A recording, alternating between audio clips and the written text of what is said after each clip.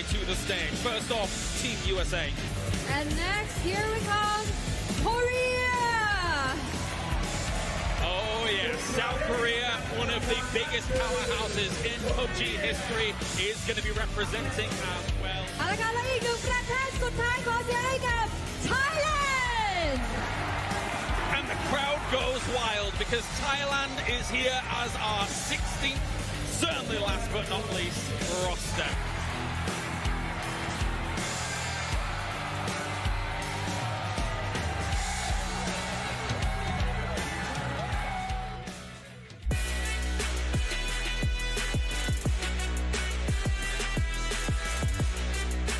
Well, that's happened. Perfect time on the other side. Argentina just rolls right into the United Kingdom, and it's just like waiting arms. Most Brazil, they know that. They want to play safe. They want to play it cautious. Beautiful. Just play it technical, just like that. Play it easy. Now Japan's trying to hold up Turkey all to the fence, and it's going to be Japan, the first team eliminated. Belmoth waiting around the vehicle. Soul, can he do it? Soul tries to peek, doesn't get the first shot. Oh, he's got it. Oh, he's got wide! Thailand with the win, coming over the top, fighting team after team after team. Thailand wins the game and the crowd goes wild. Four killing, sharp shot, they do it. Smart from Brazil, 13. They'll make it 14. Brazil make it 2 wins. And the PUBG Nations Cup. Perfectly played by Brazil with a little bit of help from their Vietnamese friend. A little bit of help. Keeping in, he's got to find it. Get some shots on the one. But it's going to be Vietnam. What a game. They will tie. Who will end up in second, I'm not sure. But what a fight back in this match right here.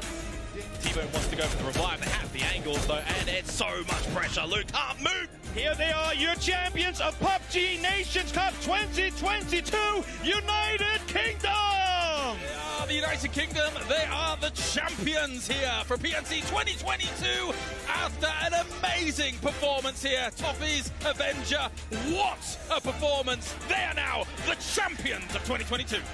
Nice if we could have a few drinks together as a team. I think that's what we're going to be doing after. Shout out to all the fans supporting us. Had no idea that there were so many people supporting us, like Team UK, like here and back at home. So it's an amazing feeling, and thank you to everyone supporting us.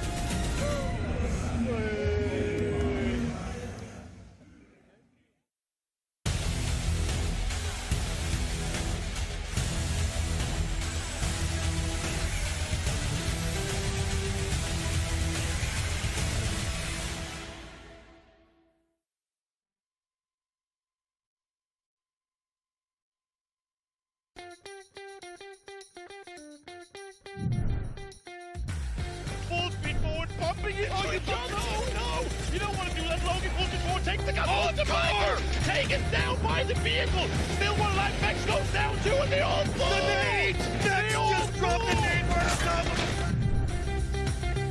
His mental, if he does get caught here by Silzen to go out early like this in this fashion, really. And then there's a rat that's just going to come out of nowhere and get you. He's even going to deliver him a way to escape on the motorcycle. Silzen's got to get it easy. And Monty is probably...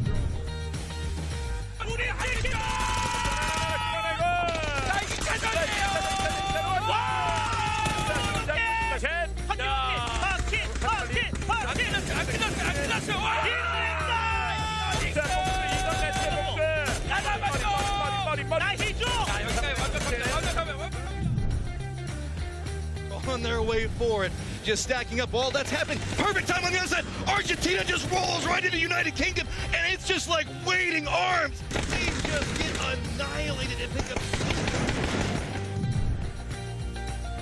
some legs finally to get some kills. Brazil rolling in, slams into a rock. Not even in the safe zone though. UK's got a sight line on them, and that's gonna feed a kill over to a team they do not want to feed anything to. Aware of it. The car's just not giving them the cover they need. That's two people down. If those two go down, guess what? UK is going to be tied with them, and the other two members from Brazil have no way.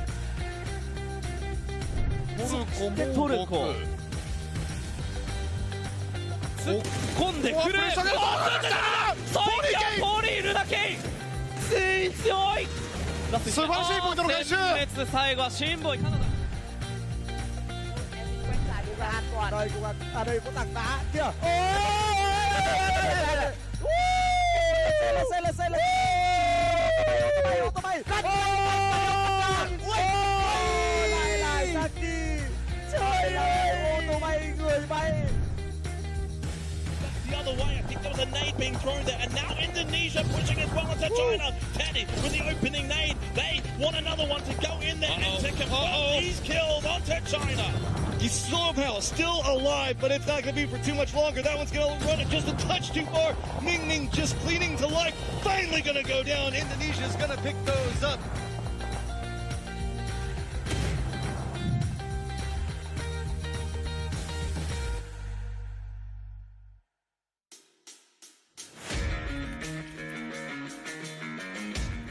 Welcome to PUBG Playbook. I'm Matchroom, and PUBG Nations Cup just finished out, and it was an absolute banger. Finally, getting a crowd over in Thailand to witness some amazing PUBG play, and these countries stepped up. So many players finding themselves and showing the potential of what they can showcase on an international stage. But I do have to say, one of the big unexpected factors for this is going to be Brazil. So let's walk through one of their firefights and take a look at how some of these other countries stacked up in what was a very hard circle to play. We're going to kick off everything moving into Circle 5. Yeah, I know it's pretty far back in the game, but this is where a lot of the pivotal movements that are going to affect the late game occur. Note, Argentina is getting pinched with Brazil on the low ground and Vietnam on the high ground, and life is about to be pretty bad for them. Vietnam moves down the hill to try to crush into a weakened Argentina, but a good read from Sparking drops a nade to weaken Vietnam's approach and forces them much more onto the Argentinian side. Circle 6 pops over, and it's going to move into the west. USA uses this opportunity to try to push into Turkey and gets absolutely rocked, and Finland, who is in second place right now, Mexi tries to exploit this, but because the fight went down so fast, he's also going to go down at this stage. Note, at this point, Brazil is now only 2 points ahead on the leaderboard. First place, there's still 3 players up. Brazil, Sparking, Haven, plus Koreans and Nonix team up to wipe out Vietnam in 4th place, and now we have 3 teams at the end of Circle 6. High ground advantage and compounds are definitely in Korea's favor. Both Turkey and Brazil are playing low ground points with very minimal vision looking up that hillside. Korea is using their advantages to harass Brazil, who's having to contend with multiple knocks and starting to get low on some of their utility. Circle 7 pops, and it does favor Brazil, but Korea also does have one building that lashes in, but that's about it. They know that they're going to have to likely move downhill into 2 teams that they've been harassing and drawing a lot of attention from for a while now. Both Turkey and Brazil have taken several knocks, are quite battered, whereas Korea has been on the high ground position in a far more comfortable fighting stance. Sparking notices this, moves up to a shack, and uses the side barrels for cover, as well as having a good firing angle. 4 members still up for Korea versus 3 on Brazil and Turkey. It's a calculated gamble to get more circle control, but Brazil is the only team that does not have to move in an absolutely barren circle. Anonix, who just made that gamble play, now has to figure out how to get out of this position. While they do have circle, Brazil is still heavily outnumbered, and sure, they have advantages of some cover, but that lack of cover in the rest of the circle also does mean that they're going to have to take firefights against 2 different teams in that same minimal cover. The next is just going to be a quick collapse of dominoes setting to fall. Korea decides to hop in, drives to Brazil in an attempt to take their spot to see if maybe they can get into a position to compete against Turkey. But it's going to run right into a point that they don't know where LFP is at. He pops up and gets a beautiful spray to just demolish them. Anonix dies on the outside of this, and Turkey attempts to use the distraction that Korea has provided, but due to how fast Korea dies, Turkey doesn't have the time to get into a fighting position. Brazil quickly exploits this, and now it's just Brazil having to do some mop-up cleaning, and they manage to pick up the round win. PNC was full of some amazing moments and unexpected teams climbing to the top of this leaderboard. Here, you can see that Brazil is going to be standing at the pinnacle of their play and being number 1 on the leaderboard. Sure, they do slide down a little bit and end in 3rd place, but Brazil came to play and they showcased that. A ton of countries put up massive plays and respect for their countries, their regions, and just PUBG as a whole. And if you haven't had a chance to go back and watch PNC, please do so. But remember, we still have a lot of action that is going to be building up. You want to see what's going on with Brazil? You want to see what's going on with the rest of Americas? We've got the ESL event going on this weekend. So make sure you go in, follow your favorite players, because we still have PGC at the end of the year and everything is building up. PNC is just the halfway point, and you know it's only going to get spicier from here. Some say character is forged in the heat of battle. Others say it is only revealed. But I don't need to tell you this, because you're a survivor. Your choices define you. They make you. They reveal who you are. You know how to take that shot, risk it all, and drop in fearlessly. Straight into the unknown. Straight into what may seem like a hopeless battle. But you have confidence in your insanely accurate controlled spray and your smooth, effortless melee weapon skills. You are a fighter. And you are no mere brute. You're thinking 20 moves ahead. Extra ammo, a fully kitted weapon, plenty of meds, and the wits to gather it all while staying ahead of the circle. That's your endgame. Patience is perhaps the most difficult skill to master, but master it you have. Waiting for the perfect moment to spring your trap. That perfect headshot, a C4 ambush, or yes, even a quiet closet with some tempting bait. In freezing snow, in burning heat, you have pushed beyond the limits of endurance. Here, every choice has consequences. Here, every fight could be your last. But I don't need to tell you this, do I? Because you are a survivor. Be the survivor you were born to be. The choice is yours.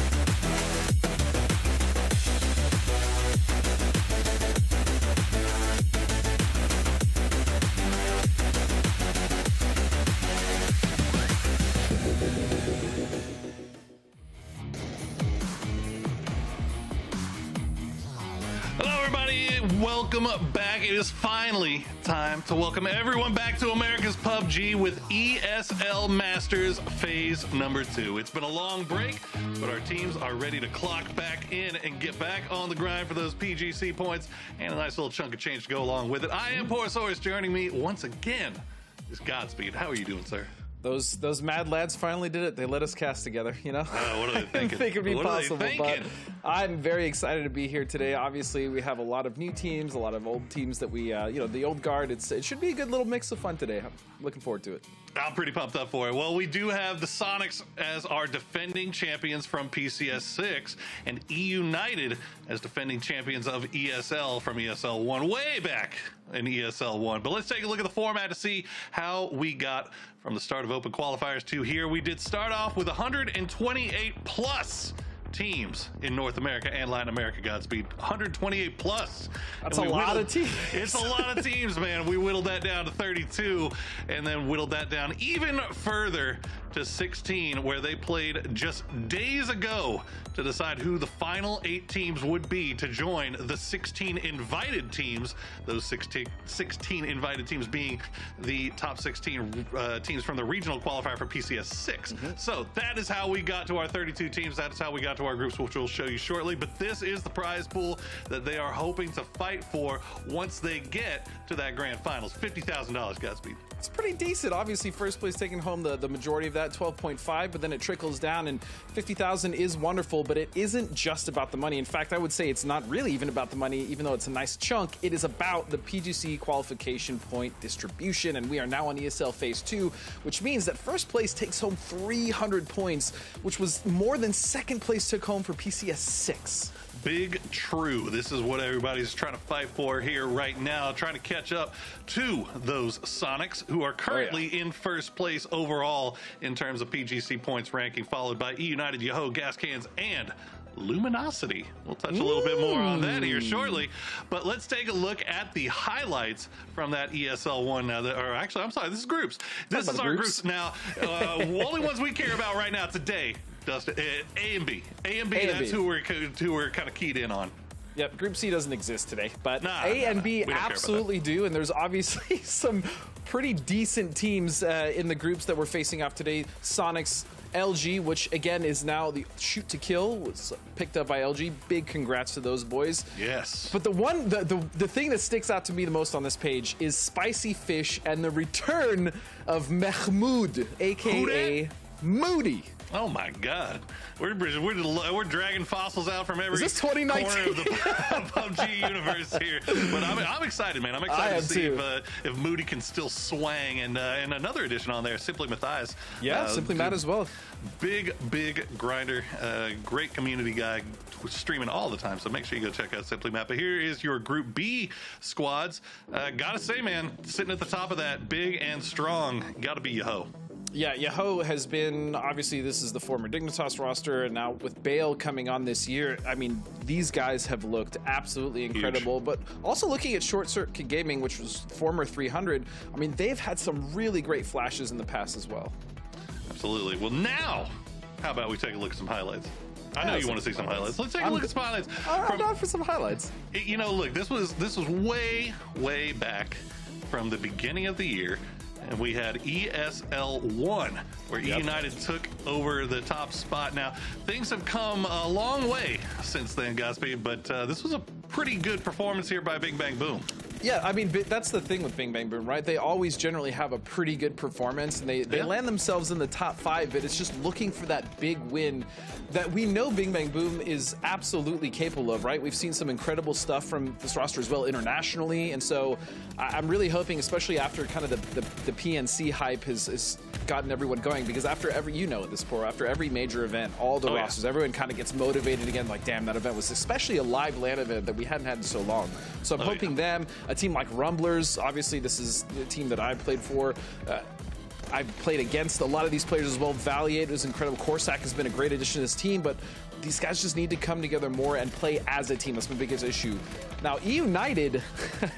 What do you say about these guys? These guys are kind of nuts, man. I mean, this roster now with the addition of Flood, who himself even admitted he's still kind of trying to figure out his role in the roster, but if you just watch the gameplay, I wouldn't believe that if you told me. No, man. Flood is playing out of his mind, and you know, you can see the more reps that they get as a squad, he's starting to get more comfortable, as you said, with that role, and his teammates starting to get more comfortable playing around him. But here, obviously, the story's got to be Sonics, defending champions of PCS 6, after coming in through the last chance qualifier, something they've never done before. You know, it was a little weird to watch, but again, Sonics will find a way. We've seen it in the past, and yes, they are the defending PCS champions, but of course, United is defending the ESL title. Now, Yoho is a team that absolutely, I feel like, could take the title if they are playing their absolute A game, which sometimes, you know, they're not on that. However, they're always consistent. No, absolutely, and you see that roster down there with Haruzen has been replaced by Balefrost, and that has to be the big story with Yoho. Now, once they had that addition of Balefrost in PCS 6, we saw them just play out of their minds. And I gotta say, man, if there is, I don't think there's any other player in the Americas that is improving more by tournament than Sparking. I mean, Sparking was already, that's the scary thing about Sparking, right? He was already good. So talented, but yes, especially now with all the international exposure that he's gotten, especially with watching how well Brazil did, you know, in PNC, Sparking is an absolute force in any lobby that he's in. it's just been a joy to watch him. And honestly, it was a joy to watch him at PNC. The growth that you saw coming out of him. And I know I hate to hit the growth meme, but you know, it was just like, you know, we always knew he was nutty, but the thing we never really got a chance to see was like leadership, right? How he fits in with his roster, and you could just see how much his Brazilian teammates respected him, and how much 100%. He put on the line, and obviously a lot of stories there. But let's take a look at some of the team name changes that we've seen. Now, the team that you do remember as Gas Cans is now Wildcard. Roster still the same, and then the old Wildcard team has changed as well. So we'll touch on that in here in a moment. But 300 is now... Oh, you know what it is. Where it is? Short Circuit Gaming. I was waiting for the big reveal, man. They done. I know. I'm sorry. I don't think I got a little excited. But of course, Shoot to Kill. This is probably one of the biggest signings as now with Luminosity Gaming. Again, huge congratulations to the boys. It's a big pickup. I think we both talked about it. We didn't really expect them to be organs for very long. But of course, Wildcard Gaming has also switched. They are now Ascendants, but also they've added a few things. They have replaced Zealot and T-Sock with Vegas and Grant Lantis. Now, Zealot has gone on. He's also in this lobby. He's playing for, which team is he playing for? Tokyo Manji Gang. Tokyo Manji Gang. So we'll get to see maybe a little bit of vengeance for Zealot here in this lobby here today, as they are both in A and B. So that'll be exciting to watch. But yeah, a lot of new faces on some of these rosters as well, which we'll kind of touch on as the day progresses. I know we're starting to get into the lobby, so we won't be talking for that much longer, chat. We'll press the start button as soon as we can. But 3E followed by 3M. We got 6 games on deck here, Godspeed. 6 games indeed, and ending with Miramar couldn't be any better for me. But honestly, what I'm really looking forward to is the fact that we have a lot of fresh blood, right? When we come through qualifiers like this, yes, you're going to have a lot of the mainstay teams, but you have those kind of underdogs that just come through the ranks that actually have a really good tournament, and they may even qualify and show us something. And I think the new blood being mixed in with the old is actually what keeps the game fresh. So that is probably what I'm looking forward to the most. Absolutely. I love seeing these new names come out. And also just names that we've seen kind of, let's be honest, be recycled through quite a bit, different teams. But you look for, you know that they've got skill, you know that they've got talent. You're looking for them to just find that right roster, that right mix, right fit to kind of get things popping. So we'll see if this one could be it. Like, I definitely got my eyes on Tokyo Manji Gang. I mean, that was a team that was popping off through the open qualifiers. We're finished at the top of their lobby in every single lobby, except for the grand finals, where they came in second by 4 points. So definitely a team to keep your eye on. We're still pretty good. I mean, looking at that roster, right? You have Zealot and Colton, who have experience before, but then you have 2 newcomers, at least for me, Hollow My Bad and Wades, right? These are 2 players that potentially could come in and just kind of shake things up. And again, that's why I love watching the new teams, or especially teams that we're not necessarily completely familiar with, kind of come in and the underdogs. I mean, because remember, a lot of teams that are now top teams came in and were at one point underdogs, right? So yeah, absolutely. And you're also looking at teams like What It Takes, you know, 2 guys like Sneak Attack and Morans. You got Zinku and Scruiser, 2 guys that I haven't really seen before. So I'm excited to see how that plays out, how these guys fit in with this top tier lobby. Now, another name that I'm definitely interested in keeping an eye on is Gats. Now, Gats back in PCS was playing for Built by Gamers, really popped off for that squad. Unfortunately, did not end up making the grand finals. But now Gats playing on Dodge, who runs into another tournament with yet another new roster. But this time, this time Godspeed. Maybe Finna will finally be satisfied with this one, but this is looking like a banging roster. And there's nothing wrong against it, because Finna has taken multiple rosters at this point to varying degrees of success, right? So clearly he knows how to pick him. It's just getting the right formula. And is this the right formula? Is this the right roster? I'm not really sure, but I'm definitely excited to find out, because Dodge always kind of, you know, they get their licks in, so to speak, when they're in a lobby. And here we go. Game 1, baby. ESL Masters Phase 2. God, it's been so long. It has. And look at who we are following, my man. So for those of you who maybe are new to viewing, give us a history lesson here. Moody's been around for a very long time. He was one of the former members of C9. He actually played briefly with me on a team, and he is incredibly talented. He was, I mean, back in the day, he was definitely seen as one of the better IGLs. And he's just the weirdest thing, though. I will say the fun fact is, and I don't know if he still plays like this, but Moody plays with only one finger on his mouse. You were telling me that. He uses left and right click exclusively with his pointer finger, and I've seen it. It's very weird, but he's very good. So We got some weird ones like that, man. We got, because I know like Simply Matthias Kickstart, has a W key Kickstart on has his some space crazy, bar. Kickstar's Kick got has the some claw crazy grip. binds too. Yeah. Yeah, he hits F1 with his pinky or something like that. But those are all nutty players, right? So clearly they know what they're doing. Yeah, I don't know if it's I don't know if you need to emulate them, but you know, hey, if it works for you, then it works for you. There you go. Classic circle right off the bat, as we had a nice little south to north plane. So nothing really too wild, too weird coming out here early. Not for phase 1, but obviously this circle tends to be kind of wild with what it does in the later shifts, right? Especially phase 3, phase 4. We've seen this pull really hard down towards the South Island, which is absolute hell for all the teams that try to rotate off from the north, because most teams will, at this stage, kind of jock for position on the north side. It's not really an indication that it's going to go south, but you never know. Take a look at formation. Another team with some new faces on there. Now, Zako was part of formation that participated in, I believe, in ESL 1 group stages, but now joined by 3 new members. So we'll see. We do know Patron, obviously. Patron's been around for a while, yeah. And then Veronica and Vixus now joining the team here as we see them do a little bit of a Gakik split. And I really actually, from what I saw from this team, like, I feel like their macro is pretty solid, right? They take their time.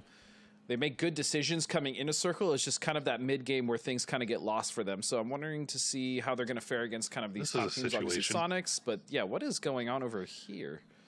Yeah, I'm not sure. Now, again, just as a reminder, our open qualifiers didn't end until just like a day ago. Yeah, so just ended.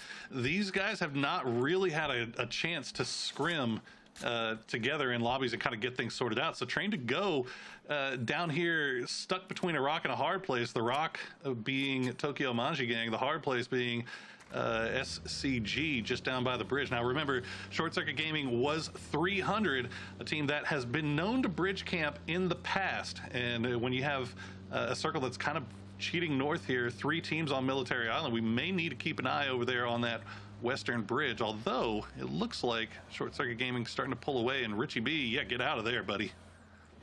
Yeah, Richie B wants he wants nothing to do with that. Again, losing someone the rest early. of the squad here now. Yeah, I mean, they can definitely take shots over here from the top of the 12-pack hill, but I mean, realistically, looking at Circle, yeah, this is pretty much what they want to do. Just make sure no one encroaches on their position. Obviously, they can look down at the west bridge and see someone crossing from there. It's just they want to make sure they don't get pushed on this hill, and I don't really think anything. Yeah, I really doubt that push is going to come anyway. So Short Circuit Gaming is actually sitting pretty over here.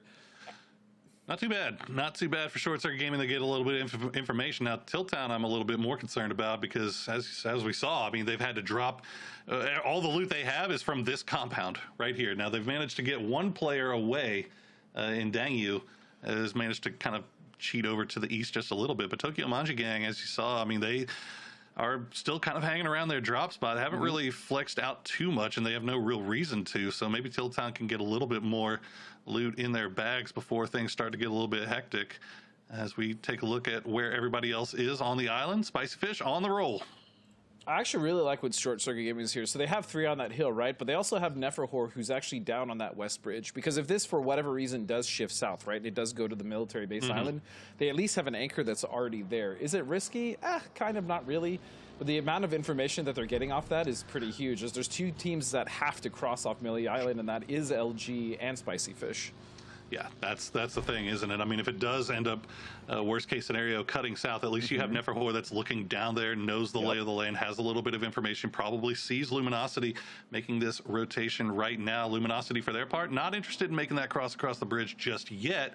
Instead, they will hold court here on the southern part of the western bridge. Spicy Fish, I think, maybe heard those engines moving around or spotted something out. Either way, they're wrapping back around over towards the east side. And that's the best play. The last thing you want to do is really get entangled on a on a bridge unnecessarily, right? This early in the game as well. They know they have plenty of time to rotate if they want to and they know who that is too. And they know exactly. They probably know who's on the island with them. LG is not the time you want to take or it's not the team you want to take a fight with this early in the game. Absolutely not. Well, see Shinboy picking himself an up. Not too bad there for the Yahoo boys. Balefrost already creeping in a little bit closer towards that death road. Now the rest of the squad a little bit farther behind. We'll see if anybody runs into him. Roth kind of flexing his muscles here. letting Immaculate or know that this is an occupied territory. Occupado. Mm-hmm. Yes. It's a very occupado. I like this position, though, from Bing Bang Boom. Honestly, they sit up on the north side. There's still plenty of circle for them to play in or even rotate out of, right? Like, if they need to pull back and go north a little bit to get a wide wrap on the east, they absolutely can. They have full 360-degree vision on the top of this hill. So I like this, you know, kind of playing slow, not necessarily rushing to get towards the center of the circle because the center of the circle is coast, right? Or it's water. Yeah. It's a good play. Good play from BBB. Not surprised at all. No, it's not surprised to see. Ooh, Immaculate, one of our open qualifier teams, getting a little bit close to the trailing end of Yahoo here. I was going to say, Immaculate was on fire in the quals, man. These guys were picking up and racking up a lot of points leading up to this stage. So I'm very curious how this roster is going to actually navigate these teams. And I'm not even, the crazy thing, aside from Dirty's in with Immaculate, I'm not even, and Skazka, of course, I'm not familiar with Firefighter or Rapuni. Yeah, Firefight has been around for a little bit. Definitely one of those guys that's, you know, just a grinder, lunch pail worker, always kind of ending up in open qualifiers, different squads. Rapini, I'm not sure I've seen as well as now they are making the push in, and Zealot's going to find the opening knock on a Rapini. Colton pulls up the double barrel shot, and the last bullet will find Skaska, and Immaculate is falling to pieces here. Oh no, Colton! That's not the grenade out the window that you wanted, but you got away from it instead. Yep, that's okay. Ooh, and that's gonna. Like that. Oh man, I feel like that's my fault. I was just talking about how well they had been doing in the open quals coming into this, and yeah, first team they run into is unfortunately for them Tokyo Majin Gang, and they're gonna get wiped out pretty clean. But still, I want to see what this team can do. It's just the first game. Shake it off. Just a little bit of butterflies in the first game, we'll call it. And as we said, I mean, these open qualifier teams, they've been grinding away, man. It's they've had one day off, so it's definitely starting to feel a little bit. You got to wonder if they're wearing down a little bit, but Tokyo Majin seems to be games okay. to play. Yeah, it sure is. It's a lot of games to play back to back this whole week, and look at this, the spiciest of fishes. Well, it wouldn't be spicy if they weren't taking the botation here on the ferry. Is this spicy or this is mild? I feel like it's definitely more of a mild play. Yeah. Well. Spicy would have been a push LG, right? that would have been. That is true. I mean, at the very least, they should get a decent spot here on Ferry Pier, right? And then they can rotate off on the west side. It is a little congested, but they do have a wide wrap. Again, it all depends on what this next circle does. And if it centers up, that's going to be kind of hell for everyone because no one is going to move, and it's going to make the next rotations out of Phase 3 much more treacherous. Treacherous. It will definitely be a little bit treacherous here, and Spicy Fish, you know, they're going to take a little bit of blue damage. That's not, you know, the end of the world here. I'm actually kind of looking at Ferry Pier. I'm wondering if anybody, I kind of lost track to see if anybody looted around there, if there's any vehicles, or if they're just going to be kind of on foot from this point out. And we'll see if LG keeps an eye on their backside here as we check in with Train to Go coming in from that northwestern side. Nobody really around them, but they're pushing a little bit close to Pachinki, backfilling Sonics here as we check in with Raven from Ascendance. Yeah, and Sonics isn't going to move, by the way. They're just going to sit in Pachinki until they know exactly what the circle's doing. And I think most teams know to probably stay away from that area unless they want an early fight with Sonics, which I'm not very sure. I'm not certain which teams do. But Spicy Fish coming along the Ferry Pier, there are some vehicle spawns on that west road, Poro, and I don't think LG took any of them. So to your earlier question, I think they might be okay to just try to swipe a vehicle, because remember, LG came across the bridge with theirs.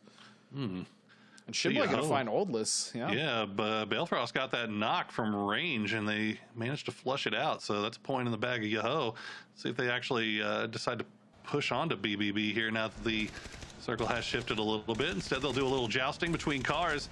Sharp Shot and Keenan trying to make their run, get to the first ones at the flat top, and they will do so. But Yahoo, the rest of the gang starting to arrive. This is very, very strong position, especially now with this shift. We saw it. It is going to stay north. I would find it I would be in disbelief if it shifted south. And now all this fighting is going to contend around Tokyo Maji as well as Yahoo. You also have 303 in the wings on the east side looking at this fight, and so they have to be very careful. There's 3 teams in this compound. Oof. There's a lot going on here right now, but Yahoo keeping their north sides open right now. I think they realize, there you go. Don't peek that sharp. and that's gonna be the go signal. Got to push it in there. Shimboy immediately gonna follow this up with a grenade. Did they pull enough? Good. Did they pull far enough away from the window? I'm not sure. Okay, they closed the door. There it is. Yep. Sparking's gonna be the one that gets it. Now all of a sudden, it's down to just Roth with a shotty. That shotty does work though. Finds Shimboy. Punage trying to take damage back. Okay, there you go. Sparking gonna do most of the work himself there. I was actually really clean. I mean, we were talking about Sparking earlier, and he does not disappoint. Now they've gotten that flat top to themselves. They're going to have a very nice position. Tokyo Magic Gang still on the south side of them, the other compound, but at the very least, Yahoo finds some sort of safety now. And even looking at Sonics up to the northwest, we should have some good stuff as well. But really, it's about Short Circuit Gaming right now. Vox has gone down, and it is in a fight with LG, Poro. Traded Kurt. Now they've got the knock onto Alo. Another trade comes through as Extreme goes down to Luke. So 2-2 right now is LG. Penta waiting for that flashbang to stop here. Nefahor already down to half HP. Will go down to Richie's grenade. Oh no, that's unfortunate. And yeah, Short Circuit Gaming will go down. LG keeps 3 up. They do lose Purdy Curdy. They do lose Purdy Curdy, and that's not ideal, but I'll tell you what, a 4-for-1 is always a good trade, and that's the trade that LG, yeah, we take those all day. LG is going to get that, and more importantly, they're going to get this little 12-pack area, right? And so they're going to be able to get quite a bit of vision onto the rest of the circle, at least what's immediately to their north. And yeah, they have a little no bit vehicles. Of distance. Yeah, I mean, this was the concern, wasn't it? Yep. But at the very least, the west side is clean, right? They're going to walk into the ferry side or the West Bridge compound quite for free. Yeah, well, we'll see if Luminosity keeps eyes on their backside here as we check in with what it takes coming in from the north. Now, definitely a little bit more packed up here on the north side near Pachinki is trained to go for Funners, and now WIT have joined Sonics over in Pachinki, although Sonics, Tickleton, and Shrimsy did leave. You still have Mime and Win over at the warehouses just off to the east. So Sonics, they're okay for the time being.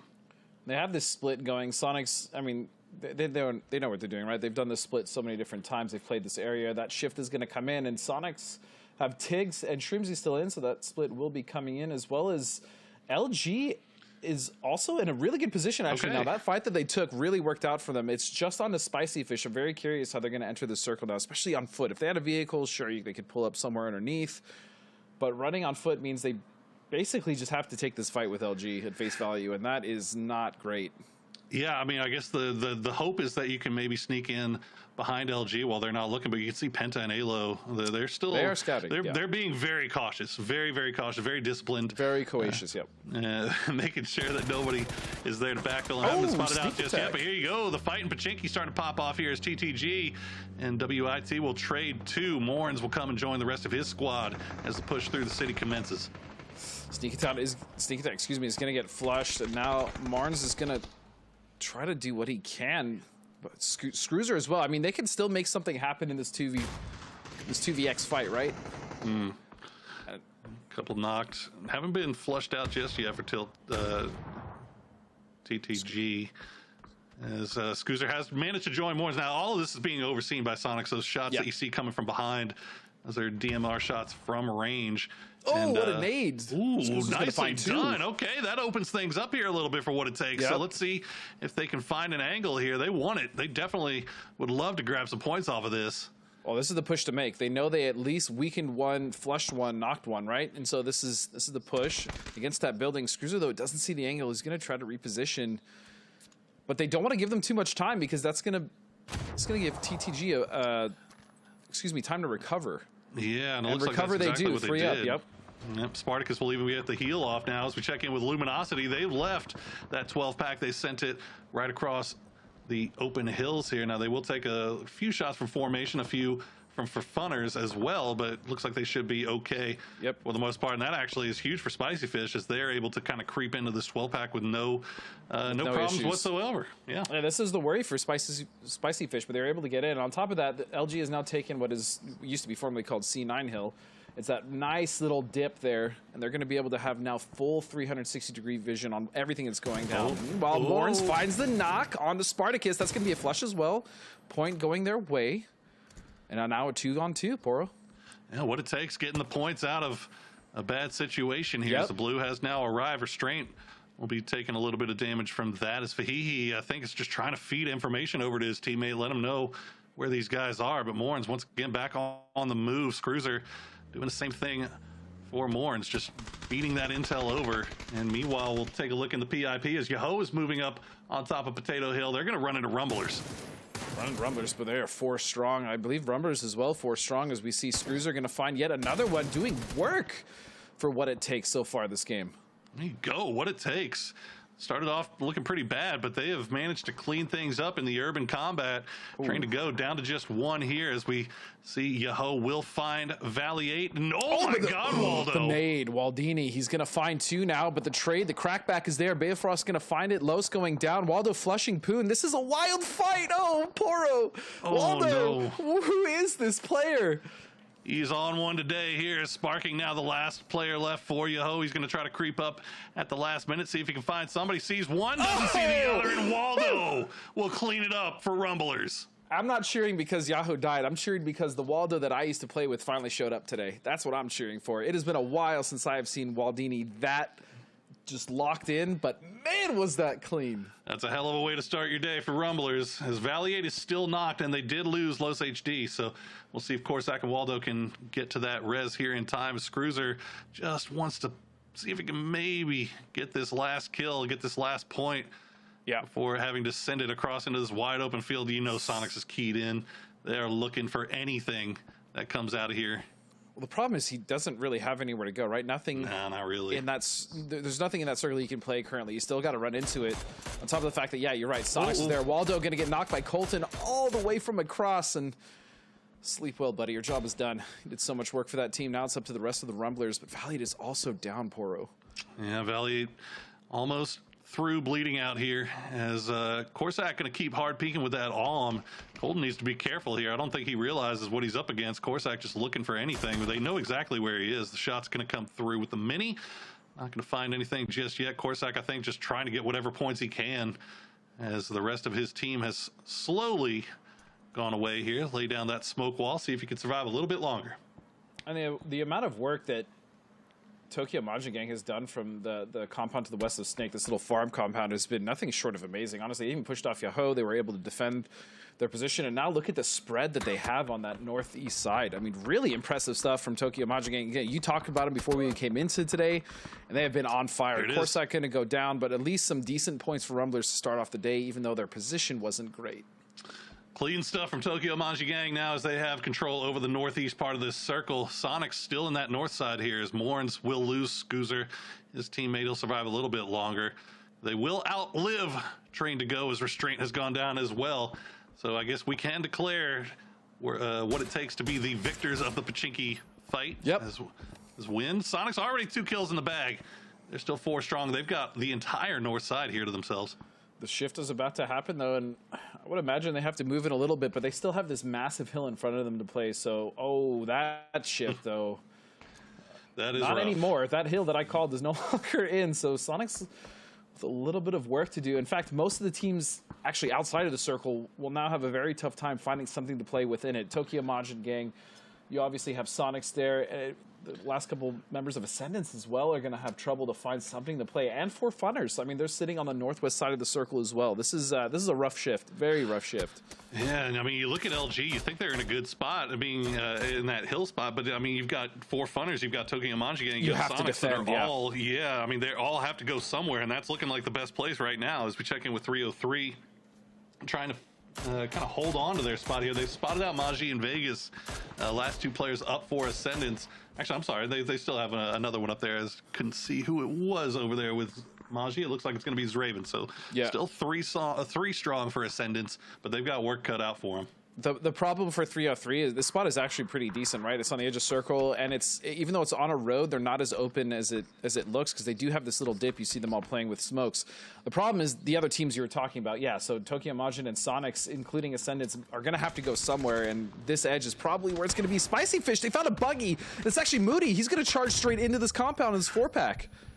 Ooh. Gets a little damage done onto him by a nicely placed grenade there. Simply Matthias will get spotted out by Vixus. Nice grenade placement from him. Vixus holding the line here while the rest of his squad. And now for Funners.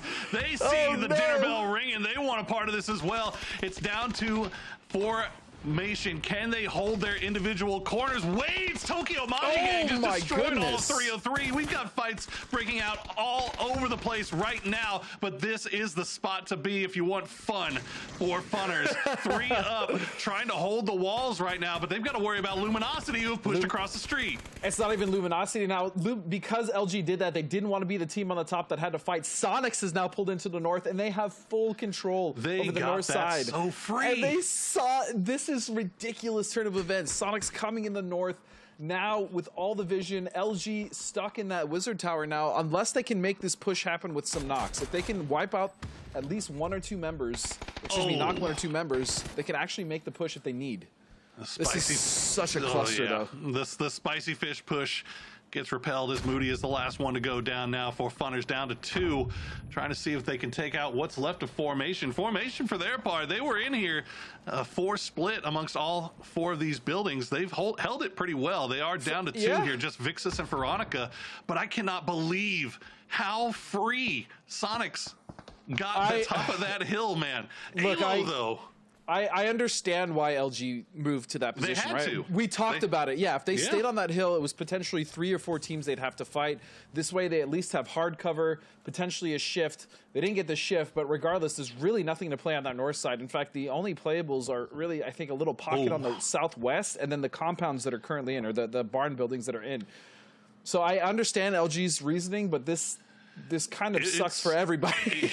Well, I mean, this shift now, I mean, as good as things were looking for Sonics moments ago, now all of a sudden with that shift, it turns against them a little bit here. They will get the res onto Tickleton, get back up to 4 strong.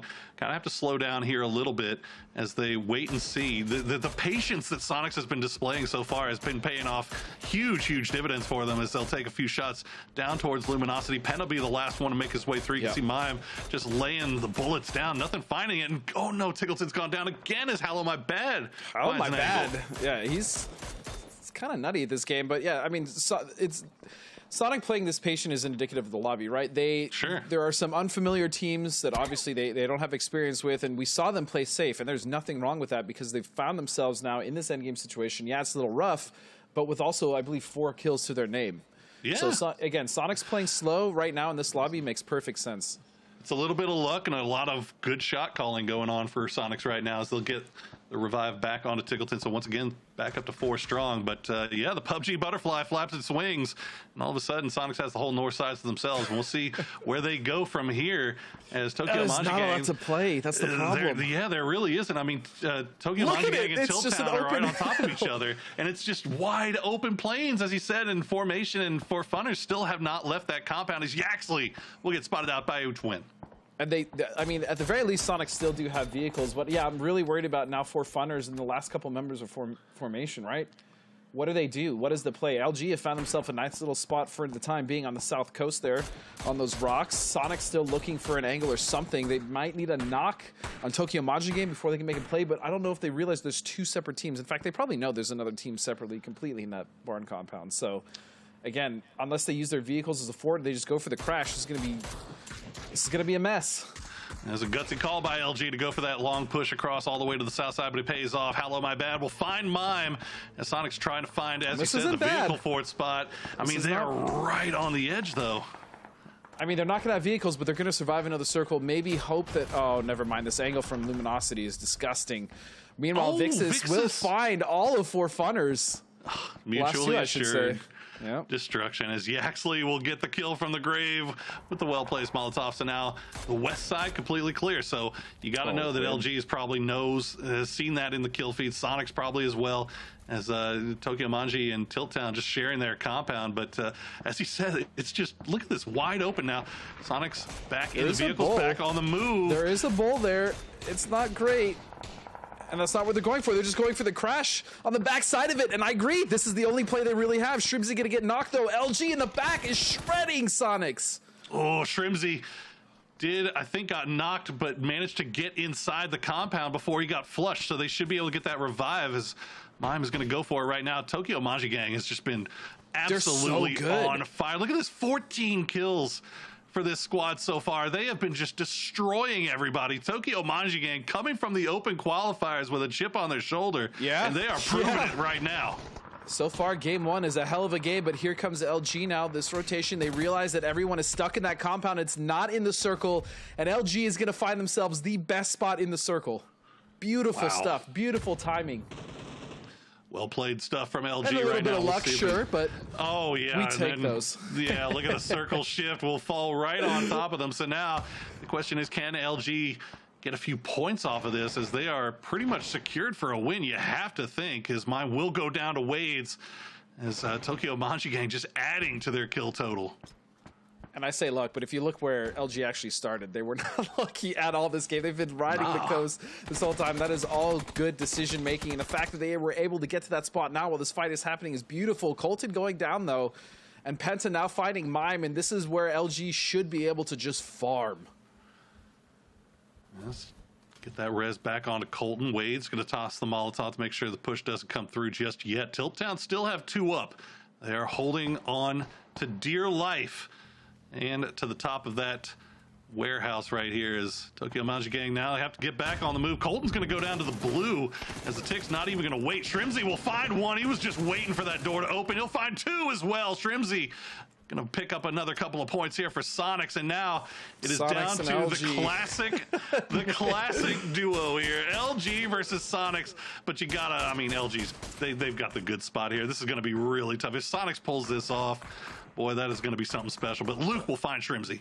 If Sonic pulls this off, I would say it's a throw from LG, and that's no disrespect to either team. It's just, I mean, it would take a miracle for Sonics to be able to cross. I don't even know if they have enough smokes. They obviously don't have enough vehicles. In fact, they have no vehicles at all to form any sort of cover. Their back is against the blue, and LG just has 3 up with a superior position. I mean, this is a very, very difficult, nigh impossible round to win. But I you know me, I hate counting anyone out. So you know, it's very. Here's to me hoping. You're not going to catch me being the one to count Sonics out, even in this situation, as they do get the res onto Shrimzy, so they are back up to 3 strong now. We did see Mime operating with no helmet just yet. Oh, Penta going to take a shot right to the face. Yeah, I mean, 1 or 2 knocks, and this is winnable from Sonics. But again, I don't think LG are going to give that up. They realize that this is that's exactly what Sonics needs, right? So the fact is, they're probably not going to get too crazy. Obviously, you see 2 members sitting behind hard cover, and ALO using these smokes, kind of abusing them, trying to play as close as possible. Yeah, and he's got another. This is his last smoke, though. This is his last smoke, Boro. Yeah, I was looking down as before he had the smoke pulled out there. It looks like his SLR is empty, so I'm wondering if ALO even has any long range ammo. I think he's just sitting on whatever 5.5 he has for that M4. He still has that rock, though, right? And he's smoking in front of it. And the reason he backed off was because of the smokes. But Shrimzy now actually getting much closer. He knows that ALO's probably playing further back. Oh! And that's the knock. That's what they needed. Shrimzy stays alive just long enough to get the knock on ALO. Will get the flush as well, but Tig has gone down. Mime has found himself a bush. I don't know if Penta, I don't think they saw him.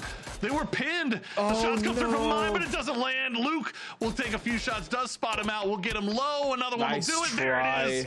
Luminosity. The boys in blue will win the first round of these ESL Masters. That's a hell of a first round for them as well. And like I said, Luminosity, remember, they came in from Millie. They were on edge. They made some tactical decisions to take, obviously, the Wizard Tower, which we weren't sure if it was going to work out for them. But then they went to the coast. Every rotation, every decision that they made was perfect, and it led them to that game win. And honestly, that was really clean. But I think the other team I really want to give a shout out to is Tokyo Manji Gang. Oh, man.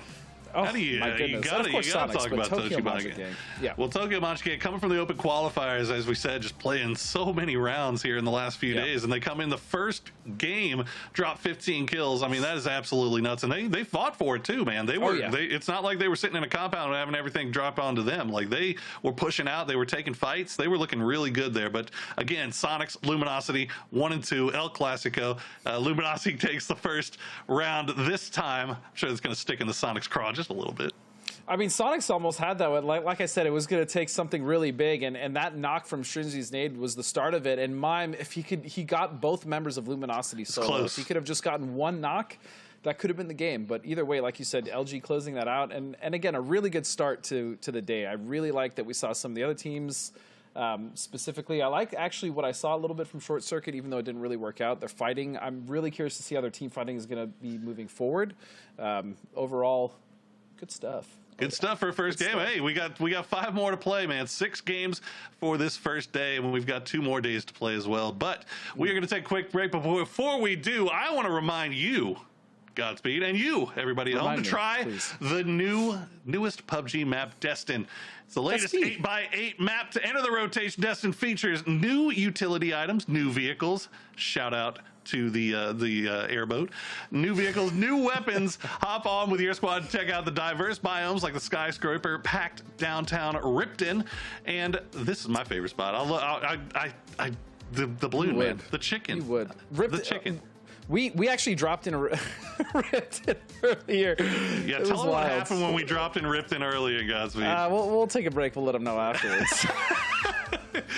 yeah, Godspeed learned how the parachutes work. Or how the parachutes don't work. How about that? Whenever jumping off buildings. But we're going to take a quick break. When we come back, we'll get ready to head into game 2, guys. So don't go anywhere. We'll be right back.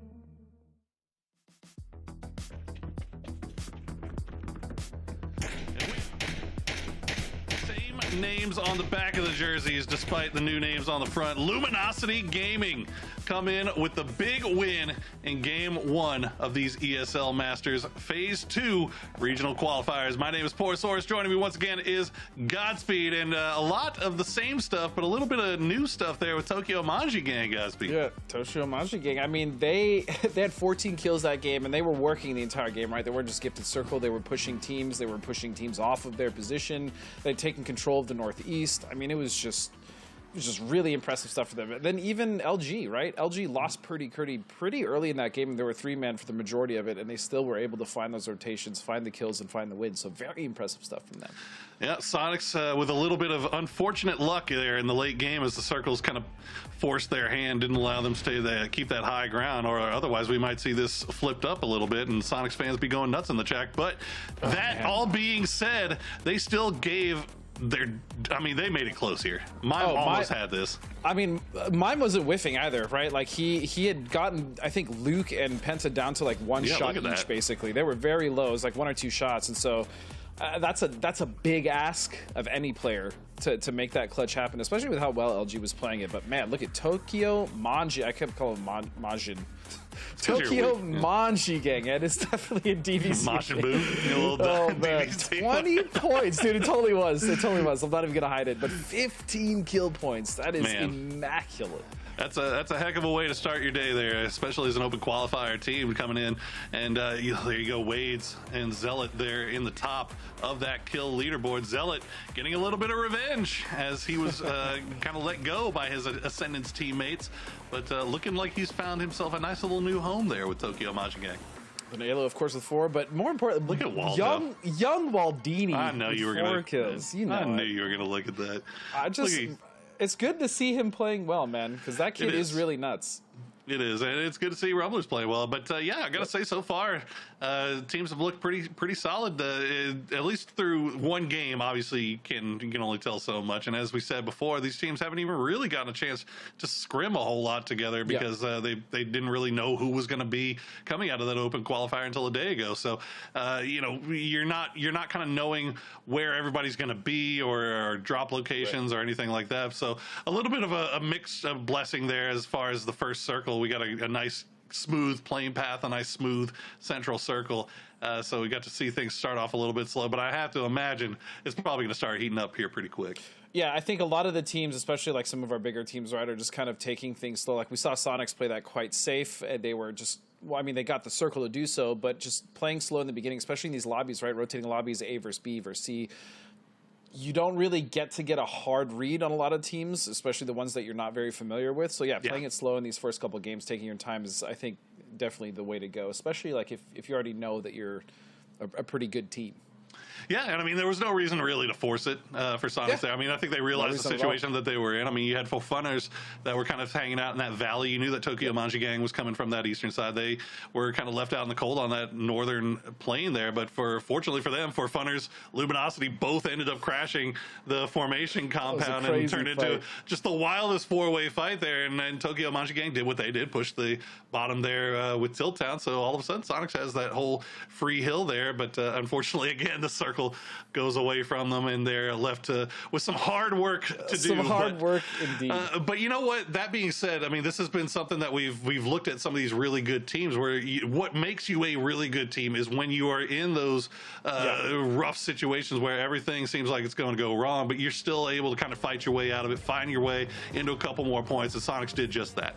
It's consistency, right? It's turning your bad games into consistent games. We talk about it all the time, finding the points where they may not be, right? Like if you know you're in a really bad spot, circle is just shifted to an impossible point, there's like 6 teams in front of you, just go for some kills, right? Just get as much as you can and turn that bad game into something that isn't something a little more swallowable, right? Make that pill a little easier to swallow, and that's exactly what some of those teams did, right? They got some of the kills they needed, and they went out when they needed it was their time. Yeah, I mean, got to give props to work at what it takes as well in Pachinki there. I mean, they lost too quickly and they managed to turn it around into 4 kills. I mean, even though they did end up going out a little bit earlier, they still managed to get those points, and that's all you can really ask for when you're kind of with your back up against the wall like that. So credit due here. Our open qualifier team's looking pretty strong so far with, well, one exception, I guess, as we think it was Immaculate that kind of ran into Tokyo Manji Gang, started that snowball rolling. We'll see if Immaculate can turn things around this time. Yeah, it's just one game. I'm not really worried about it, right? It's just the start of the event, no big deal. There's another team as well, Spicy Fish. I'd like to see them actually play a game instead of having this really weird rotation, because they didn't really get to play, right? Like, I didn't really get to see the Moody experience with what that team is trying to do, especially with Pat Caps and Matthias and Icy. So, yeah, I'd like to see them not have to cross on a boat, and it looks like this will be that game for them, so... There you go. All right. Well, we're get a 50-50 circle around the river here as we see Alo taking a few shots in passing at Zako. Luminosity sitting on that first win, although the win not enough to get them first place, as Tokyo Manja Gang got one more point there off of kills as they just popped off in a way that we don't really see open qualifier teams do that often. I think that's the most important statement to make as well. And yes, you do have experienced players on that roster like Zach and Colton, sure. But you also have two members, like Hallow My Bad was cracking skulls that game. Yeah, I mean, that was really impressive stuff. Yeah, for sure. And again, that's why I love seeing these teams, especially with some experienced players, kind of bring on some new blood, because there's a lot of raw talent out there that may just not have the competitive experience, right? You pair that with a person like Colton, who's been around for quite a while at this point, and Zealot, who's been around for forever. Yeah. And yeah, you can have some magic happen. So I'm just hoping they find the consistency there. I hope they can continue this. Yep, definitely have eyes firmly glued to TM there. I'm actually kind of keeping an eye on Tilt Town as well. We remember early game they found themselves kind of in a bad spot here, as it doesn't look like it's improved too much. They've dropped just off to the east of Tokyo Manja Gang, so they at least are able to spread out a little bit more than 4 deep to 1 compound. So they'll get a little bit better of a loot situation here. And looking at Ascendance right now, I'm also very excited to see Vegas kind of use this roster and see what he can do with it as well. Formation going for Luminosity's South George loot location. Is that a DBS? That is a DBS. That is a DBS, and it's not an O12 or dude, that thing is. I think it's kind of nuts. Honestly, the funnest part to me about the new map dropping, Destin dropping, is watching these streams and watching some of these pro players try to figure out how to handle the recoil on a fully automatic O12. It's crazy. It's crazy. Like, so they're spraying people down from 150 yards with this O12, and it's just nuts to me. That shotgun is interesting, to say the least. I mean, watching Kickstart play with it, the first game he had it was just nuts. That gun's really good. Uh-oh, Morns. Okay, so Pat's going to find Morns, which is, where is that even happening? That is way off of north of Stallber. As oh yeah. I'm not sure how Morns ended up. Oh, I see the split. So they're they're maybe going to the gas station. Severny as well as shooting range. That's like, I mean, it's a fairly greedy split, but it normally shouldn't be, right? The north is pretty free, especially that compound right around Severny. Like the Severny team usually will, if they really need loot, kind of stretch out all the way on the coast. But yeah, Spicy Fish had 2 there, and that really caught him off guard.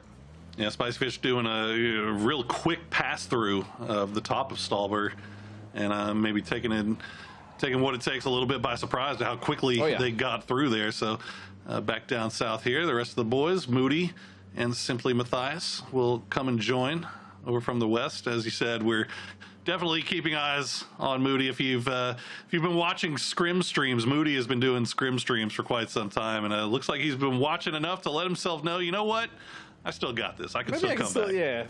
I can still swing. I can still swing. Yeah, there was a point where I thought that, and I was like, wait, no. Never mind. Changed mine real quick. I'm too old. It's okay, yeah. Oh, same, bud, same. Bing Bang Boom doing a little bit of a wrap. Get a little bit close to Immaculate. And Los, what you got there, bud? What you get there, Loshty? We're not going to see it, are we? Unless we see it on his back. No. Ooh, we got an arm. Okay. Ooh, Loshed with the arm. Not bad. Does he hold on to it, though? I mean, who does he give it to?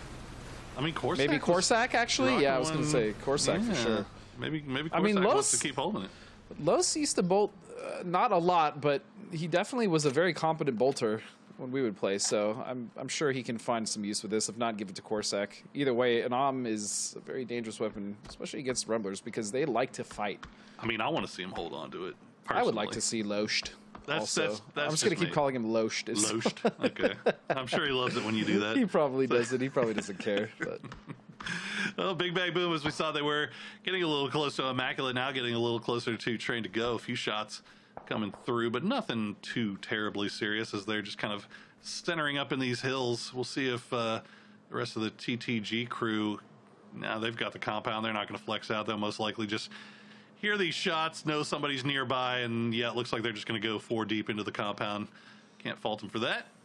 As, I really hate this circle though. I hate like the Rozhok Center with that damn river, dude. That river 50-50 causes so many river. issues. Yeah, it's the worst, and it looks like a lot of our teams opting to kind of send it hard north.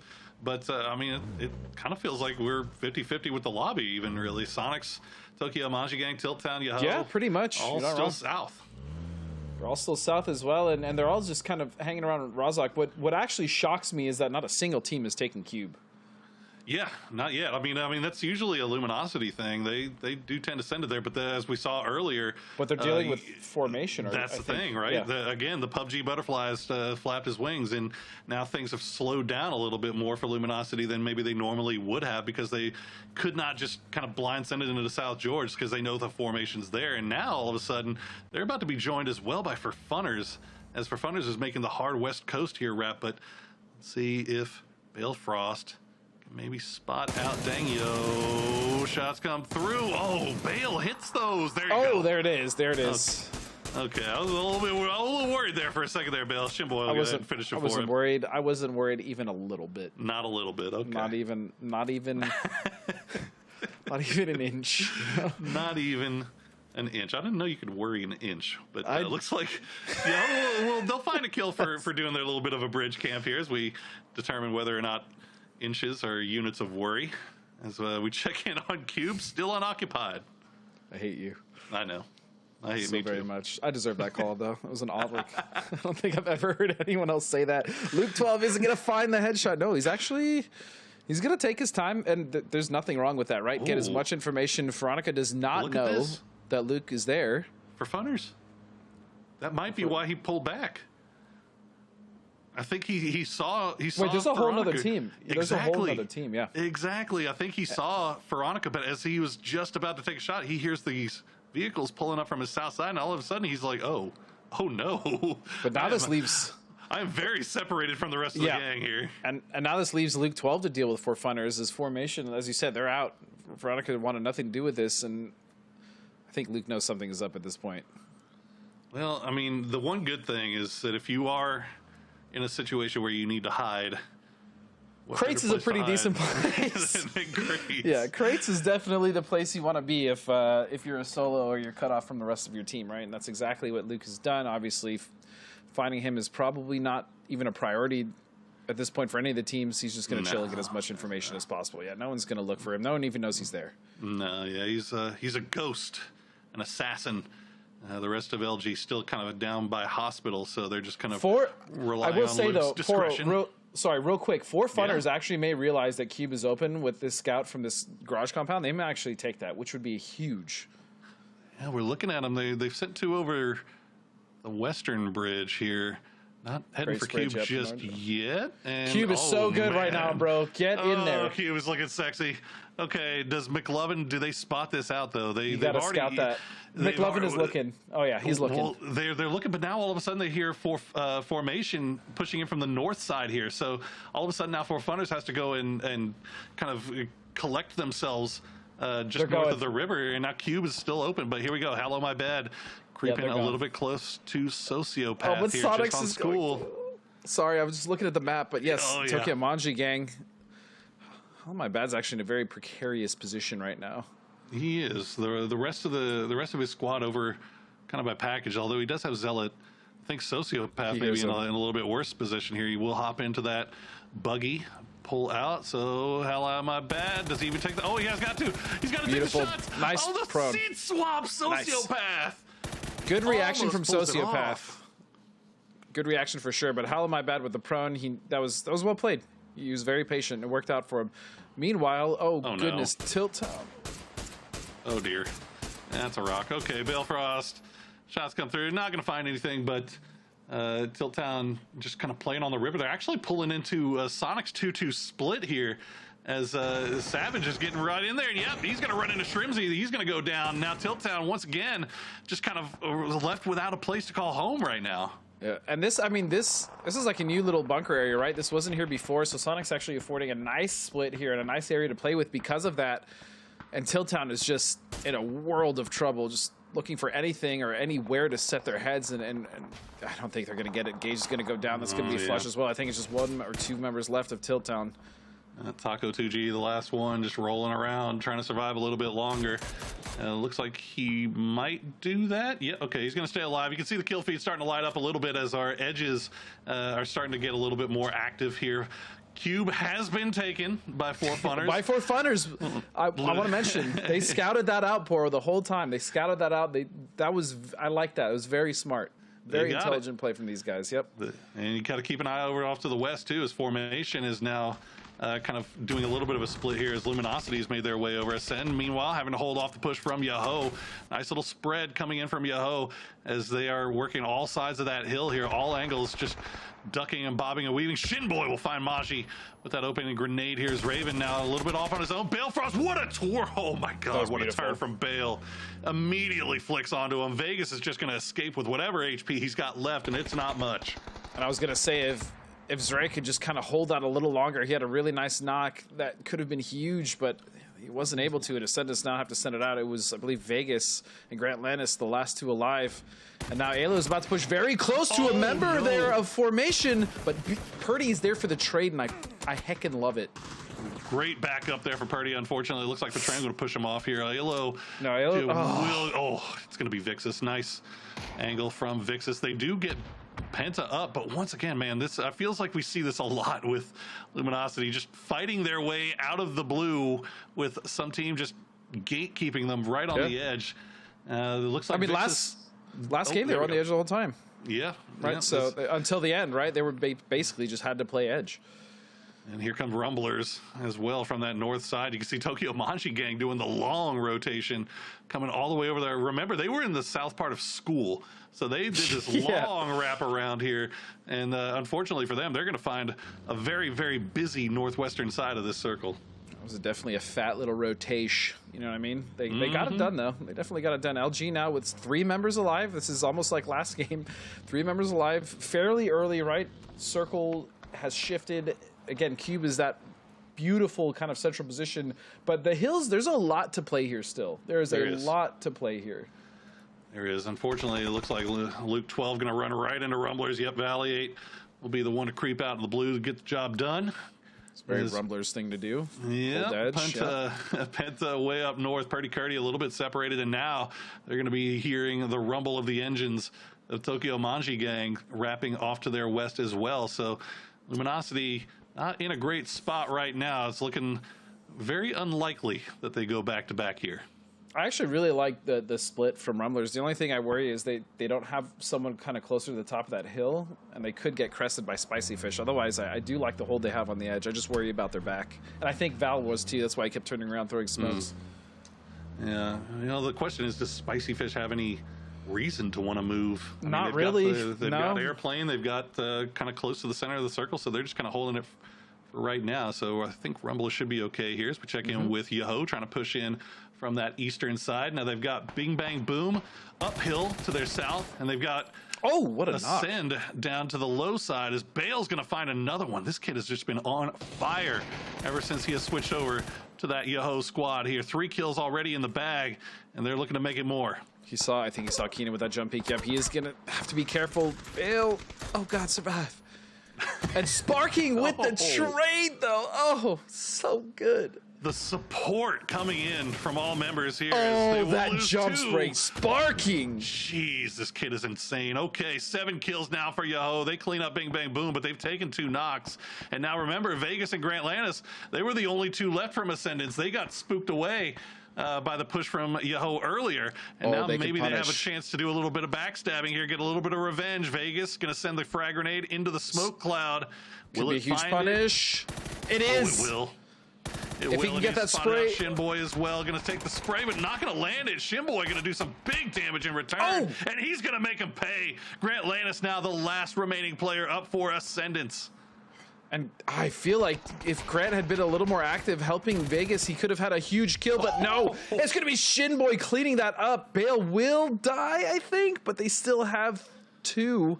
Poon, I'm not sure if he can get up either. No, Poon.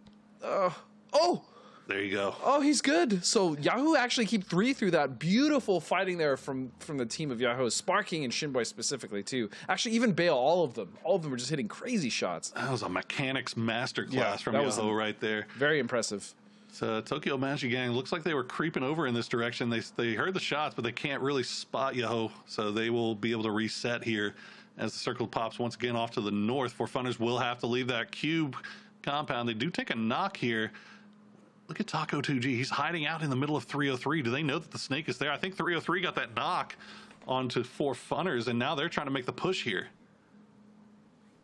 I mean, Taco 2G as well. I mean, he can still definitely get a decent amount of points, right? Whether it's placement, whether backstabbing a team that has 2 knocked, he just gets a couple kills. I mean, still a lot to play for here, but crop here for 4 Funners. They're just trying to hold cube. 303, as you said, is encroached onto this compound that they're currently in, and it's just up to 4 Funners to try to hold this. D-Rich going to find Yaxley, though. That's 1 knockdown. And Ploob going for the nades. Crop has a really weird angle, though. I actually kind of like this off angle on the stairs. We'll keep an eye on them in the picture-in-picture. We see Tokyo Manji Gang trying to take it over to Yahoo. They will get a few in there. And look at this, Immaculate now just driving in the middle of this fight. So fights going on all over the place. Yaxley still the only one down for 4 Funners. You see Ice Tech has moved his way out. Colton will go down to Shinboy as Tokyo Manji Gang all of a sudden are down to just Zealot and Hello My Bad. Oh, what a grenade! What a grenade! We'll find him, but it's going to be the bullets that actually do it. As Immaculate, they just pulled up into this. They wanted a piece of it, and they are getting everything they can handle. Crop will find D-Rich, and now Hello My Bad will get taken down by Dirty Zen as we've got fights going on everywhere. Even though Hello My Bad missed those shots, he was so unbelievably close of correcting that crosshair with that like quick scope. That was, I'm telling, that kid is good. He is absolutely. Hello My Bad is that kid is good. I'm calling it right now. Keep eyes there. Keep eyes. I'm curious if that's a new name on a familiar face. Yeah, that's what I'm curious too, because I mean his mechanics are already pretty solid, at least from what I've seen. Well, Yahoo will go down as I think Poonage was the last one remaining here. Ice Tech still holding down the river here for Funners. Will get spotted out. D-Rich doing work here for 303 as Crop will find Ploob, and now all of a sudden it's a 2v2 as this 303 4 Funners fight just taking forever to play out here. This fight has taken forever. There's actually there's a nice little bowl of dish that they can play right across from them as well. The problem is getting across. They don't really have any time. Ice is already down. McLovin and Crop, the last 2 alive. Circle is pushing them up. They need to make a play quick. You do not want to be fighting in this stage of blue for very long. We can see Zealot for Tokyo Manji Gang in the PIP. Trying to take out whatever's left of Train to Go. He takes a few shots, but will pull off. New Circle does pop. And keep in mind, Sonic's still 4 up. Spicy Fish playing that airplane. They've got 4 up on the north side. And now we've got Formation and SCG, Short Circuit Gaming, over on the western side. Trying to find out who's going to win that one as we wait and see if McLovin can clutch something out here for Funners. Get those points that we were talking about. That's a dead body. Wanted to make sure, you want to make sure. You never know, but he's going to die to blue. Yep, okay. He's just dead. Well, there you go. D-Rich will survive. Yep, D-Rich will survive for now. Battylow taking that spot that I was talking about, that kind of other side of the ridge, but the problem is Sonic's now coming down that ridge. They know if they just clear the south side, they have a massive amount of control. Meanwhile, Vixis, from Formation is going to find one, and now this is Short Circuit Gaming in some trouble. Oh, Short Circuit Gaming. They got a little bit of assistance there from Sonics as they would try to push up. Vix is going to miss the spray with the AK. We'll try to turn it back with that grenade. We'll see if Vox has the happy feet. Can avoid it for now. Yep, looks like he will survive. Vix is now the last one up. Was going to try to see if he can do a little bit more damage here to Short Circuit. Now, oh, good shots from Extreme. Will force his head back down. But look how much damage Vixis is doing alone, Poro. He's causing problems. Yeah, he's causing major problems right now for the team of Short Circuit. Even with this heal in the smoke, I mean, that molly was so close. But I will say, to Short Circuit Gaming's credit, they have recovered quite well. And now they're making the push, playing together for trades. God, I love playing for trades. And there Pushing it is, in, perfect. there it is. Nicely done by Nefahor, and Short Circuit Gaming will get back up to 4 strong. They will have the whole Nice western side shots. there as Zealot will get taken down. Dokyo Manji Gang will go down to restraint. Nice shooting there, as you said. TTG now up to 3 kills.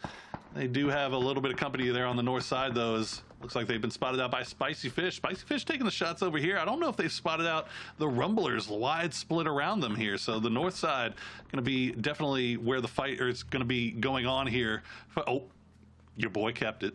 Your boy kept it. Los HD is almond people, but he going to go down.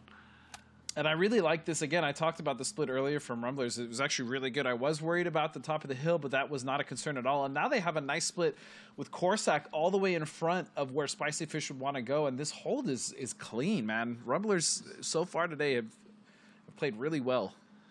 This is going to be an interesting one.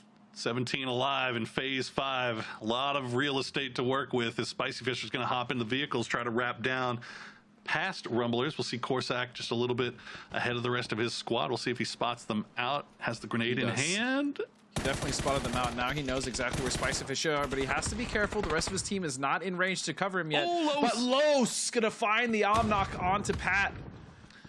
And Sonics now has come back up to the north side. They're going to take out what's left of Train to Go, so we're down to our top 4. Shrimsy will get spotted by Nefahor from all the way across on the western side. SCG will get that knock and get into vehicles, try to reposition Nice. as Los will find Moody, actually with the help of Valiate, as Rumblers just pushing through Spicy Fish. I mean, this is honestly, this is 2019 shades of Rumblers that I'm seeing right now. I mean, this is so well controlled. The angles are good. They're playing for trades. This is exactly what I want to see from this team. Can he do it again? Oh, spots out Pat Caps, won't land the shot though. Takes the quick scope, doesn't hit. As Corsac has gone down, Icy Flex starting to push out of this smoke a little bit. Icy Flex being the aggressor here, and it's actually working out pretty well for Spicy Fish. It's basically peacocking, right? He's trying to seem much bigger than he is. He actually pushed all of the Rumblers back. They should be able to get the res on Corsac, but no, look at this reposition. I love it. Oh, what a nice angle. Oh my goodness. Simply Matt will find Waldo. Waldo will get cleaned up by Pat Caps as Valiate now looking for the low side, but they've got to be quick about this because look at the Sonics in that baby blue coming up from that south side. They want a piece of this. They want to get more kills in the bag. They've already got 9. Oh. Can they get more as they, well, Tiggleton will open up. He'll find Icy Flex.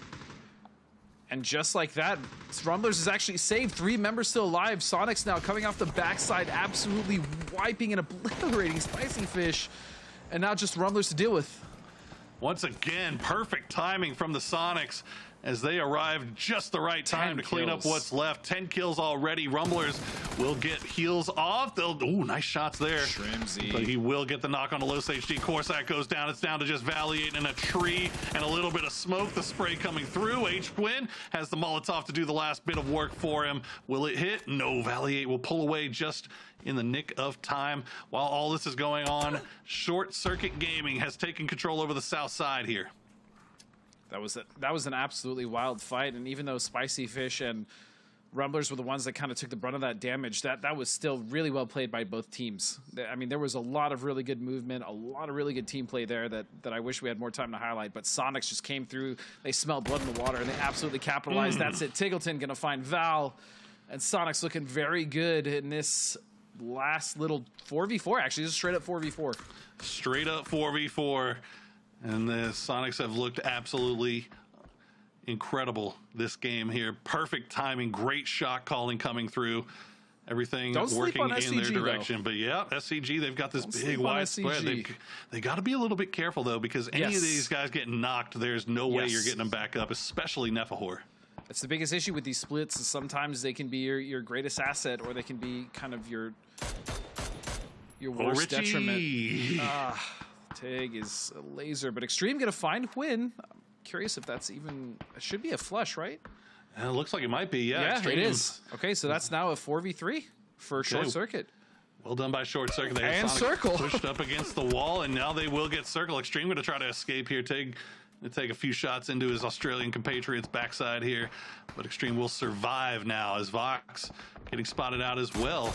Sonic's trying to find these angles. They're finding them. They're getting the damage, but they're just not getting the knocks just yet. And look at Mime. He's down to 1 HP as well. Yeah, and I do like the movement here, though, from Short Circuit, right? They're trying to stay as active as possible, or very least using utility with smokes, but they need to make sure that Sonics don't get a foothold in the circle, because if they do, that's going to spell problems, right? They're going to be in nade range. They're going to be able to start getting angles. And that's the last thing that STG want. In fact, a headshot from Tig may start things off. Now he's going to be able to get a little more active, knowing that Extreme probably has to heal. He might find another angle and clear in the smoke. Yeah, my mini doesn't do that. It does not. My mini does not do that either. It's okay, though. None of us does. Tig is a different breed, and we'll see if he can manage to make some magic happen here. Has taken his eyes off of Extreme. Extreme going back up to that high side again, as Nepahor going to find some good shots there. Gets him low. There it is. The last one will find its home, as Tiggleton will go down, and now the flush comes through. Shrimzy's been spotted out by Extreme as well. The SLR shots ringing true, but not finding their mark. Quite. That's okay. I mean, at the very least, they've gotten Tig down. It's now a 4-on-2. I mean, Short Circuit Gaming, for all intents and purposes, have picked apart Sonics here very impressively. Granted, yes, they had, you would argue, the better position with Circle, but I mean, Sonic still had high ground, and it's that anchor of Extreme that has caused so many issues for the Sonics. And what a game for Short Circuit Gaming, especially after that first game. Well done. Honestly, well done. Very, very well played. Short Circuit Gaming used to be known as 300, but now they are known as Short Circuit, and they will get their first win under their new org label. And they'll do it in an impressive fashion against a very strong Sonics team who's now back-to-back second places. Yeah, I mean, that's probably not what they wanted, but still, that consistency is wonderful, right? 2 possible wins, sure, but the amount of kills they got in this game as well, I think it was at least 10 or 11. It was very impressive. Sonics coming off of that North Hill and just absolutely dominating some of the teams. And then that fight between the Rumblers and Spicy Fish was really, really great. I really enjoyed that fight. Yeah, Sonics, I mean, the timing has just been impeccable. They are arriving at the perfect time to just kind of clean up whatever's left, and it's working out great for them. Unfortunately, the last circle's just not going in their favor, unfortunately. Eventually they will, if you keep making it to the late game like they have been, and keeping 4 alive, which is the most impressive thing, really. You know, again, Short Circuit Gaming, all credit to them for kind of picking apart Sonics, but Sonics, again, with their backs up against the wall, just put in a rough situation. Yeah, and again, it's turning those games, that wasn't necessarily like a bad game, right? But turning those situations where they could, like, look, we can get a lot of kills here, even if Circle gets away from us. And they ended up just getting second place still anyways. But again, the way that Short Circuit Gaming played that, the fact that Extreme was that amazing anchor for them and they caused so many problems, that I think that really needs to be highlighted. Short Circuit Gaming played that immaculately. Well, apparently all you got to do is get a new org to sign your team, and you're just going to find W's in here in ESL Phase 2 here. Luminosity, former STK, now Short Circuit Gaming, former 300. So it's the more things change, the more they say the same, regardless of the name on the front of the jersey. But again, just a fantastic performance so far coming out from everybody. Now, we have been blessed so far, Godspeed, with some fairly decent circles. Nothing has been too crazy as far as Erangel circles go. Now, will we see that again in game number 3? That remains to be seen. There's a very sadistic part of me that wants a milli circle just to see kind of how. Well, I feel like 3 teams that are dropping down there right now. They're like the great equalizer almost, right? It's like, especially in a lobby like this where you have some unfamiliar teams and you have some new players, you know, just in general, I feel like, yeah, melee circles can kind of be the great equalizer. So I would like to see at least one today. I'm sure the players hate me for that, but I'm really just looking forward to Miramar. If I'm, you know, just gonna just want to just get rid of this last Miramar, man. Yeah. Let's move on to Miramar. Erangel's the classic, but Miramar is, you know, it is. I'm with you. I love that, man. I'm with you. I'm going to bring back Sandhawk. Anyway, we are going to take a quick break. When we come back, we will get ready to go into game number 3, guys. Don't go anywhere. We'll be right back.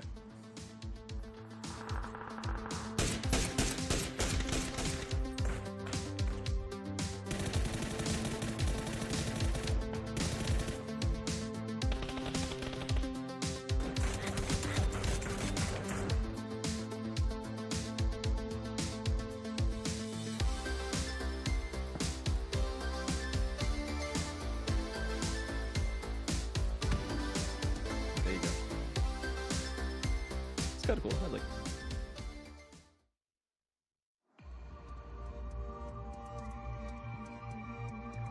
All clear on the roof. Heading back down. Roger. Hurry up. We need to move. Just make sure I don't take a bullet in the back. Looking good. Keep it steady. I hear footsteps. I got a bad feeling. Enemy spotted. Move! Move!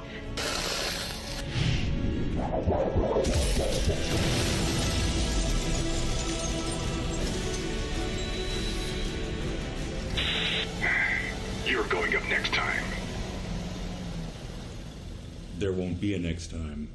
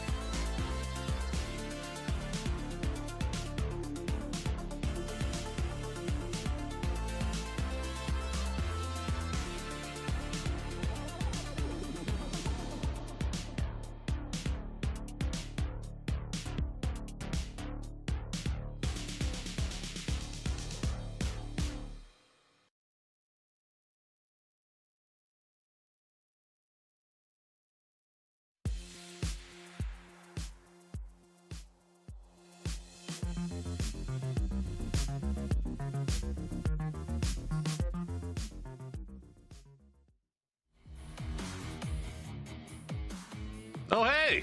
We're back once again. Thought there was going to be a little bit of a video there, but we're back after 2 games in, and now we saw Short Circuit Gaming get the second win of the day. Godspeed, they were looking pretty good there, but Sonics, man, 2 back-to-back second places in a row. They are on fire. I mean, but are you surprised? I mean, No, really? Like, are you really. actually surprised? We gotta pretend like we're surprised. Sure, but I mean, especially in this lobby, right, where they know they can kind of bully some teams, and I don't mean that in a bad way, but if you know that you have the ability and capability to push a team off or just kind of have your way, like, why not, right? And Sonics is definitely that team. Them getting 2 second places here is not surprising whatsoever, but yeah, I mean, the fact that they're still doing it every single event is still very impressive, which is why they're one of the best teams. Indeed they are. Well, we also saw some impressive stuff coming out from Yahoo as well, as we saw them just do some crazy fighting there. I'm not sure how many kills they ended up with, but it was a pretty nice little stack there. But not everybody had a great game, Godspeed. Luminosity getting a little bit stuck up against the wall here. Yeah, I mean, they literally went between a rock and a hard place, and the hard place was actually multiple teams. First, it was this little formation action, and then after this, it became the Rumblers, if I'm not mistaken. So Luminosity coming off of a pretty big win, just a rough game altogether here for them. And I think a big part of that was because of the fact that they had to share their loot spot in the beginning of that game in South George. Yeah, the whole thing was just, timings are everything. And the fact that, they were kind of doing what they normally do, which is they'll drop a little bit farther away and they make their way into that South George spot where they then push out a little bit later when the circle goes kind of away from their playing spot. But formation made it so that they had to kind of deal with that for the whole early game. And then for Funners kind of joining the fray as well, making that long, the wrap around on the south side. And then Tokyo Manji Gang with a wrap from a million miles away just kind of threw an extra wrench in the works there. So everything that could go wrong essentially for Luminosity kind of went wrong that time round. That's essentially a case of whatever could go wrong can go wrong, and it did. It definitely did for LG. And then the final nail in the coffin, of course, was Rumblers, right? So even still, I mean, yeah, it wasn't the best game for LG, but they still got 2 kills. You know, you still give them the 2 points, and we have to remember in this very early series, they won the first game, so I think they're all right. Yeah, get your points where you can. They got 2 out of that one despite going out in 16th place. But Sonics, the big winner there with 19 overall. That's going to be enough to put them in first place overall. Will they hold on to it for the entire time? That is the question I think is on everybody's minds here. It's definitely something that we've seen Sonics do before. They get that death crip on first, and then it's just impossible to come back. I mean, at least for this lobby though, right? Because you have to remember, Group C hasn't played yet, and Group C has big hitters like Wildcard, E United, right? The new Dodge, potentially, and you even have some other unknowns in there. So I'm very curious to see exactly how well Sonics is going to, not how well they're going to do, is rather if they're going to actually hold that lead. I'm pretty sure they're going to do fairly fine. We saw Tokyo Manji Gang up there with those Sonics and Luminosity after 2 games. We've got one more to go on Erangel before we switch it over to Miramar. And I think you maybe hinted that you wanted to see a little bit of military circle this time around. You looking for chaos, brother? I'm an agent of chaos, brother. Of you know, course at you this are. point, once my tush hit this desk, you know what I'm saying? Once I went from playing to desk, that's all I want is chaos. More talk about your tush. That's what we need. Is let us know more tush talk as we get ready today. It's a game number 3. Oh no! We've got Luminosity as our game 1 winner. Short Circuit Gaming won number 2. Now we get to see who will win game number 3. I gotta say, man, your Rumblers have been looking kind of spicy here today. Dude, Rumblers have been looking very good. Even in that fight again against Spicy Fish, that was the way that they took that approach, and then the fact that they were able to hold them off for so long was great. But then watching Spicy Fish reposition on that fight, Icy coming up huge, right? Like pushing the Rumblers back single-handedly while they were trying to recover. I mean, that was just all-encompassing of a great fight between both teams. But Rumblers specifically, yes, they look really good so far. Absolutely. Well, you see your map, another nice plane kind of going down right down the middle. Now, keep in mind, we are squad streaming, so you can check it out at twitch.tv/PUBG Esports map. You can get both up at the same time if you are so inclined, or if you have multiple monitors, which you should, get on that as quickly as possible. You can have a map stream up and a live action stream up, because the map almost as entertaining as the live action. As I mean, we got caught. I got caught on the map a little bit last game. Yeah, I mean, there's always so many things going on. I mean, we got caught up in the fight for Cube, the race to Cube, and there, Agent of Chaos I love it. He's stepped in. Look, this scripted. This could potentially shift north, right? Check his PC. Actually, that might be worse. Oh, I'm definitely controlling circles. You don't have to check. I'll tell you right now. Well, interesting here, though. Given that plane, Luminosity, you know, they do the South George drop, right? But their alt drop is usually down there on Millie. I was kind of surprised to see them drop a little bit earlier and go for this long push over into South George, considering the plane. And Icy Flex actually going to survive this. All right, cool. Yeah, and he's going to make it to the rest of his team, who are, you know, again, as you said, stated, looting the west side. There's a lot of loot, even on the west side, right? You don't necessarily need to go directly into Millie Islands, which obviously there's a lot of loot. But yeah, these little compounds on the side, I mean, they can be pretty juicy, especially like new compound, right? Yep. Just to the west. So they're going to be fine, and they're going to be, more importantly, early on the islands. Wow, look at this. Sonic's already on the move, man. They wasted absolutely no time in Pachinki. This is the earliest I think I've seen them ever leave. This is quite early. I mean 2 minutes. This actually reminds me of old C9. Like, old C9 used to leave very, very early out of Pachinki, and they'd go to this spot and try to head over, or at least scout over, right? And this is just giving me flashbacks and shades of that, which is good. Is this a direct result of Short Circuit Gaming doing the bridge camp thing? I mean, the old 300 bridge camp. I mean, I guess they still kind of do it, but this might be just a direct response. Sonic's just saying, you know what, screw this. We're so used to getting camped by freaking SCG. We're not going to let it happen this time. And Richie just drove right through. That timing move. Oh, he's going to get spotted. H-Win will get him with the iron sights AK. What a, oh my gosh. That almost worked, though. That's the crazy thing, is that, oh, look at Mime! Look at the cones on this man! He wants it all! How clean! He's gonna take it. Oh, I'm not gonna lie, that was actually sick as hell. So not only did he chase down Solo like an absolute Chad that he is, he's a good-looking guy, by the way, if you haven't seen Mime, check him out. He also, dude, those eyebrows are actually on point. The fact that he spun the buggy around, seat swapped, and then was taking shots, oh, that was like something out of a... I'm telling you, man, it's John Wick over here. Unfortunately, and he's still chasing, but this is the reason he's doing... I don't think he has any ammo. No, but the reason he's doing this is because he can see that the team is... Yes, he can see that the team is moving ahead of him, and so he's giving chase so that they either are forced to stop, and that gives Sonics a chance to set up, or they just completely kind of drive off. That is super proactive stuff. Yeah, no, this is really great to see from Sonics, specifically Mime looking real good. I mean, he's pushing out there, knowing damn well he doesn't have a single round left in the chamber here. He's got the double the pumpy on the back, but only so much you can do with that. You also know that you're not going to find a whole lot of ammunition on that bridge. I mean, you'll find meds. Yeah. Well, he also would have got shot at, too, at this point, right? That's why he's playing the way he is. And that, if he got shot at, that would have been a clear indication, like, hey, guys, this is getting camped. So Mime almost kind of like a canary right in the mines. But realistically, I mean, he played that really well. And Sonics is now coming in from the back of the bridge. The problem, though... Actually, this is East. This is East Bridge. Completely different bridge. Gray on gray, of course. Okay, Grant Lannis. Yeah, I thought a little close there.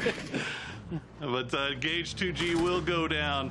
And that's going to be Tilt Town actually losing 2 there, as I think, or 3. Wait, who else is Ascend pick somebody off of? Is it just one left up for Tilt Town? I think it's just Savage. Savage, yeah. Savage. Why did I say it like that? It's because he put the Y in there, man. He puts the Y in the name because he knows I'm going to say it like that. Okay, well, unfortunately for Savage, he's pushing right into Tokyo Manji Gang, and they hear him too, and he's only about half HP. Hello, my bad. We've already been singing this kid's praises so far. Let's see if we can add a little bit something to it. He will see Savage run in there, and I think Savage sees the door open. He's like, nope, get me out. This kid's got the sauce, man. He does. I don't know much about them, but this kid has got the sauce. Oof. Few more shots coming. Okay, Savage will stay alive here for a little bit longer. Maybe send it into Millie base just to live a little bit longer. As a lot of teams already making it over to Millie. But man, I just can't get over the Sonics, how they've, because you remember, I mean, all this year, 300 now SCG has been just giving them fits with those bridge camps. If I'm being honest, just a big pain. Yeah. And this is their response to all those bridge camps that came through, and it worked out absolutely beautifully for him here as we check in with Ploob and Dirty Zen. I'm not sure if Ploob knows Mr. Zen is hiding in the bathroom. Maybe. Zin definitely knows Ploobe's there. I don't know if Ploobe knows what's going on. Ploobe is looking, in other directions, which makes me believe maybe he doesn't know, but I imagine Dirty Zin has made, I mean, he had to, I think they know. He's made some noise, right? Actually, I don't know. Oh, Ploobe just took shots at Skaska. Yeah. So no. He doesn't know. He doesn't know. No clue. You need to get the knock. Nice, Zin. Okay. Oh, I got nervous there for a second. I did as well. Yeah. Oh, okay. disrespectful. Yeah. Just give him the Mosin right in the butt. Why not? As the rest of 303 a little bit split off here. So actually, Sociopath in the north side of Razak. So D-Rich and Battylol just off to the east as well. So it's like a perfect situation for Dirty Zin as well, especially if you're kind of split off. Is not only do you get the kill, but you get a bike. So it's very easy for you to either continue playing, like an anchor or solo, or just rendezvous back with your team. For sure, as we see 4 funners pulling into funners. Hey, I see what you did there. I see what I did there. Icy Flex.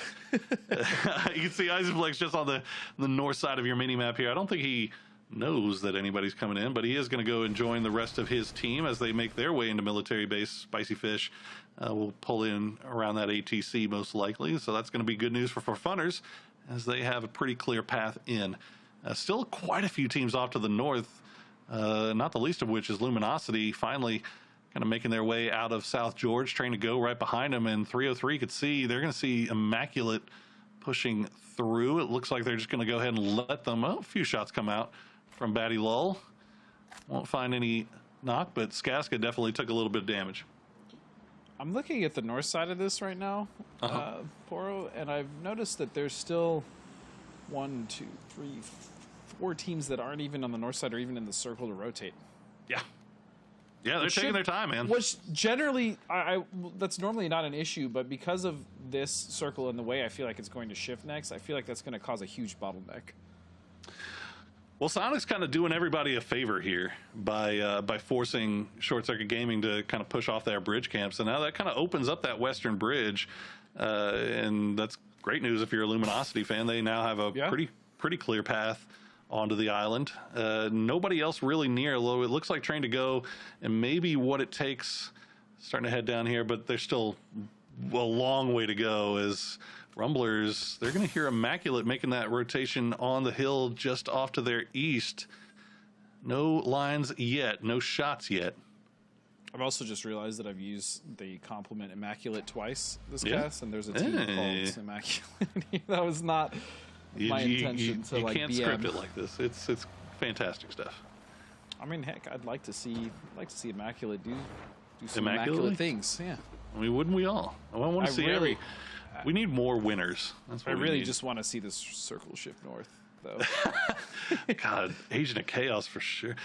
Look at Rumblers. They're actually pulling off of that previous compound they were in, as they heard Immaculate kind of making moves over there. And I don't really blame them given the split that they have going right now. And Immaculate just kind of going over towards the beach just south of Milta. Okay.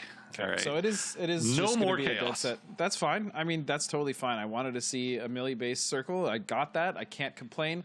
But now it's up to the teams that are on the north side to make it cross. Rumblers should be able to be. They should be fine on this east cross. There's no one really there that's going to camp them. They even should be able to get like a decent comp on there just on the west side of the bridge and then start to scout their way in. Immaculate, though, have to swim, and I don't like this at all. Oh, they have a boat. I'm blind. That's fine. Yeah, they got a boat. Why are they swimming so early? What are they doing? Yeah, they gotta get the reps in. Fortunately, they do have a boat. Looks like they are going to head over to Novo. Yoho was kind of hanging out in Novo, but they're pulling out now. So Immaculate is fine. Yeah, Yoho will kind of wrap around towards that south side. Immaculate will have a free passage into Novo. Rumblers, as you said, will have free passage on that eastern bridge, while it looks like LG is kind of hanging around on the northern side of Western Bridge. I think they may have spotted out Short Circuit, and they could figure out pretty quickly that Western Bridge is free. And then you've got 303, Train to Go, What It Takes, all still kind of hanging out on that north side. They've got to figure out what they want to do to get over to military. Well, this is kind of what I was talking about when I said that I feel like Millie Base sometimes is a great equalizer. Most of the new teams actually have already done a really good job of making it down towards Millie Island, but there's still some of these teams from the qualifiers that, yeah, they're not sure when to cross or how to cross against this lobby, and so they're kind of stuck there. That or they were waiting late to loot, and they knew that this was going to be the case. The problem is now 303 is coming in behind them. Well, we see Bing Bang Boom. We'll take a few shots over towards Rumblers, but again, as crosses go, that's pretty free. Yeah, that's definitely free. This is what I was worried about. Yeah, though, this right is where here. it is. Sociopath will take the low side here. Spartacus will peek up over the side, take a few shots down. Won't find any joy, but they do know that he is Sociopath. Yeah, he's in trouble. Yeah. Yep, not much you can do there for Socio. The rest of his take squad. the fight at that point. You know, he's got high ground on you, right? Instead of trying to run around, you just got to take that fight. It sucks, but it's, you know, it was better than the alternative. Well, what it takes here is these shots, and they're starting to creep in over here on that western side. So Train to Go, I think, realizing that they're a little bit pinched, or if they haven't realized it, they're about to realize it very shortly. As Fahihi will take off on that north side. We'll see 303 pushing away back towards that ferry pier. And what it takes, no shots coming through just yet. I think they were kind of hoping that this would be empty, and they don't really want to take this fight if they don't have to. I mean, they realize the situation they're in. They've got a lot of work to do. Yeah, so if they don't take either one of these bridges, yeah, the only option is to kind of dunk, right? Send their vehicles in the water, get as far as possible, which it looks like TTG is doing right now. Yeah, that's exactly what they're doing. Or maybe not. They could be scouting from this side as well. But yeah, I mean, it wouldn't surprise me if they did. Yeah, I mean, they have a little bit of zone here that they can play with if they they're want going to to. catch 303. It's not great. 303 going to try to go for the ferry, and D-Rich. Oh, Rich! No. Oh, he made it on the side. Oh, he's safe. He's still alive? Okay, he will find him. Restraint actually going down. So what it takes does finally open it up. Zinku going to be the one to get that first knock here, as Battlegrounds going to try to go for the res on the D-Rich. Yeah, he's actually safe. The safest res ever. You got to move, though. You got to move. You can't just stay there. No. You can't just stay there. Oh, he gets him. D-Rich stays alive with like 1 HP. Bro. Unbelievable. Look at this. Look at it. He's got nothing. A level 3 helmet saved his life. Wow. Batty is a bro for that one. Okay. Now we see Luminosity. They do finally make their way across that western bridge. They're going for a long wraparound on the south side. Formation, once again, Formation going to be the one that causes problems for Luminosity as they eat a little bit of blue damage here. Meanwhile, the north side, still this fight, I mean, this feels just like mutually assured destruction at this point, doesn't it? I highly doubt any one of these teams is going to really have a good run towards the top 5, right? Like this game, I mean, like this is probably going to be it for both teams. Yeah, just get the points. I mean, if you're in the situation, yeah, you might as well, right? Take the fight, get the points, do what you can, and then just get out. GG, go next. Keeping an eye on this one in the kill feed. Sonics has been cleaning up whatever weird fight from Tokyo Manji Gang over in C Block. Zealot will go down to that mime Molotov there. Hello, my bag gets spotted out. Tiggleton will be the one that does it. Sonics clean it up without a single knock there. Well done by them. We didn't even see it, but I don't even know if Sonics took damage in that fight. I mean, that don't think they did. Was P wild. Very, very good stuff. Sonics looking like they're feeling themselves here on day one, and that is scary news for everybody else on the rest of the lobby here as we check back in on this northern side. What it takes, it looks like they're going to send one away at least. Morn's going to try to escape and see if he can stay alive a little bit longer for his squad while Train to Go. They are full pot committed, 4-man, trying to get rid of this last duo. And I do appreciate both these teams for fighting right now because there's nothing else really happening on the map, so thank you for that. You do at least have a fight going on. And Morns can be fined by Cater.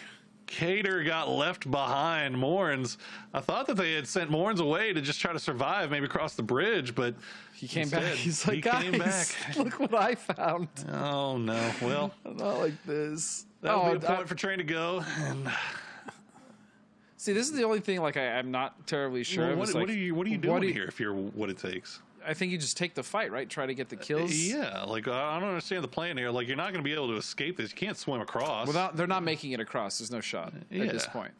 And Train to Go know that, right? Which is why they're fighting. They know that for all intents and purposes, this is probably it.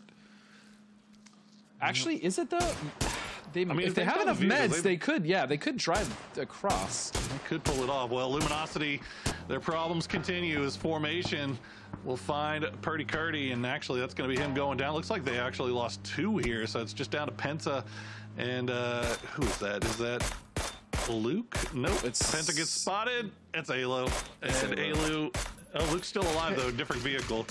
So man, Luminosity's problems just running up against the edge of the wall. Yaho's going to be the one that does it to him this time. Alo will stay alive for a little bit longer. Luke going to keep sending it a little bit farther north. The circle did pop. It's going to go right on top of the military base. Alo, let's see if he can maybe return a few of those shots back onto Sparky. Will do so. Land some damage. Doesn't get the knock. Even so, I mean, this is just such a rough situation for LG. Well, there goes TTG. Yeah, I mean, we expected that. At least they, they got some points off of. The stupid thing is what it takes to actually live longer. I know what it takes is still alive. But I mean, when you get 13th instead of 14th, you're just technically not getting points still. Yeah. So it's just like. Yeah. Well, lesson learned. Move on to next. Yeah, that's all good. Ready for it's Miramar. all good.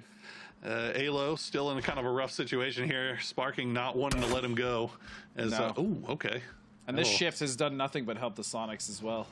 Oh yeah, Sonics is just living large right now. They're in C block with nobody around, and the problem for them, though, I guess, is that there's nobody's going to go anywhere near them. Los HD they have no one to kill. Rich. Yeah. They have no one to kill. Granted, they did fight for that, right? They fought to take C block, so kudos to them. They got circled, but Sparking now looking for 2 more. He got 1, but the backup from Shinboy again. I love the way this team fights. Oh. He's still alive. He got flashed. He's still alive. Skaska has to take the shot. Where's the shot? Shinboy. Okay, Shinboy does give him the backup. They should be able. Can they get the? No, they're going to have to lose him. Unfortunate. They cannot. Unfortunate, they do end up losing Sparking, but they still have 5 kills. Yaho has been looking really good here so far. Not as good as Sonics, obviously, but still a lot to look forward to here for Yaho. Again, Yaho's looking great, and with Sparking coming off of that incredible performance at PNC, it doesn't surprise me at all that they've started this event on fire. After that Game 1 win, it's been a little bit of a struggle in the last 2 games here for Luminosity as they just formation. It's always that one team that you're just not expecting. I mean, again, this is a team that you're not used to playing against in lobbies. You don't really have a read on how they like to play the game, so it's been causing Luminosity problems the last 2 games because of the circles. We've seen that before with bigger teams when the lobbies get mixed and there's some unknowns in the mix, right? Where one team will just kind of throw off the entire game plan of another, and that's exactly kind of what's happening to LG here. On top of the fact that they've just been getting kind of unlucky with playing Edge. They haven't gotten any shifts since that first game. Even that first game, they didn't really have any shifts, let's be honest. It was just the very last one. So LG definitely struggling a little bit, but again, early event woes. I think Sharpshot might have been may not have been with us for that one. Or will go down. He lands that headshot. Oldless. Make sure to get it before the blue does here. As Extreme tries to make the push, will go down as well as Oldless. As Vox now the last player up for SCG. Through the smoke, Vox finds Keenan. And he's not going down without a fight. He will lose his 2 teammates to the blue. We'll see if Bing Bang Boom can reset here a little bit and get rid of Vox before he does any more damage. It's actually the most unfortunate thing as well. The fact that Short Circuit Gaming has done so much work, but they don't have a single kill. They've got so many knocks and put so much damage on the field, but they haven't been able to capitalize on any of it. Oh no, it's Pat Caps from 1,000,000 miles away, but Vox picks up those 2 kills, the 2 kills off the knocks he got. What is happening? What was happening in that building? Oh my. We're door camping? Is that what we're gonna call it? Anyway, Yo gets in. Shimboy should be resable here. Maji goes down eventually. Right? Yeah. So I guess, oh man. The circle actually falls on Vox here, but Spicy Fish maybe looking around for him here. I don't even know if he's got any heals left to his name. You see Moody just jump peeking everything, seeing if he can find something. But this is looking pretty damn good for Spicy Fish here. I was about to say, Spicy Fish have a very nice setup right now. They have one of the best spots on the map that currently isn't in melee base, and they can do a whole hell of a lot if they get the next shift. The other thing kind of going in their favor, 17 alive. Once again, 17 alive on a late game circle here, and only a couple of full squads remaining, actually. I think it's just Sonics and Spicy Fish. Actually, no. Okay, Formation still has 4 up as well. But you got those 3 squads at 4 up, and then you've got 3 Snakes. You got Vox, you got Corsac, and you got, well, Shinboy and Balefrost. Okay, they got a duo. Or a trio, rather. I'm sorry. They were all right on top of each other on the map. Can't take away from Yahoo. They can get some damage done here, even down to 3.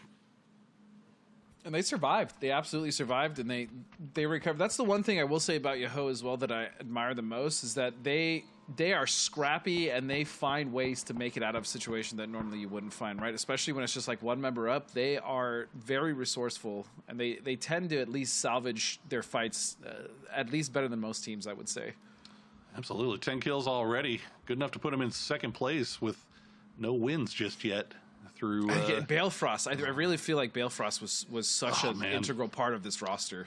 Has a player fit in so well, so quickly with another squad, with a new squad as Balefrost has fit in with Yahoo. I mean, I'm sure it has happened before, but man, I feel like Luke. When Luke 12 joined SDK originally, back when Civ was on that team, that roster seemed to gel really well. Yeah. I mean, but that's high company to be in, to be honest, for Bale here and the Yahoo boys. But yeah, Bale has been they're perfect. Looking fantastic, and we'll see if they can do something about formation here to find the opening knock there on a Veronica. Poonage won't overpeak it, won't ask for too much, and we'll get that kill. It's just this whole, I'm just thinking about it, man, this whole roster, right? Like the amount that Poon has grown, not only as a player, but just like as a leader on his team as well, with the experience that he has. The same thing with Shinboy, man. Shin has come a long way. Oh yeah, and he is an incredibly good player now. I mean, he was very, very hyped whenever he first hit 18. I just remember he was super green. Look at this. Oh my goodness. Beautiful stuff. Yeah, I just remember Shin was super green at one point, formation. Right? And now, especially after the international experience, Shinboy he's just so good. He's so solid. And then you throw in Sparking into that whole mix. Yeah, and, it is just, and then I forgot about Sparking. I mean, it's just nuts. It's like, oh my goodness. That roster is strong, man. They're in a little bit of trouble now. They are, but that roster is strong. See Moody. Once again, that is, if you're just joining us, that is the real Moody. The real Mahmoud. The real Moody. If you haven't been around for a while, he has. Veteran player. Moody's probably been around longer than you. So we see he will take a few shots down at Yahoo, but the good smoke wall will let Yahoo get to the hard cover for now, and they will find a little spot inside the circle as well. Sonics, meanwhile, they've sent 3 off to the east to see if they can clean up anything, find any angles, while keeping Tiggleton in that north side of the C block to keep an eye on what's going on the hills. So 5 kills already for the Sonics boys. We'll see if the circle does them any favors. It hasn't been doing them a whole lot of favors late game here in the first 2 games, but they've still managed to secure 2 second places back-to-back. Oh yeah, as well as a nice little stack of kills and first place. They've made some delicious lemonade out of those lemons, let me tell you. Mm-hmm. But again, Spicy Fish, yeah, this is obviously a much slower end game just based off the circle and the fact that there's just not that many teams left alive, right? We lost a lot of the teams in that kind of mid-round scuffle, and because of that, you have a couple solos in Corsac and Vox. Corsac. Oh, that's big. That's big for him. At least another kill. The one good thing Matt's got going for him is he's got a rock that he can kind of hide behind while the rest of his team comes and tries to provide him some support. Good shots again. Almost gets Icy Flex down. Corsac being a problem as he finds a knock. Can he do it again? He spots out Pat Caps. The shots come through, but it's going to be Shinboy from Yahoo that puts an end to Corsac's reign of terror. And that's Yahoo. They know they can push now. The problem is they don't know that Sonics has a full-on angle on their run-up. I love the idea from Yahoo, but this is just going to put an absolute stop to it. Didn't get the knock, and fortunately for Poonage, he had a little bit of a hard cover there and a rock that he could get behind before Shrimsy could do any more damage. But Poonage and Balefrost will get across. I don't know how many more smokes they even still have. I feel like they used a lot of them to kind of avoid the Spicy Fish getting over into the barrels there for hard cover. Yeah, well, this is also the really rough part, right? Sonics now has complete vision, and they're still in the circle. They can just absolutely pelt Yahoo. And now with Spicy Fish as well, this circle actually favors Spicy Fish more than anyone else. He's so still got Vox in there. Vox could cause some more problems. Oh, he is, for sure. Could be the downfall of Spicy Fish, just multiple snakes. Spicy Fish need to get rid of Yahoo immediately because they need to shift focus on the center of their circle and make sure that Sonics doesn't run up on him, which is exactly what Hwin is doing right now. Yeah, Sonic's doing a good job of using this opportunity. Once again, just perfect timing. Yep. To use the confusion caused by the push from Yahoo to make their way across that street, that dangerous cross. Mime and Win already over. Pushing up. Going to be the last one here. Poon, how did you get here? How did you get here? Gets once. Pack Caps will find Balefrost. Poon will find Pack Caps. The trade comes through. Moody's down very, very low, but he didn't spot Icy Flex. And Icy Flex will make him pay for that one, as he will get the knock and the flush. Moody heals back up. Shinboy still alive for Yahoo, but he is way back on the military side. Still hasn't crossed the road. Tiggleton gonna make that push. Shinboy actually could use this to his advantage, survive a little bit longer, as Sonics is now fully grouped up and Spicy Fish has to get the heals off and turn their attention back over. But Vox, the problem is Vox is not being hunted. Yeah, Sonics is so diligent with clearing out the area that they're holding, and that doesn't surprise me at all. They're going to get that one easy. Moody is going to find the knock on Shrimsy, but they still should recover, and now it is Sonics with full control over the center of this circle. But wait, look at Shinboy, though. Shinboy could absolutely make a mess of this. Gonna pick up Shrimsy, try to get him into a better spot for a res there. H-Wing gonna go down now, and now this is huge for Shinboy. This is so huge. He's managed this is to get so one. huge. He gets it again. Sonics gets pinched. 17 kills for Yahoo. Shinboy, the last one alive, and he's 1v2 against Spicy Fish. Moody going for the res onto Pack Caps right now. Icy Flex just holding the line, making sure that nobody else pushed. They know the situation in the area, and they know that they're in a 3v1, but Shinboy is on fire right now. Can he pull off the impossible? Shinboy has a lot of terrain to work with, especially these different elevations can kind of be weird to clear, right? So he can make this work, especially if Spicy Fish give him isolated 1v1s. This is 100% winnable for Shinboy. That is the big thing right now. Spicy Fish cannot ISO. Yeah.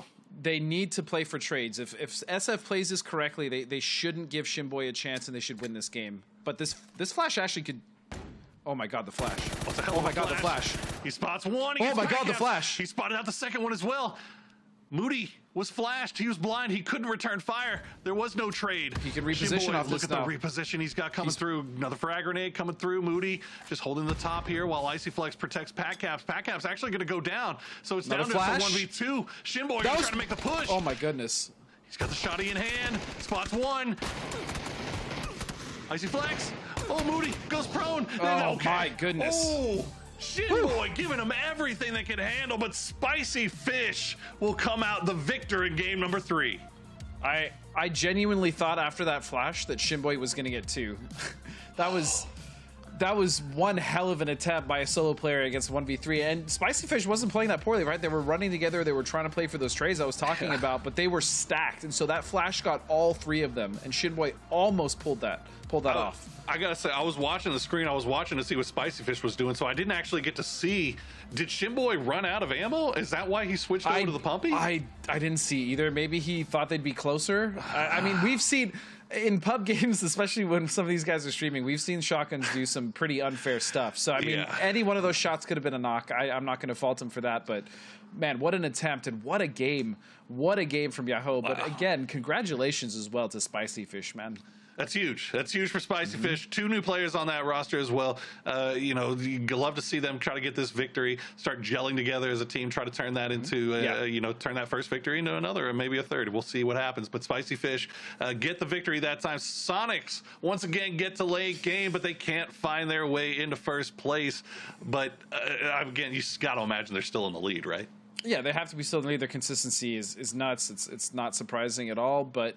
yeah, the Sonics are just fine. More importantly, Spicy Fish, again, with 2 new members starting to gel. That's the most important thing, right? Finding these early wins, kind of getting that momentum and building that positive feedback within the team is very important for Spicy Fish, and I think that win was huge.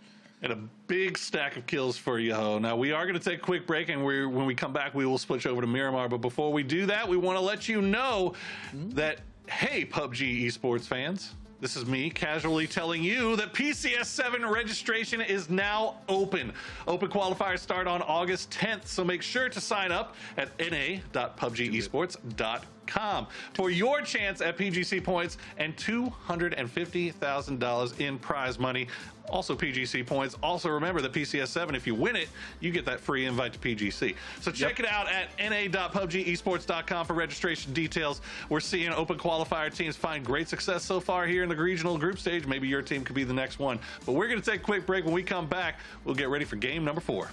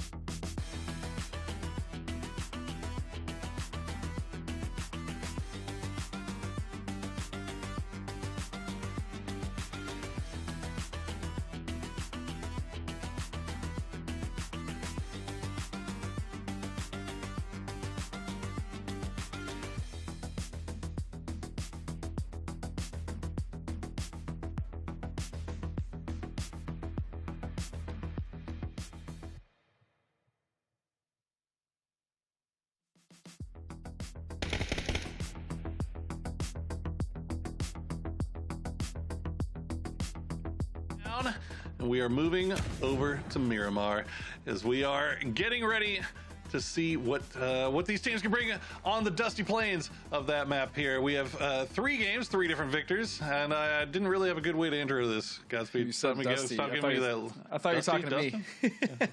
Dusty, are you feeling dusty? Dustin? I'm feeling a little dusty, brother. I'm always feeling dusty. Miramar is, I don't think it's a secret at this point. My favorite map, I don't know. I love the way that those games play out, especially the end games, especially when they're just out in some of those really like mountainous, hilly regions where there's like a lot of pockets and really cool ways to team fight. It's just, I don't know. I love Miramar. Always have.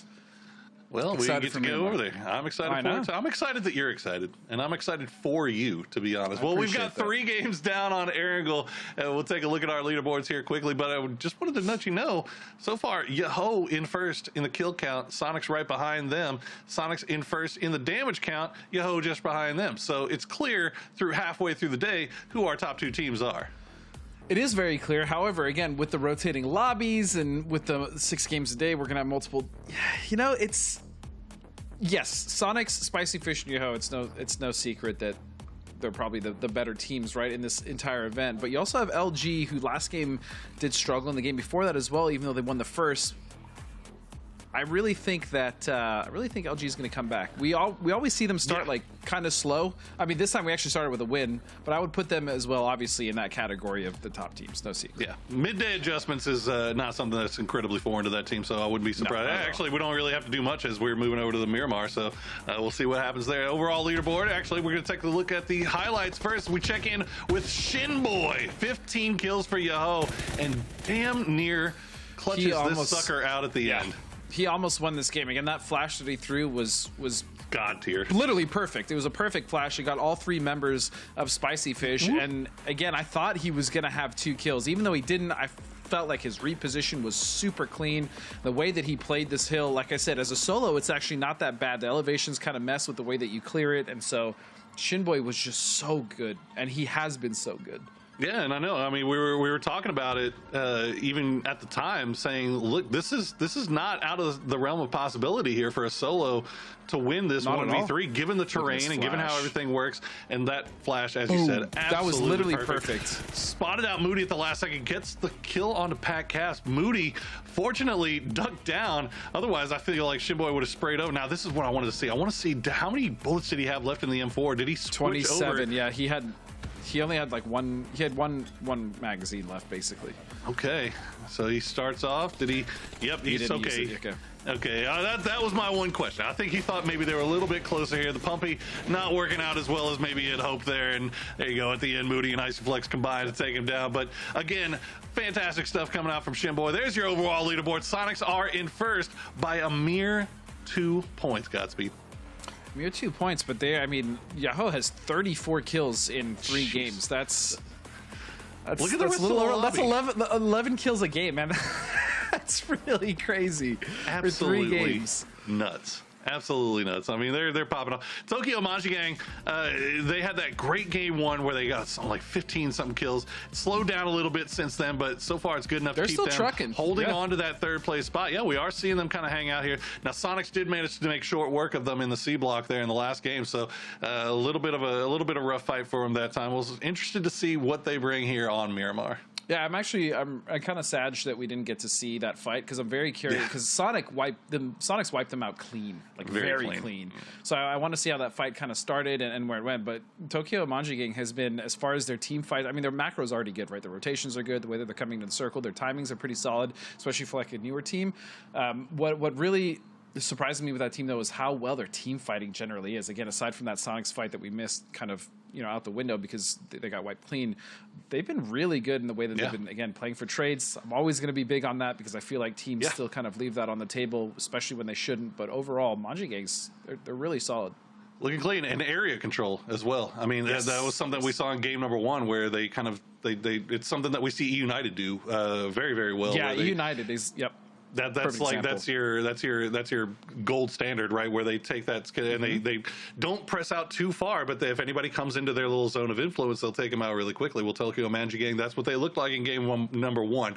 They took care of everything that was around them, never really overextended. They cleaned it up, and they ended up getting a bunch of kills for it. No wins, but we'll see what they can pull on Miramar here. But I gotta say, man, Sonics, when you look at how Sonics were playing in PCS 6 groups, where they ended up having to come through wildcard LCQ, this is like a totally different Sonics team. This Sonics team looks reinvigorated. They look like they are on top of their game right now.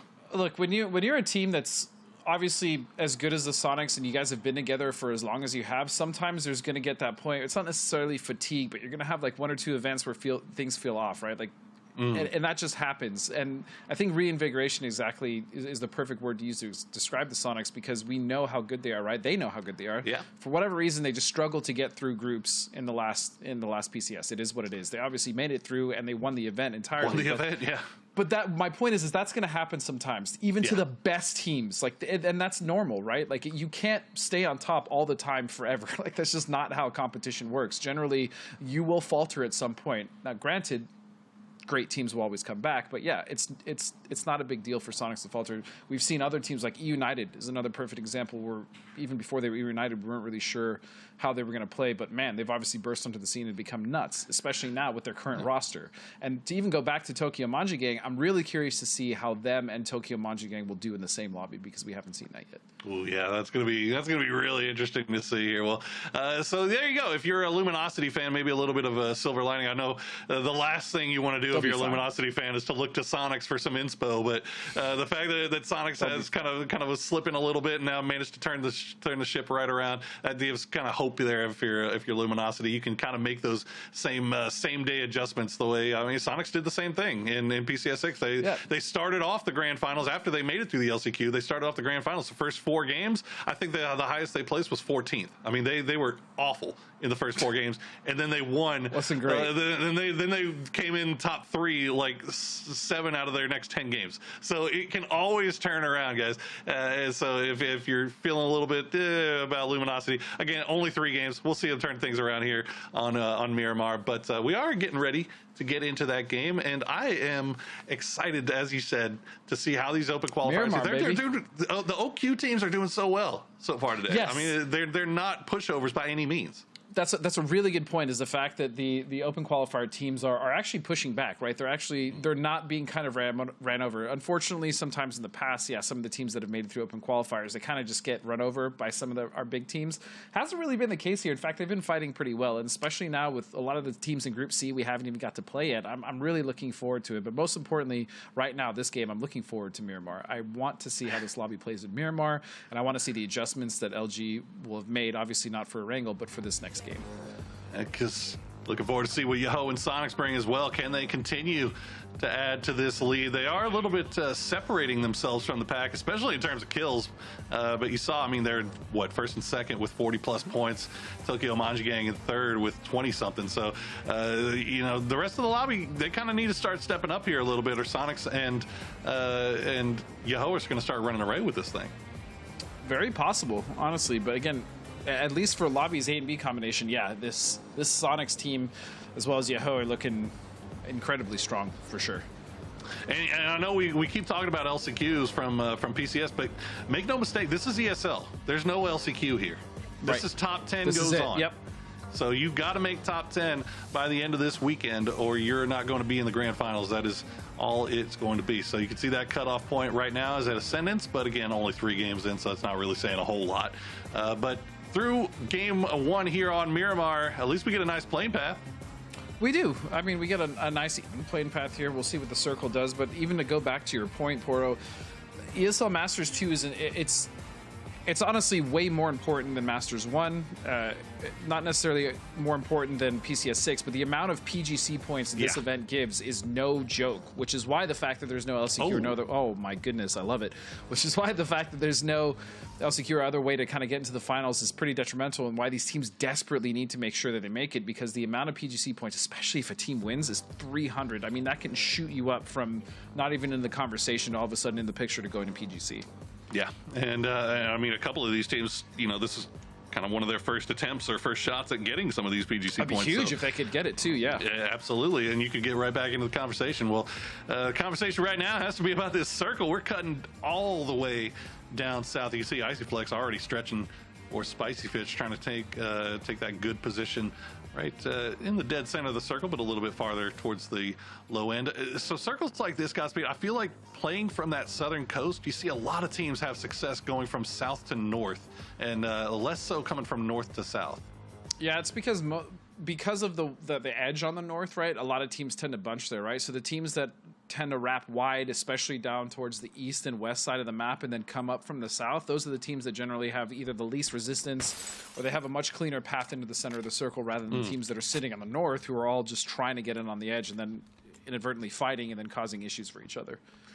Yeah, and you also have that good hard cover down there, a lot of compounds, but you also have the giant hill too. You have the hill, right? You can kind of see, you get more information about what's coming near you or coming from around you playing on that south side, rather than on that north side where you have a lot more cliffs, you have a lot more hills that teams can just crash you on, and you're just not really in a good position to defend yourself. So. Go ahead. I was gonna say, you think about it this way, like when you're playing and you have like a good mound with circle to your back, you're playing on the back side of that, right? Because you know there's no threat. It's the same principle there, because the south side is just the open sea. That's unfortunate, Pat. Well, but yeah, the south side is just an open sea, so you can literally play the whole back side essentially of that circle without having to worry about getting shot in the back, especially if you have control of the south already, or the circle is closing in. So that's why playing from the south is actually not bad at all on that side. And if somebody does come between you and the ocean, you can spot them out because you have that elevation. So exactly, information. So yeah, playing from the south. I mean, we see a lot of teams win from the south there. Well, Sonics not gonna directly push into circle, as we kind of becoming used to seeing them do. They tend to like that the little crossroads area on the north side, but maybe opting for something different this time around, as they're heading a little bit more towards the west. Checking in with Luminosity. Luke, I think, heard Dirty's in come in.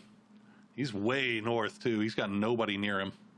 Yeah, he's at water treatment. Oh, he's not terribly by his little lonesome. I mean, this is kind of the split that Luke and LG like to generally play, but I think it's going to happen to Dirty's in again. It's just Dirty's in, man. Immaculate.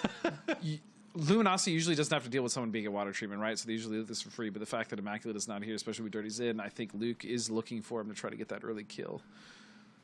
And he knows his back is completely clean, right? The rest of his team is behind him, so he can do this all day. He's got all the time in the world here. Actually, Dirty's I don't know. Look at Twin Towers real quick for me on the map, Poro. Or Tilt Towers, excuse me, Twin Towers. My goodness. What are you, Lord of the Rings fan over there? It's an amazing trilogy, man. You better calm down. It's okay. We can nerd out together. We'll watch the extendo editions. Cuddle, eat popcorn. It'll be great. Don't you dare tempt me with a good time. Well, remember, Dirty's in got that snake kill onto Ploob last game, so maybe they can get catch Luke 12 unawares here. Although Luke definitely is just kind of holding the line here, and you can see now Elo going to provide him a little bit of support here from the high ground just off to the east. We'll see how long this takes to play out for LG, because remember, I mean, they've been running into some problems early on, and getting into the circle has just been a little bit of a task for him so far today. That's been the main issue. You nailed it right there, is the fact that they've been chasing. Again, even on the first game that they won, LG was chasing the circle, right? They went to Millie base. They had to do that weird cross because of the hold on the left bridge, on the west bridge. And then even when they got in circle late, they still had to come in. It was the very last circle that they finally were shown some circle love, right? So the difference here is that they haven't really been getting some of that circle love, and they've been constantly chasing. And more importantly, there's been a team on every edge they've tried to enter it, and they're just losing one or two, getting picked apart. Well, the quicker they can wrap this up, the better. Luke hadn't taken any shots just yet. Don't know if he's been spotted out, but Alo will be the one to open up. He finds Skaska. Skaska was just sitting in the car waiting, and now Dirty's in is going to get spotted. So points in the bag already for Luminosity here. Firefighter will try to reposition, going to run up the stairs. Luke spotted him out. Shots the stairs are blocking. It's this damn stairs. No. The damn stairs. I hate shooting through stairs, man, or windows. There we go. He finds it. Wow. Okay, just like that. 3 picked up for Luminosity. That's what they needed. They needed the points. They needed it to be done quickly. And that is exactly what they'll get here. Riopini still alive for Immaculate, but he is on the move off to the west, nowhere near this. He will be playing for position at this point. He's playing his life. He's the last one left. He's got to get, whatever he can, whether it's placement points, a kill point here or there towards the end of the game. He's just got to stay alive. And he's got a 2-seater, so at the very least, he's going to make haste wherever he's going. Would have loved to see a back or front flip, but, it is what it is. You know what we need? We need the bicycles in every single map. Dude, bicycles are, I remember I was so much fun, man. I was actually hating so hard when I saw that. I was like, why are they adding bicycles? And then I played with them, and I was like, okay, these are the greatest things that PUBG's ever had. See, I was just riding around with it when we were playing, and I was like making Dave Mirra jokes, and nobody got it. I was so disappointed, dude. Dang, Dave Mirra, that's a throwback, man. Yeah. That's how you know we're old. I'm saying, playing Dave Mirra on PS2, we wanted it to be Tony Hawk, but it wasn't Tony Hawk, but it was Dave Mirra. It was pretty good, though. It was still fun. It was good enough, Well, Spicy Fish now in a little bit of trouble here. Short Circuit Gaming have come right up on their doorstep. Simply Matt will take a few shots in the back. We'll lose a little bit of HP. Extreme will have to be a little bit careful, has to reposition after that grenade fails to find anything. I'll probably commit to this if they get a knock. If not, don't really. Those buildings are really obnoxious to push, man. These 2 stories with that single lane staircase that goes up the middle. I mean, it is really not great to push. Probably my least favorite buildings in the game to try to breach. Yeah, I'm keeping an eye on Actually, that or the longhouses on this map are also. Longhouses are the worst. Longhouses are the worst. I was going to say I was keeping an eye on the map to see if the rest of Spicy Fish, they are in this big wide 2-2 split, and it looks like Pat Caps and the man, I can't remember the other teammate now, but either way, that 2-2 split is not collapsing anytime soon. So Simply Matt and Moody kind of on an island here, and it looks like they'll survive for now as. Extreme and Vox don't look to be too terribly interested. Where are Flex and there it is? I see. They're in a wide 2-2. Oh no, they try to push out and Moody. That's why I was asking. Yep. Yep. Well, I mean, look, they're in dead center circle. They're in a 2-2 split. They're surrounded on all sides here. There's not really a good way for Spicy Fish to try to push this, and that's why these 2-2 splits are sometimes pretty dangerous, because while it does take a long time for it to play out, I mean, can you rely on your teammates to come over there and provide you some support whenever things start collapsing in on itself? Well, Vox and Extreme have also just been so aggressive on this. Like, generally, you see a split kind of wait a little longer, but no, Extreme, nice crackback, and immediately finds Moody and Matt, excuse me. Oh, Extreme went down to Vox's nade? What was that? I think it was a gas can. Oh, my God. Oh, no, Veronica with the steal. Oh, no. You got to get them where you can, and that'll get a point for formation. Now, can Veronica get out of this, though? He did get spotted. And, okay, looks like we're free and clear. Good stuff for Veronica. Good heads-up play for formation to be able to sneak a point away from there. And even a clean wiping that 2-on-2 there. It's just unfortunate that there was a residual crackback and Matt went down. But look at that.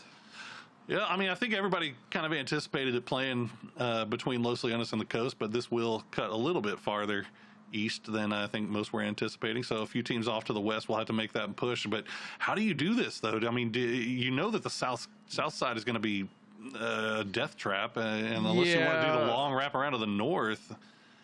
I mean, if you're BBB, first of all, you're pissed because that shift was really lame for them. But I mean, you probably have to make your way along the southern coast, right? I don't know if they have enough time to wrap all the way north. They might, but then they might encounter some of the other teams that are stretched up there. I think going south and trying to take their time and take cover where they can is probably their best play. It's not great, though. I mean, this shift was not great for them at all, and they were really kind of the big team on the west that got stuck. Obviously, Ascendant's they've been rotating in for a while, but yeah, this is going to be rough sledding for some of the teams trying to rotate in. Ascendant's taking that Los Higos path, and not sure if Bing Bang Boo has spotted that out or not, but Veronica going to find another one there. It's Taco 2G picked off. Pat Caps do a little looting here, but unfortunately Moody and Simply Matt, as we saw, get taken care of. So Spicy Fish held that 2-2 split in the dead center, didn't end up paying off for them, and now they're left to fight for whatever points they can get here. Now SCG turning their attention over towards Tilt Town. They got one knock, they got one down. Nefahor are going to be the first one in. The flashbang is going to put that push on pause for now Savage, holding it as best he can. The Molotov going to go just a little bit too far. Nefahor, though, has a good read on where he is. That grenade will find its way in. Oh no, Neff! How did it get out? I think it just had a weird bounce and he thought it was in, but it just landed right at his feet. So that's going to be a really... Okay. All right. I guess that's what happens. Well, that puts Short Circuit Gaming way off now. On the back foot, yep. That's oh man, what an inconvenient grenade that was. That sucks. I don't even know how that happened. I'm gonna have to check the black box footage on that one. Yeah, I thought it. I mean, it looked like he'd bounced that in. Did it not? It looked like it to me, but yeah, that's the way the grenade bounces. Unfortunately, there for Neff, as Gage and Savage now hold off the line. They'll find Icy Flex. Good point picked up there for Tilt Town, as they are surviving. Vox hasn't given up on this yet, though. No.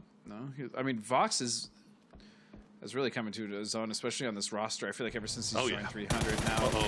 Obviously, Short Circuit, he's been really solid. But Oldless got greedy. Oh, no. Well, Vegas does end up going down. Okay, Roth will get that one. 2 down here for Bing Bang Boom. And actually, Sharpshot gets wiped as well. So not the cleanest bridge camp we've ever seen, but effective nonetheless. And now they're getting peppered by, I believe that's Train to Go. Or no, actually, it's Sonics from way downtown. just a little bit further down the road here. And Roth is getting very aggressive on his own. I'm just worried. He's got to. There it is. He's got it. He's good. He's good. I was worried for nothing. Oh, there. Yeah, see, Train to Go actually find a little bit of an angle there shortly as the blue will arrive, but they've got plenty of vehicles. They should be able to get in just fine. Yeah, and even still, I mean, that was a good play from Rothright trying to cover so he can get the res. I'm glad they didn't lose anyone else for that. And now as a 3-man, that shift is actually not the worst. It's just the problem is TTG and then Sonics on the side for BBB. So you won the fight. Your consolation prize is getting in the circle. Good luck. Yeah, good luck with that, is indeed. And again, we got a chance to talk about Bing Bang Boom, but Ascendance just getting absolutely dismantled there after that long rotation. I'm not sure if they just weren't expecting the bridge camp or what, but either way, it ends up costing them a lot. As we see Bing Bang Boom, we'll try to make that push into TTG. Spartacus down low, will take the spray. Roth gonna try to trade it back, and he does work, as Oldless will be the one to finish him off. Roth down pretty low here, though, as looks like, okay, Keenan and Oldless still alive. Roth stops down long enough to heal. Cater looking to see if he can find anything, and just not spotting it just yet. Oh, Savage. What did you call him? Savage? Savage. But the Y is in the wrong spot. It's Savage. Savage. I don't know. I like Savage. It sounds sophisticated. Well, it's Johnny Depp. You know? I know. It's a great call. He's good. He sticks his res. It's actually. There you go. It's big. So Tiltown is going to get a second member up now. What can Savage and just sit here. Do? They're just going to sit here and wait for Formation and SCG to take each other out here and see if they can maybe pick off whatever's left. They're just going to keep the smokes laid down all around them. Ooh, I like that he tried to reposition, though. Keeping both in the same stall is not the play. And Gage is going to get a trade for that. Beautiful stuff. That was a nice little bait and switch. Wow, Tiltown actually holding strong here. Yeah, that was Formation clean. will get taken out by SCG, and now Extreme. Look at it. They don't want to push into this. Like all the smokes down there. This just asking to lose somebody. Stables is almost as bad as long building, in my opinion. I hate. Oh, no, I didn't even. Oh, Extreme is at a nice little angle. Comes from the top here, and actually it almost takes it by surprise here. Gage has to make a move. Extreme keeping on the move. As Sociopath now going to take shots. Yeah, I was going to say, can he see through that crack? Oh, that'd be that's a little dangerous. Angle.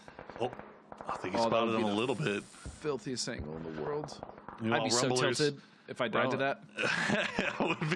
that would definitely be a little bit disappointing there. Rumblers, meanwhile, did take care of Bing Bang Boom over on that western side in the kill field while all this was going on. And we are down to 37 alive in this lobby. Extreme still holding on to the top of that roof, despite the fact that he's taken long shots from 303, it looks like, has found some kind of an angle onto this. And even though SCG is down to just 2 members, I mean, the aggression and the way that they've cleaned out, especially just like a duo sometimes, it's been really impressive, quite frankly. Yeah, they're taking their destiny into their own hands. They're definitely playing the aggressors this time around. They've got 3 points for it so far. We'll see if they can clean up whatever's left of TTG here. Extreme. Oof. Almost gets that last shot. Oh, look at that. He's looking for these angles. He's looking at it. Oh, I thought he saw it. He's going for the cheekiest angle, man. Oh, that is brutal. Well, Vox is giving him a little bit of support here to kind of run around on this roof to see what he can find, but they're going to hear the vehicles. Yeah, they're going to feel the vehicles of what it takes, and Vox is going to call him back here, and they'll just leave Tiltown. So credit where credit is due, man. Gage and Savage held that line very, very strong. Yeah, no, they did about as well as you can expect a duo to do, especially with the 4-man, or that was the 4-man of SCG coming through. And now, yeah, the fact that they survived in that stall as well, the little bait and switch, it was all really clean stuff. Well, they got a little bit of work cut out for them now. They are outside of circle, so they are going to have to leave it. And I think SCG knows that, and they'll be keeping an eye on them as they hear what it takes, pull away. Sonics, meanwhile, have come in from the southwest on foot. They managed to sneak up just behind Train to Go. We'll see how that plays out here, is what it takes. We'll try to push right through here. I'll take a few shots from 4 Funners but nothing too significant. So good terrain here to make a late game push for center. I actually really like For Funner's area as well. They'll be able to kind of just hold this high ground and then eventually just push in with the circle if it shifts off them, right? They have a lot of terrain to work with ahead of them. And even then, WIT is now kind of stuck in a bowl, so if they really wanted to, For Funners could essentially kind of pour over and even just do a bunch of damage to them. So really good positioning from this team right now.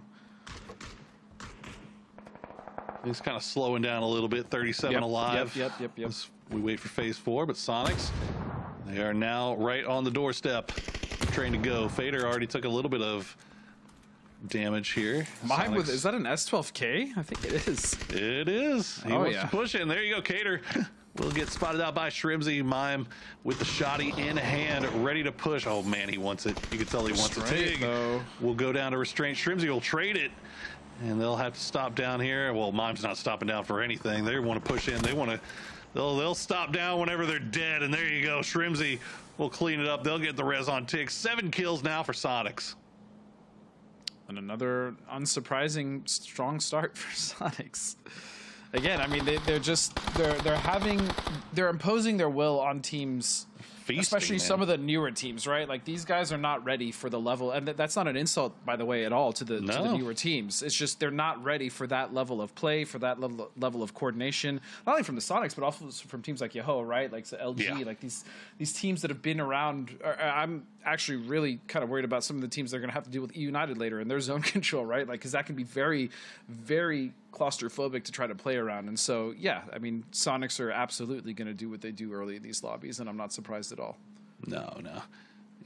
Coming through open qualifiers and expecting to compete on the same footing as a team like Sonics or Yahoo it's just not going to happen, man. That's asking an awful lot here. Is Pack Cap. Oh, sneaky Pack Caps. Waldo has the happy feet. He's looking around, but he's looking way off in the distance as Pat's the last one up here for Spicy Fish. Will only strike if threatened. It's like most snakes, most pit vipers. But Waldo not giving him anything just yet. So actually a few shots going to come from 303 will push Waldo back even further. And Waldo's he's a professional snake wrangler. Oh, you think so? I could see him with that that long pole, you know? Oh yeah. Okay. He's got the I can see it. He's a snake charmer, right? With the cobras coming out the. Oh, we got the with the flute. Oh yeah. Yeah, I can see Waldo with a flute. I actually could see Waldo with a flute, which is the weird thing. Think about this often, Harry. What's going on in this old Rumblers team, man? Oh no! You don't know.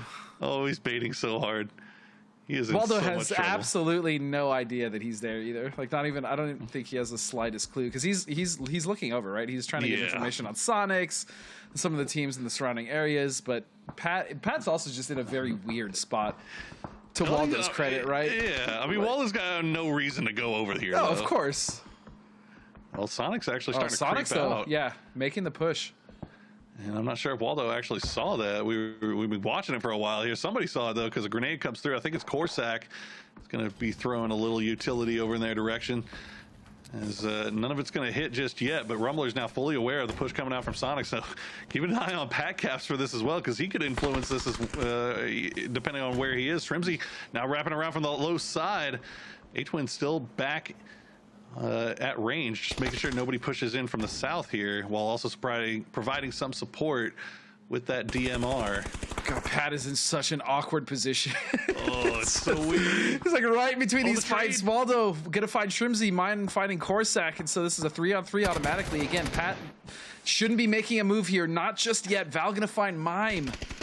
Tiggleton on his own for a little bit here while H-Win does come up. Okay, H-Win has arrived. He's going to smoke off Shrimzy. Actually bounces off of Shrimzy. So Shrimzy's going to have to do a little bit of crawling here. Corsac, and look at SCG. They're starting to push in. Short Circuit Gaming wants a piece of this. Tiggleton will do some big damage to Valier, but won't get the knock as the blue has now arrived. They'll stop down just long enough to get the res onto Shrimzy. Mime has bled out. They will recover at the very least. Shrimzy will have 3 up, but the circle has posted, and none of these teams on the west are in. Not Pat, not Rumblers, not SCG, definitely not Sonics. This is the furthest one towards the circle, or towards the edge, I should say.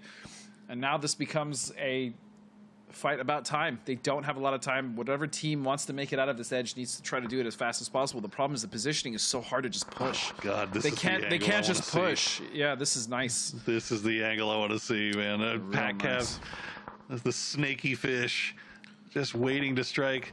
Pat actually has so much. He has so much control, believe it or not, on what happens in this fight. It's just how he plays his hand. That's really all it is. So far, he's content to just sit there and check. Well, which is what he should do. Pushing through the smoke. I don't think they realize Waldo right on that. Okay, Tickle's going to spot out Valley 8. And that'll open things up. Waldo goes down as well as Pat Cats finally decides to strike, and he will go down as well as Shrimsy will spot him. 9 kills now for Sonics as they turn their attention over towards SCG's.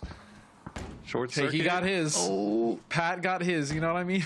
He got it. He got what he wanted. He was the influence as he manages to clean up what was left of Rumblers here. As Short Circuit stopped down long enough to heal. Sonic still have a lot of great terrain to work with. You can see fights going on all over the map here. Despite being on the edge, they cleared out the fight they needed to quickly, which was the Rumblers, and now they have the terrain. They still are on the edge, but that is going to be just as clean as you like.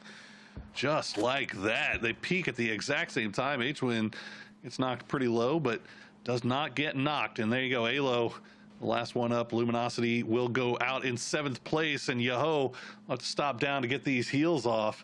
Looks like Luminosity gave them everything they could handle, but at the end do go down. 303 kind of holding court. They're the ones with the hard cover. They're the ones with the compound, and everything has to play around them. And Rapini, look at Rapini. Sorry, he's been alive since the beginning of the game. Remember? Wasn't it? Yeah. So he's been here for a minute because they fought LG at Water. They sure did, and Luminosity managed to make short work out of 3 of them. But Rapini escapes and manages to get into the top 6. He's got the last laugh. He survived. Placement points, baby. You get everything you can. He out-survived LG as a solo. He sure did. Well, our 2 big hitters in the lobby so far today, Sonics and Yaho, still up, still collecting points. Yaho only with 3 kills so far. Sonics with a few more in the bag right now. 11 overall, and they're turning their attention towards the north, where 4 Funners are kind of split up here a little bit. And right now, Shrimsy's going to go down now a 2-on-3 situation, but Hwin showing a lot of aggression here, and they need to, right? This is the edge of circle. If he can get another knock, if he can deny this res, the problem is there's 3 other members now watching over this. Tig's going to back off. That's smart. He's going to go for the res, and so is Hwin. Yep. Yeah, this is. It wasn't a good push to make with Shrimsy down. It makes sense. Yeah, not when you're down to 3, and if they still had 4 up, they probably make that push. Shrimsy now up though, they'll be able to get that heal off. Looks like 4 Funners going to try to pull away just a little bit, as they will get the res onto Yaxley. Molotov's coming through from H-Win just to prevent the push. 4 Funners just going to pull away. But this is kind of what we're talking about. Remember how Sonics was talking about how they wanted to, after playing international, they felt like they were coming into these regional events being too respectful of teams, right? One of the things that you can see that they've kind of got their game back is the fact that they're continuing these pushes even after they take a knock. That's not something that they would do in international play. Usually if you take that knock, you pull back a little bit and you try to reset. But this way, in this lobby, they feel that confident. They feel they can keep pushing even if they're down 1. And that's really, it's really intelligent for them to realize that fact, right? Like, because you're going to get punished on the international level for the smallest, most minute mistakes. However, in lobbies like this, when you know you can get away with more, why not get away with more, right? And that's exactly what Sonics is doing. Like you said, they're pushing the pace consistently. This is also a way for them to practice new things that they may want to take in the international lobbies. Absolutely, and here's the other buildings that we were talking about. Those long buildings, so hard to push, and 303 is trying to hold it right now against the onslaught from Yaho. Battylol will get taken down by Balefrost, as Plube is going to try to take the high ground here. Let's see if he can spot out Sparking. He does. He's going to find it. We'll get that knock, and 2 on the high ground here, going to cause problems for Yaho. D-Rich has gone down as well, though. Now Plube going to find out, get the flush onto Sparking. Actually gets away with that one as well, as Sociopath gets spotted out by Balefrost. Balefrost stepping up big here for the squad, as now Plube the last one up. Is he going to try to get the res here? And this was meanwhile, on the north, Sonics. there you go. 4 Funners will finish off Sonics, but not without losing a couple. That's generally the case when you fight the Sonics, but this is actually good for everyone involved in the lobby because it's now a 2v, technically 2. Oh, wait a second. Ploob going in for the spray. Didn't get the res off. I spoke too soon. And now really it's just Yahoo with the 2 members up alive. Oh, when he looked away at the timing was out of control. Yeah, that was a good push from Yahoo. Brave push from Yahoo. If Ploob had given a little bit more chance, he tried to pick up that shotgun, but he picked it up off the ground, had no ammo, and couldn't get the reload off in time. So Yahoo makes that hard push. They do lose 2, but you know, losing 2 in a push on that long building where 303 was 4 strong, that's that's about to be expected. And they had been there for a long time, so they were entrenched in that building, and they knew exactly when Yahoo was coming in for that fight. So yeah, very impressive stuff. Again, Yahoo making out of that, still 2 alive, 6 kills in a top 3 situation. For Fun should be able to recover that 3rd. Yeah, they did. They were able to get him up. And now For Funner's in a pretty strong position overall. Yep. 3v2v1. Hello, my bad. Right on the backside of Yahoo here. You're actually going to try to make a run for it using the smoke wall while he can, and will do so. And gets away with it. Crop going to be right behind him. Good cover from the rest of 4 Funners. Force Balefrost to pull back down. They just got to use this ridge and hope that Circle pulls what's left of that compound out, and that way they just have to sit back and hold Yahoo as they come in. But there is still 1 member of Tokyo Manja Gang who has not been seen or spotted. So it is possible that 4 Funners believe that this is possibly a 3-man. Hello, my bad. Been real quiet. I think Shinboy knows. He knows something's up. That's no. Balefrost. No way. What a little scouter, dude. He's absolutely insane. Okay, so Shinboy, well, they know exactly where he is. The grenade going to go a little bit too far, but hello, my bad. I think realize, okay, the jig is up. I've been spotted.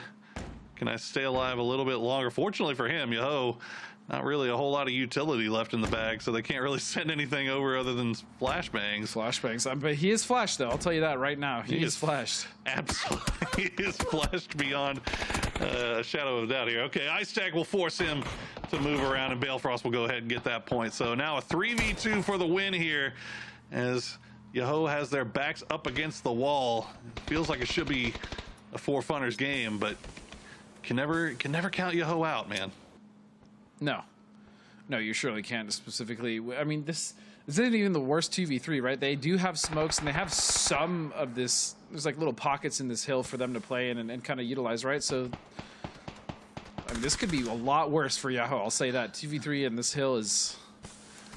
Yeah, it's not bad. And they know exactly where everybody is for Funners, so they know the angles to avoid. They know that Ice Tech is peeking from the rock, so they know to just kind of avoid that rock. They have the smokes and they laser. Oh, holy hell! goodness. Balefrost with a 6x M4. He's going to find one. Ice Tech goes down, and just like that, it's a 2v2. Yahoo showing that they are never at a disadvantage.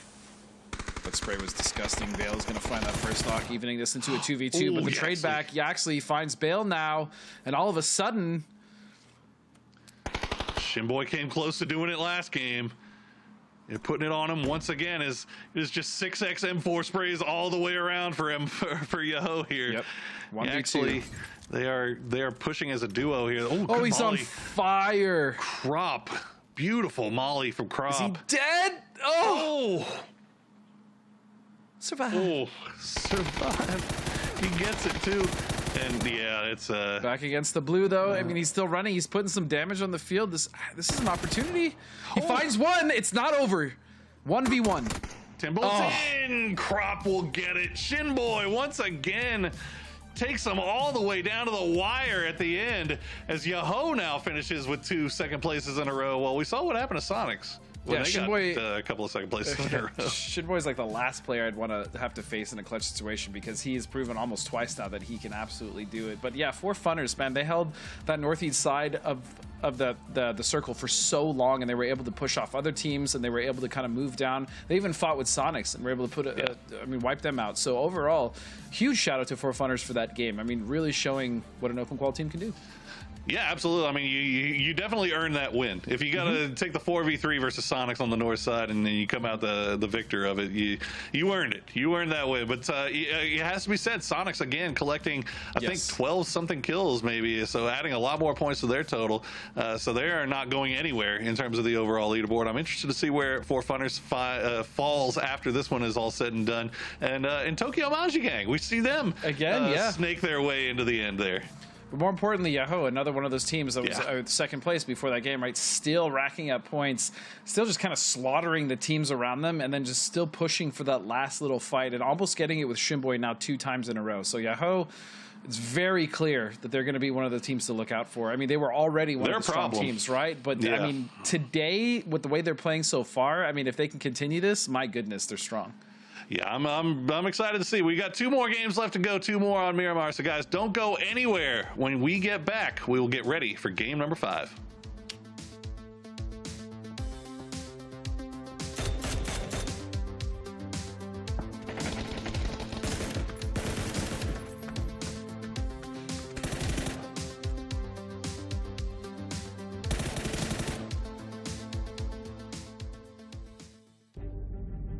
Some say character is forged in the heat of battle. Others say it is only revealed. But I don't need to tell you this, because you're a survivor. Your choices define you. They make you. They reveal who you are. You know how to take that shot, risk it all, and drop in fearlessly. Straight into the unknown. Straight into what may seem like a hopeless battle. But you have confidence in your insanely accurate controlled spray and your smooth, effortless melee weapon skills. You are a fighter. And you are no mere brute. You're thinking 20 moves ahead. Extra ammo, a fully kitted weapon, plenty of meds, and the wits to gather it all while staying ahead of the circle. That's your endgame. Patience is perhaps the most difficult skill to master. Master it you have. Waiting for the perfect moment to spring your trap. That perfect headshot, a C4 ambush, or yes, even a quiet closet with some tempting bait. In freezing snow, in burning heat, you have pushed beyond the limits of endurance. Here, every choice has consequences. Here, every fight could be your last. But I don't need to tell you this, do I? Because you are a survivor. Be the survivor you were born to be. The choice is yours.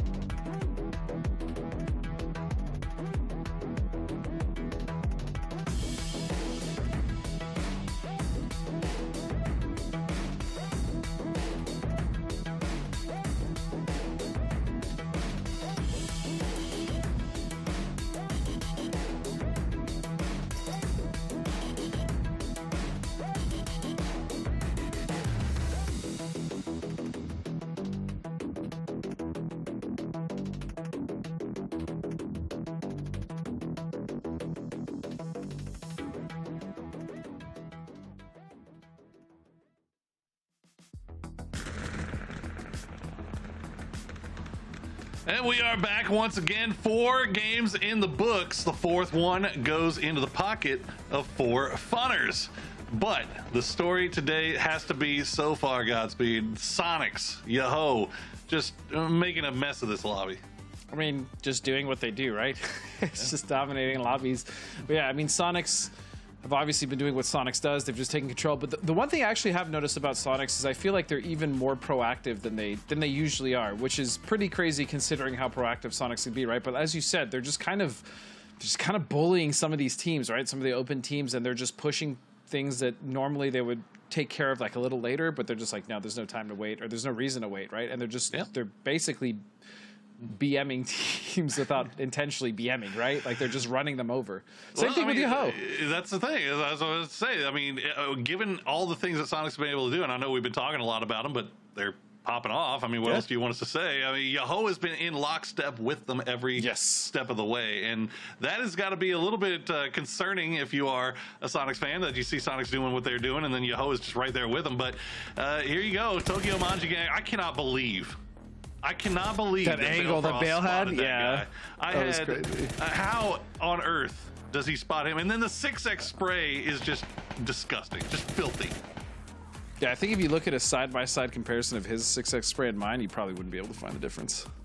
Yeah, I really seriously doubt that. That was gross, man. Bale's that spray was actually just disgusting, man. It was so good. And then Shimboy takes it into a 1v1, but Crop will finish it off in the end. So 4 funners do get their victory. That was a really nice molly. Well-placed molly. Yeah, I mean, that was really right nice where molly. it needed to be. And, you know, you got to give credit to the utility usage, man. When for sure, man.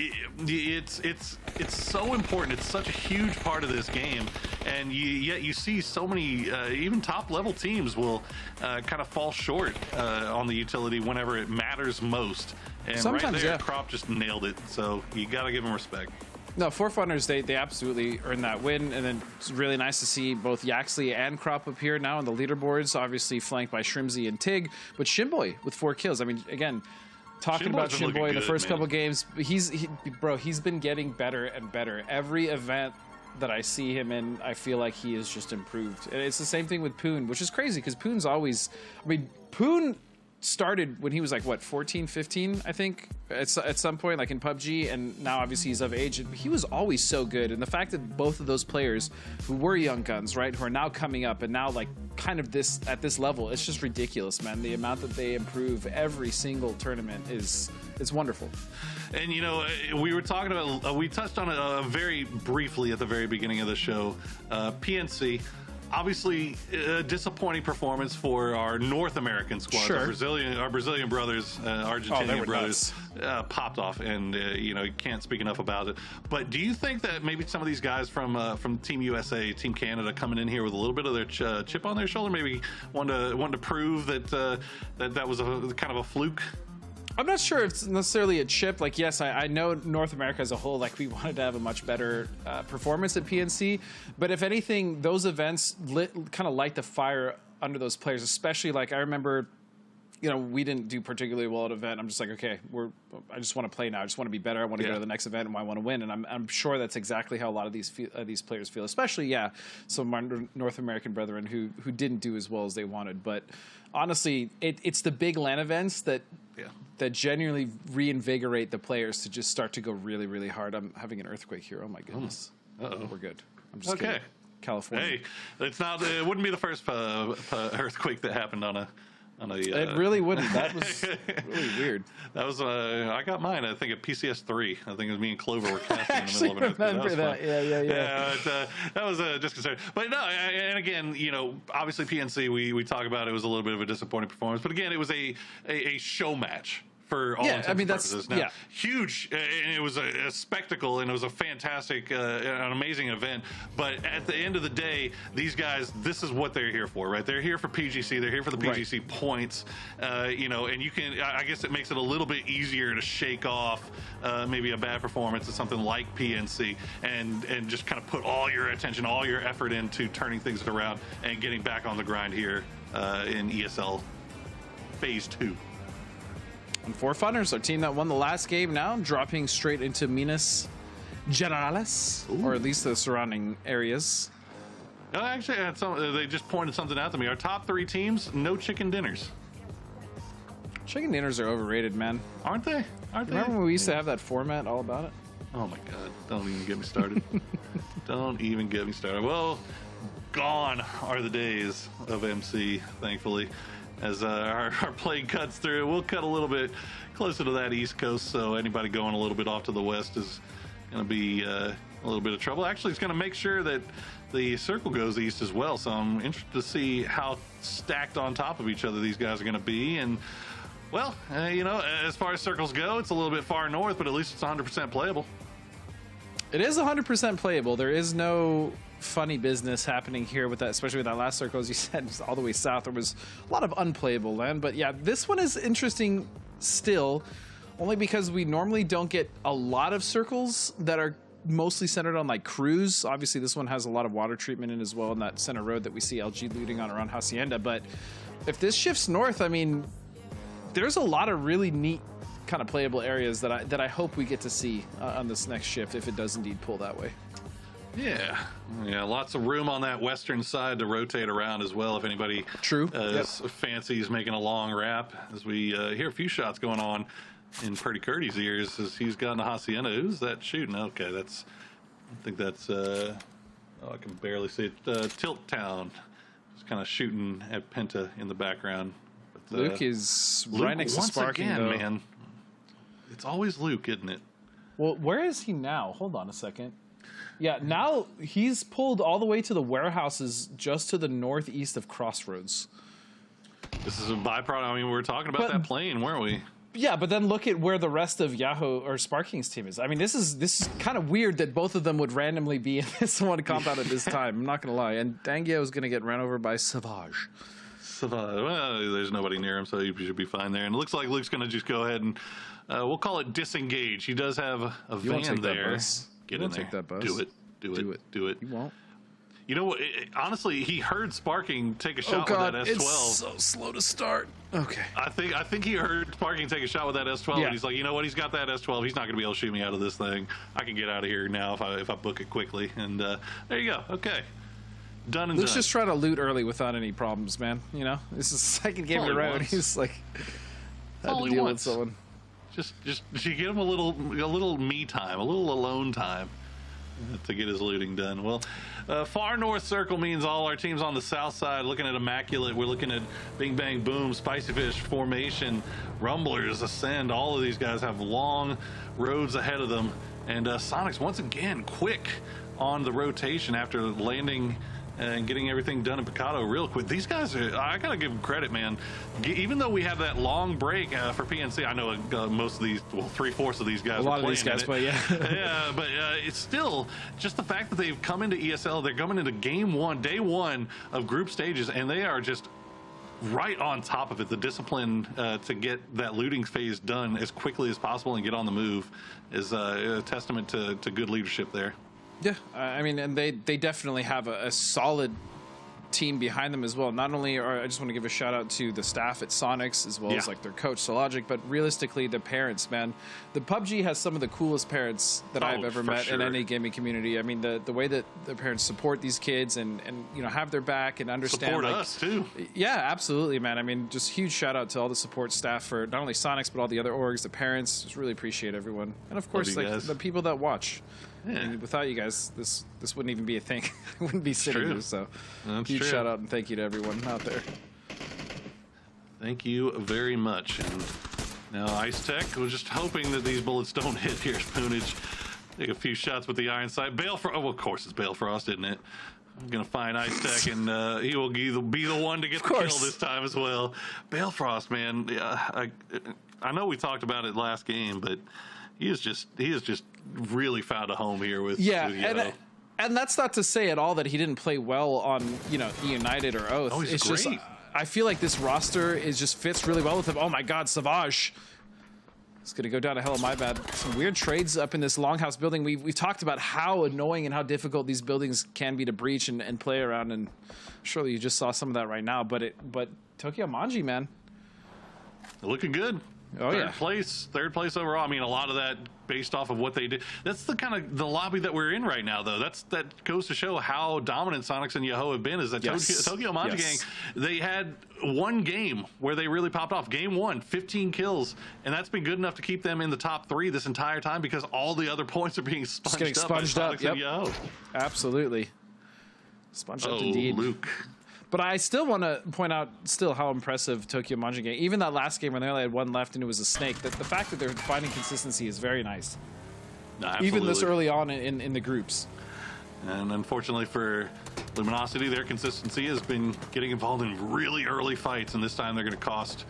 They're going to pay the price with losing Luke, and now Halo trying to get away is. Cater, oh man, M16s. Is it 2017? Are we throwing an 8X on that sucker? Dude, the M16 with an 8X, like back in beta, that thing was nasty, man. That was, I genuinely think that was like the best combo in the game at the time. M16 8X was gross. Even the burst, like the burst was disgusting on that gun. You could hit. I mean, every bullet would hit. It was. Yeah, oh man, I miss the early beta days, man. It was really fun. Buddy. Same. I could actually still kill people. Now everybody's gotten really good at the game, and I've fallen behind everyone. Fallen by the wayside. Yep. Yeah. I've definitely figured out that I'm 40 plus now as I try to keep up with everybody in this game. We see Halo trying to get a little bit of a reposition here. Maybe turn some attention back over towards those mean old Tilt Town boys who took away their teammate. This is new.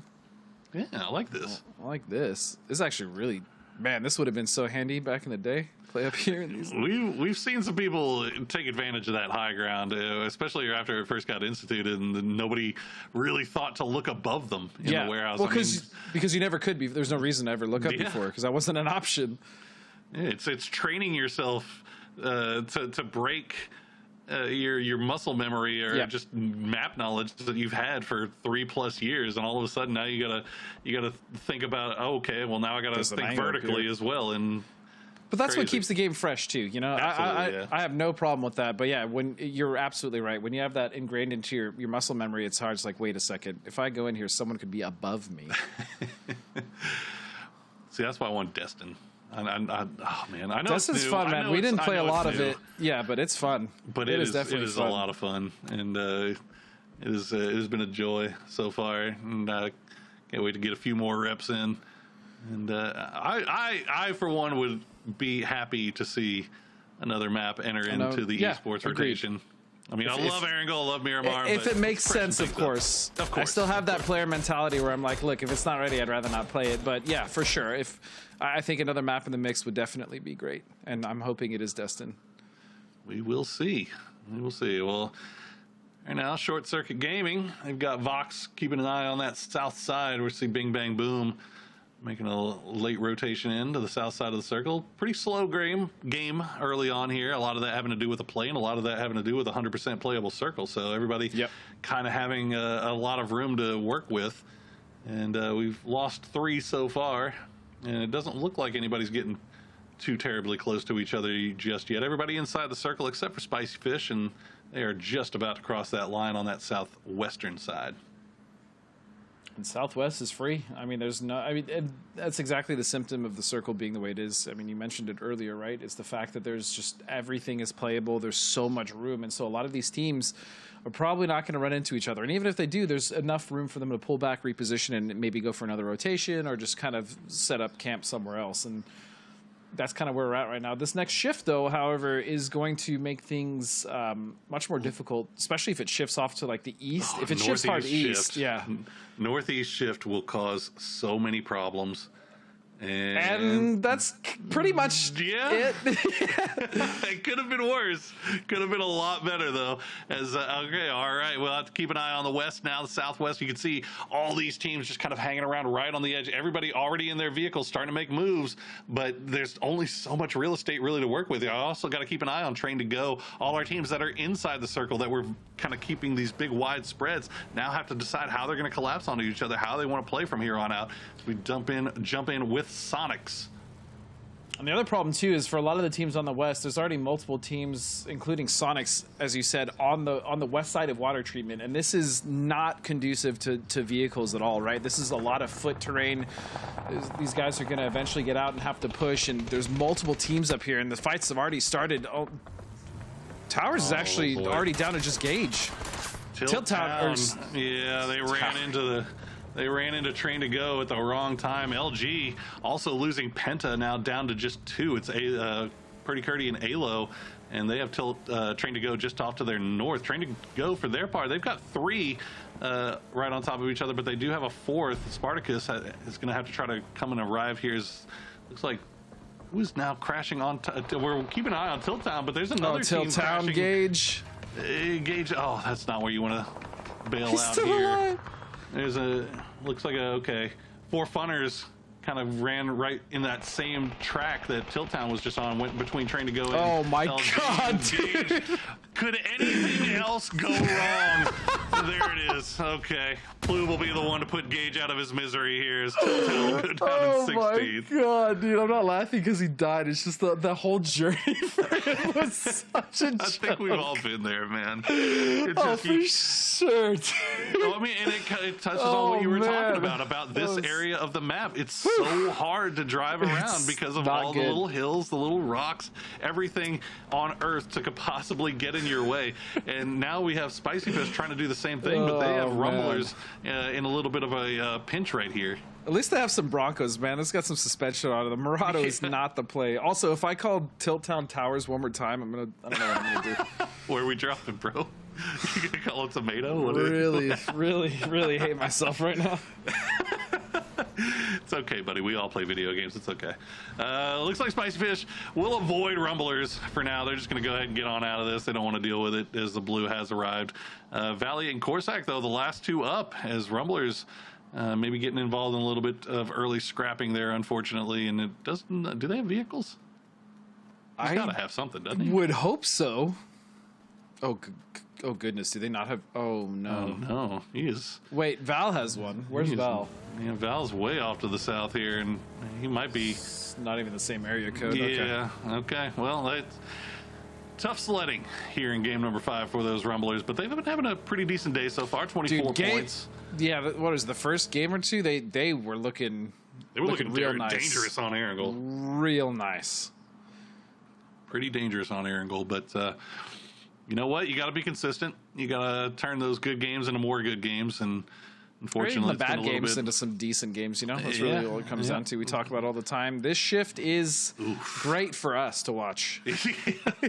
That's a top tier oof shift right there. So Lysanda's loving it though, and look at them. They're all by themselves on that north side. The only one that's even sniffing around in that area is Rumblers, and.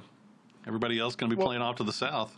So here's what's going to happen, right? SCG know that they can probably wrap around Cruz. You have 303 who's been there the whole time. They're not going to move. They might keep that split. But more importantly, I think Ascendance is going to actually have quite a bit of control in the north if they decide to move up a little bit and let themselves get backfilled. Well, meanwhile, Bing Bang Boom and Tokyo Manji Gang jousting it out on the south side here. LG actually going to provide some additional shots in that direction as Oldless comes through, makes the spray, will find one. Roth and Oldless, the last 2 alive, as Tokyo Manji Gang, just like that, goes down. Roth, man. Roth is so, like, I swear. In the moments, he's using the vehicle, so smart. Oldless. No, nice try, dude. Nice try. He tried. Now Shinboy peeks up over the top. Roth, yep. Done. I was going to say, Roth is always so good in clutch situations. When BBB is in the worst, I feel like Roth always comes through for them. But unfortunately, Yahoo is just it's that extra element that they didn't really need to deal with. Yeah. Well, they end up getting 4 kills for it, but I'm sure they were hoping to last a little bit. I mean, they have... Look, let's call it what it is. Bang Bang Boom has not had a great day so far today. They are sitting at the lower part of the leaderboard. Definitely not what we expected from this team, not what they expected from themselves. But still plenty of time to turn it around. Yeah, it's like a famous phrase at this point for me now. I'm not worried about it. Like I'm just not. Like, you know, early on. We worry on the last day. Yeah, we worry exactly the last day, or even like the second to last day, like generally in like a multi-week tournament. But yeah, I think they'll be all right. It has been a rough day though. I'm not, you know, there's no sugarcoating it. It's been a rough day for BBB. Well, we see our south side starting to figure itself out. Spicy Fish going to come in from that north. Rumblers have come in as well, although it looks like SCG, as you said, they were going to wrap around on that north side of Krudavaya, and that is just what they did. And it looks like Richie B maybe spotted out Rumblers, but fortunately for them, they have a spot to move into as Ascend kind of headed a little bit farther towards the south. And I was hoping Ascend would do that. Normally, you don't really want to get backfilled, right? It's like the worst thing you can do because then you have to deal with 2 teams on the side. But the position that Ascend had to move up on top of the compound that they had was better. So I'm glad that they realized that was actually the play to make. Everything working out. Things working out pretty well. Working out pretty well. 4 a.m. Not 4 a.m. Goodness. Formation. This is 2018. Yeah. Formation got a little bit of work to do before they're at that status. But, yeah, they make their way in 4 strong. Oh, my God, the circle. Hard shifting off to the northeast. Krudavaya is where it's at. SCG are laughing right now. 303 feeling pretty good. Send feeling pretty good. But all our teams down here on the west and the south going to have to make moves. Sonics going to hop into those vehicles, get on the move. Sonics and Yahoo are our lobby leaders. This is going to be a rough one. This was actually a really kind of crazy shift that it pulled that hard towards Cruz when Cruz was barely in the circle. So this causes a whole bunch of new problems for the teams on the edge. Specifically, I'm looking at teams like WIT. Sonics, I mean, they're going to have to push into 3 separate teams, essentially, unless they want to wrap really wide to the west. That's a lot of W's in that sentence, my goodness. But, I mean, yeah, it's going to be tough. It's going to be tough for a lot of the teams coming off on the edge of the circle right now. Yahoo is also one of those teams. In fact, Yahoo and Sonics is driving right towards Yahoo right now, in the middle of them.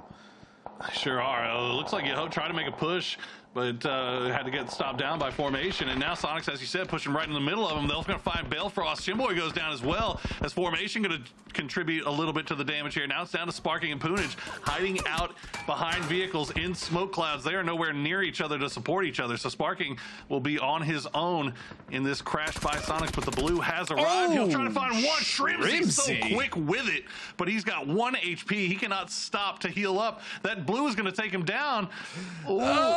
Survive! No! Unfortunate there. Now Mayim has gotten a lot of damage taken down, and Spartacus will take him out. So Sonics, again, it's the same thing happened to Yahoo. We knew it was going to be a hard time, a hard push. Looks like Poonage has actually managed to sneak his way into the circle somehow, some way, avoiding all the 4 teams that are hanging out on that south side. There's so many teams on the south, and this is exactly what I was worried about. I will say, though, if you're any of the other teams in the lobby, you are ecstatic that Yahoo and Sonics just took each other out. You finally have a little bit of room to climb here. This is big for everyone else. Yeah, as there you go, Sonics lose Mime. It's going to be down to just H-Win, and he's still got some work to do. He's eating blue right now as we see Formation trying to hold on strong here. Find one. Krob going to keep it going here. Yaxley will provide some support as well. Look at LG. They're just finding grenades. Of course they are, as they are going to get a couple more kills, and they're going to stay alive. They're going to stay alive indeed, and this whole circle is starting to get really packed. There's actually quite a bit of dead zone in the middle now, so it's going to cause issues for the teams trying to make it towards that point. But Cruz, you still have Short Circuit as well as 303 just sitting so pretty. Yeah, 303, it looks like they've turtled up there on that south side building. They have no reason to really stretch any further than they are. SCG, meanwhile, a little bit more spread out as the circle does pop down, so Krudavaya still in big play. Ascend doesn't have to move just yet. WIT and Train to Go on that western side, that's going to have to come to a head. Looks like Alo will get spotted out by Spartacus. Spartacus doing work here. Yeah, Spartacus today has been really solid for sure. Good shooting coming out of him. Is Train to Go. This is a weird, look at the 2-2 split from Train to Go. They've got 2 all the way up on the north side taking care of what it takes, and the other 2 are over here overseeing what's left of Luminosity. This has actually been working out for them. All things considered, they've been able to get some trades. Look at this, Spartacus and getting some nice frags, and they're going to clean it up in this split, man. Not bad at all. Well, H-Win making those first aids count. He's out. He's out, though, but look at it. He sees it. It's right there. He can make it. Come on. No, he's dead. No. He's so close. Oh, Hunter, you poor soul. You could taste it. I could feel it. I feel like he was running and his tongue was out. You know what I mean? Like, yeah. I got this. Oh, man. It was so close. You could taste that sweet freedom. Well, I'm sure they're fine as they're still at the top of the leaderboard. Although, Yahoo, Poonage still alive, and he is now in placement. So every team that goes down now helps Yahoo climb into that first place spot. Only 1 point back. You see Poonage hanging out in that little shack, spotting out everything around him. Of course, I'm just gonna assume shots. That was spectator. I feel like he was way off on those shots. Like more so than even just whiffing. I don't know. Maybe he saw something I didn't. Regardless, Poon's fine. Could be peacocking. I think it was. Yeah, it could have just been spectator. It's just weird. He's chilling. He's bing chilling as Zygo going to try to hold off the push from 4 funners. Not going to work though. McLovin will be the one that does it to him. You're actually going to have to get out of that Murano as that thing is on fuego. Oh, get away from it. No. Doesn't matter. Restraint got the nice angle as Poonage now starting to get involved as well. The shot's coming through with the SLR. Oh, click. McLovin going to pull up. No, sir. Poonage will find one. We'll have to pull back in as Battlegrounds found a little bit of an angle here. What is it with the last member of Yahoo being a raid boss every map today? I'm telling you, they're just so hard to take down. And it looks like Purdy Curdy's going to just go ahead and succumb to the blue out there as he has been pinned down by Train to Go. Train to Go has had such an influence over this whole west and south side. For sure, but this, I was just saying, Mike, this is such a weird end game. This is nuts. How many open qualifier teams do we have in this end game right now? 1, 2, 3, 4? 4 out of 6 teams remaining. That'll be 4 out of 5 teams remaining. Is Kurt? No, he's showing H1 how it's done here. Is great.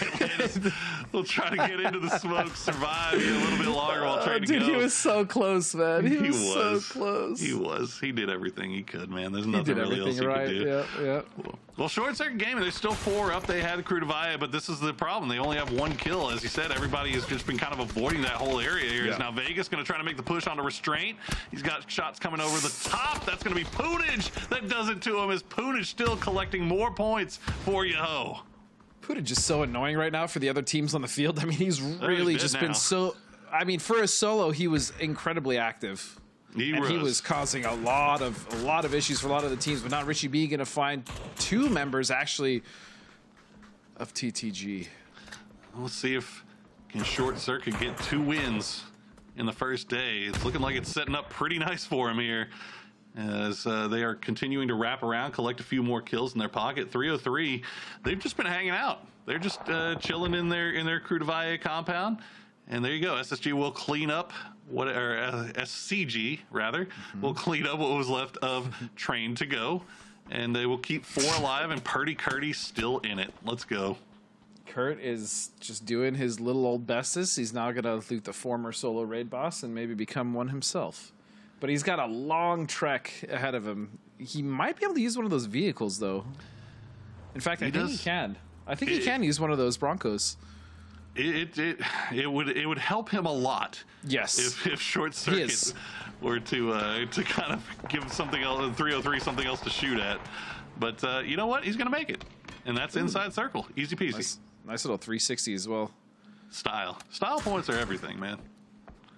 I'm just worried about that truck potentially being exploded too close, but I think he's all right. I think he should be all right. Short Circuit, though, I mean, they have done an incredible job initially with that rotate, that wrap.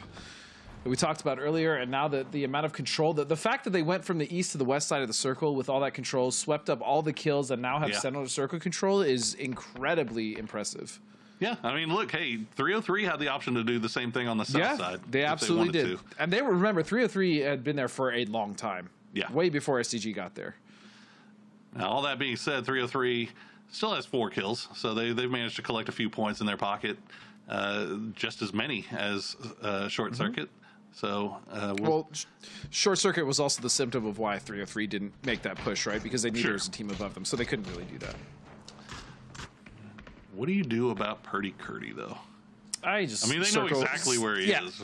Circle's going to take care of Kurt before anyone else really has to. And he knows that. Kurt is fully aware that he's either going to have to make a play or at least try to get like a knock and a flush somehow. Doesn't do him any favors there, does it?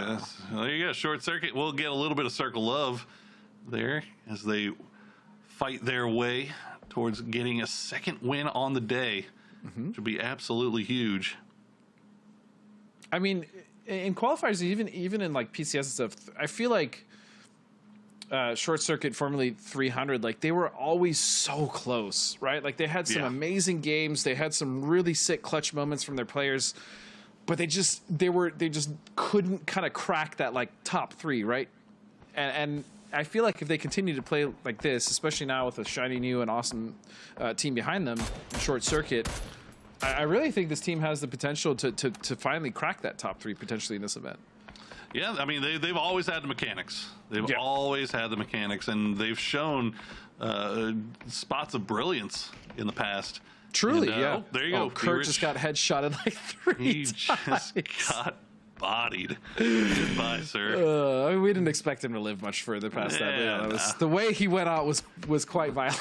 Look, he did his job. Considering he absolutely did.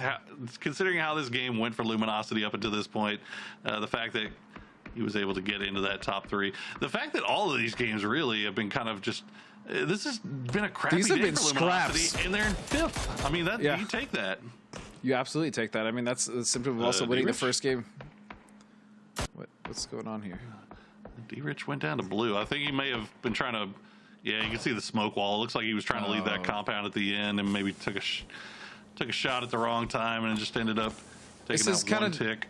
It's kind of my my early issue with 303 right now is I just feel like they are not like they had time to be proactive, and they basically waited for the shift, right?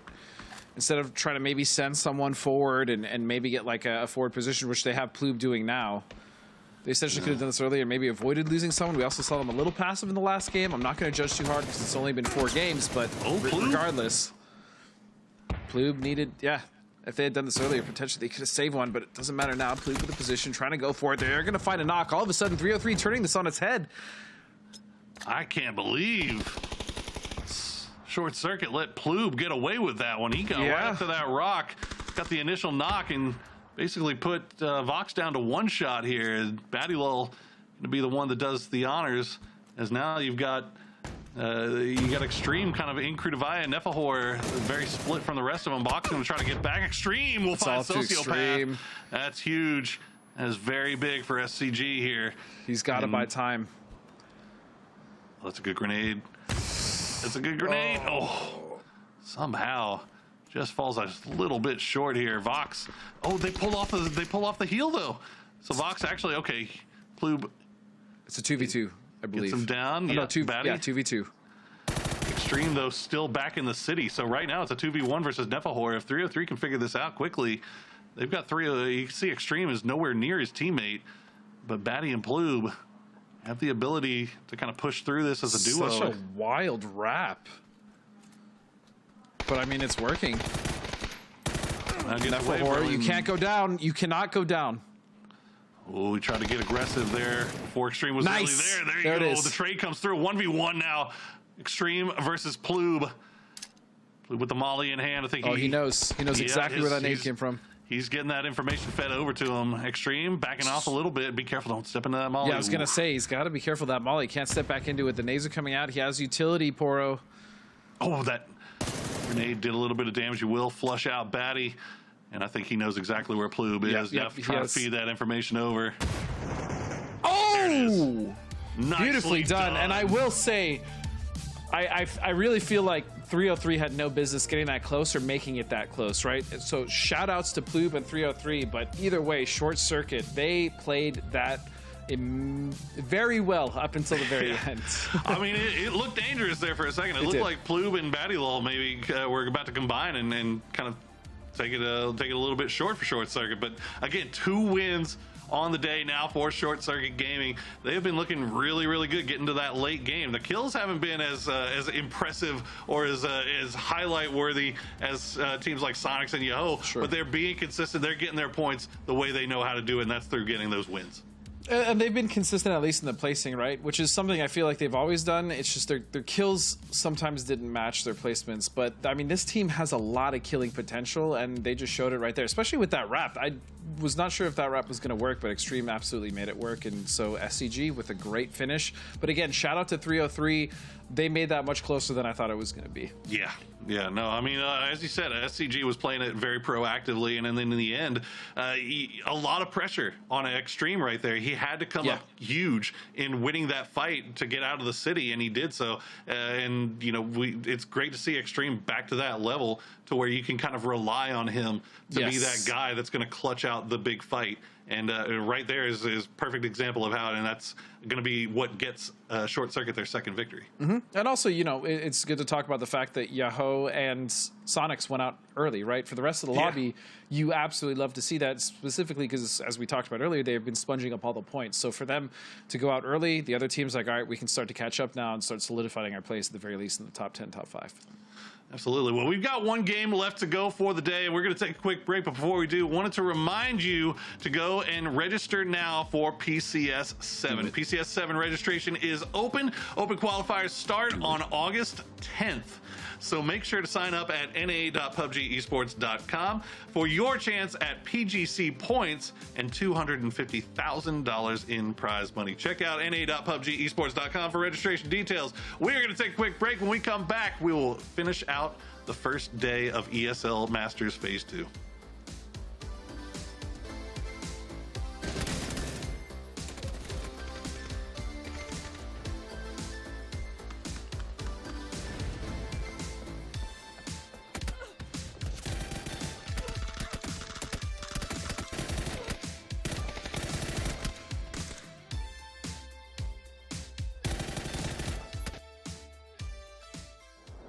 I'm a setting sun, but I'll never run.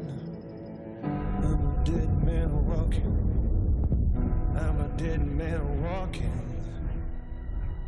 I'm a dead man walking, kill till I die. Hell's in my door, my door. Yeah, I'll take it into the night and kill till I die. Just like that, the soul is in a lot of bag. My future's in a body bag. This world can no longer bind me. The reaper's so close behind me. Its cold breath reminds me. The shadows of death will find me. I'm a dead man before I die. I'll take every soul I can into the night and kill till I die.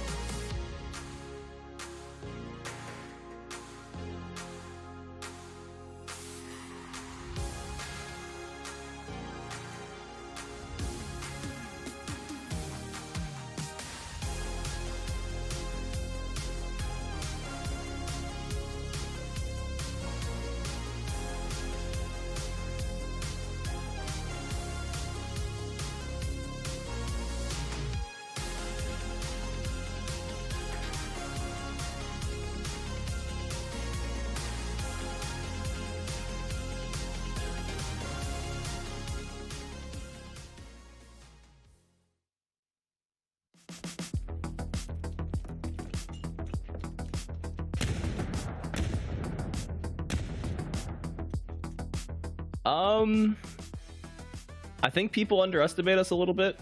We've been grinding a lot. We've been doing a lot of prep, and I think we're going to really make a showing for ourselves, the CSL. Also, shout out Mom and Pops. Always got my back. Always watching the tournaments. Love you. Well, there you go. Shout out to the Mom and Pops once again, and shout out to Richie B, and shout out to Short Circuit Gaming. 2 wins on the day, and I think he hit the nail on the head. I think people maybe did take a little bit for granted, but you know what? They're sure showing up in a big way here in day one. Well, again, I think it's that hunger, right? Especially after PNC, after a big LAN event, everyone's like, oh man, LANs are coming back. These big events are coming back. PGC is probably going to be nuts, right? Like that is exciting, and that really fires up the players to try to make it, especially for a team like Short Circuit Gaming, right? Who has been so close before and who absolutely has the potential. And yeah, maybe some people are sleeping on them, but I'm glad that they're grinding, and it shows, man. It shows for the first day of Open Quals here, or not Open Quals, excuse me, for the first day here after Open Quals. They look good. Regionals, baby. Regionals. That's where we're at right now as we are getting ready to head into our final game of the day. Now, one of the things that we talked about, obviously, Sonic's Yoho point sponging, right? Yeah. That is making the rest of the lobby really interesting because remember, we're taking our top 10.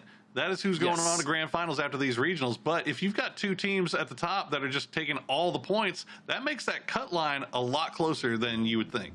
What essentially makes it so that in order to get to the top 10 for any of the teams below, I mean, that could just be one good game, right? Or it's like the last game because the point differential is only like 5 to 10 because the top 2 teams are taking everything. So that absolutely makes things interesting. At the same time, it makes things a lot more stressful for the teams that are in the chase for those points because they know that potentially those points might get swept up by some of the top 3 or top 4. Come Sunday, if things keep going the way they're going, I mean, you're looking at the Rumblers at the cut line with 24 points. Yeah, so, which is nothing. 24 points is one game for some teams. Yeah, it's absolutely doable. So it's going to be interesting to see how this shakes out for Sunday. But here's that final fight here. Batty Lull and like they're both prototypes. This is a sick fight. It was really close. Ploob, the fact that he was able to get over there and do the damage that he was able to do, you bring it down to a 1v1, that's all you can really ask for, right? And Extreme clutches up in a big way.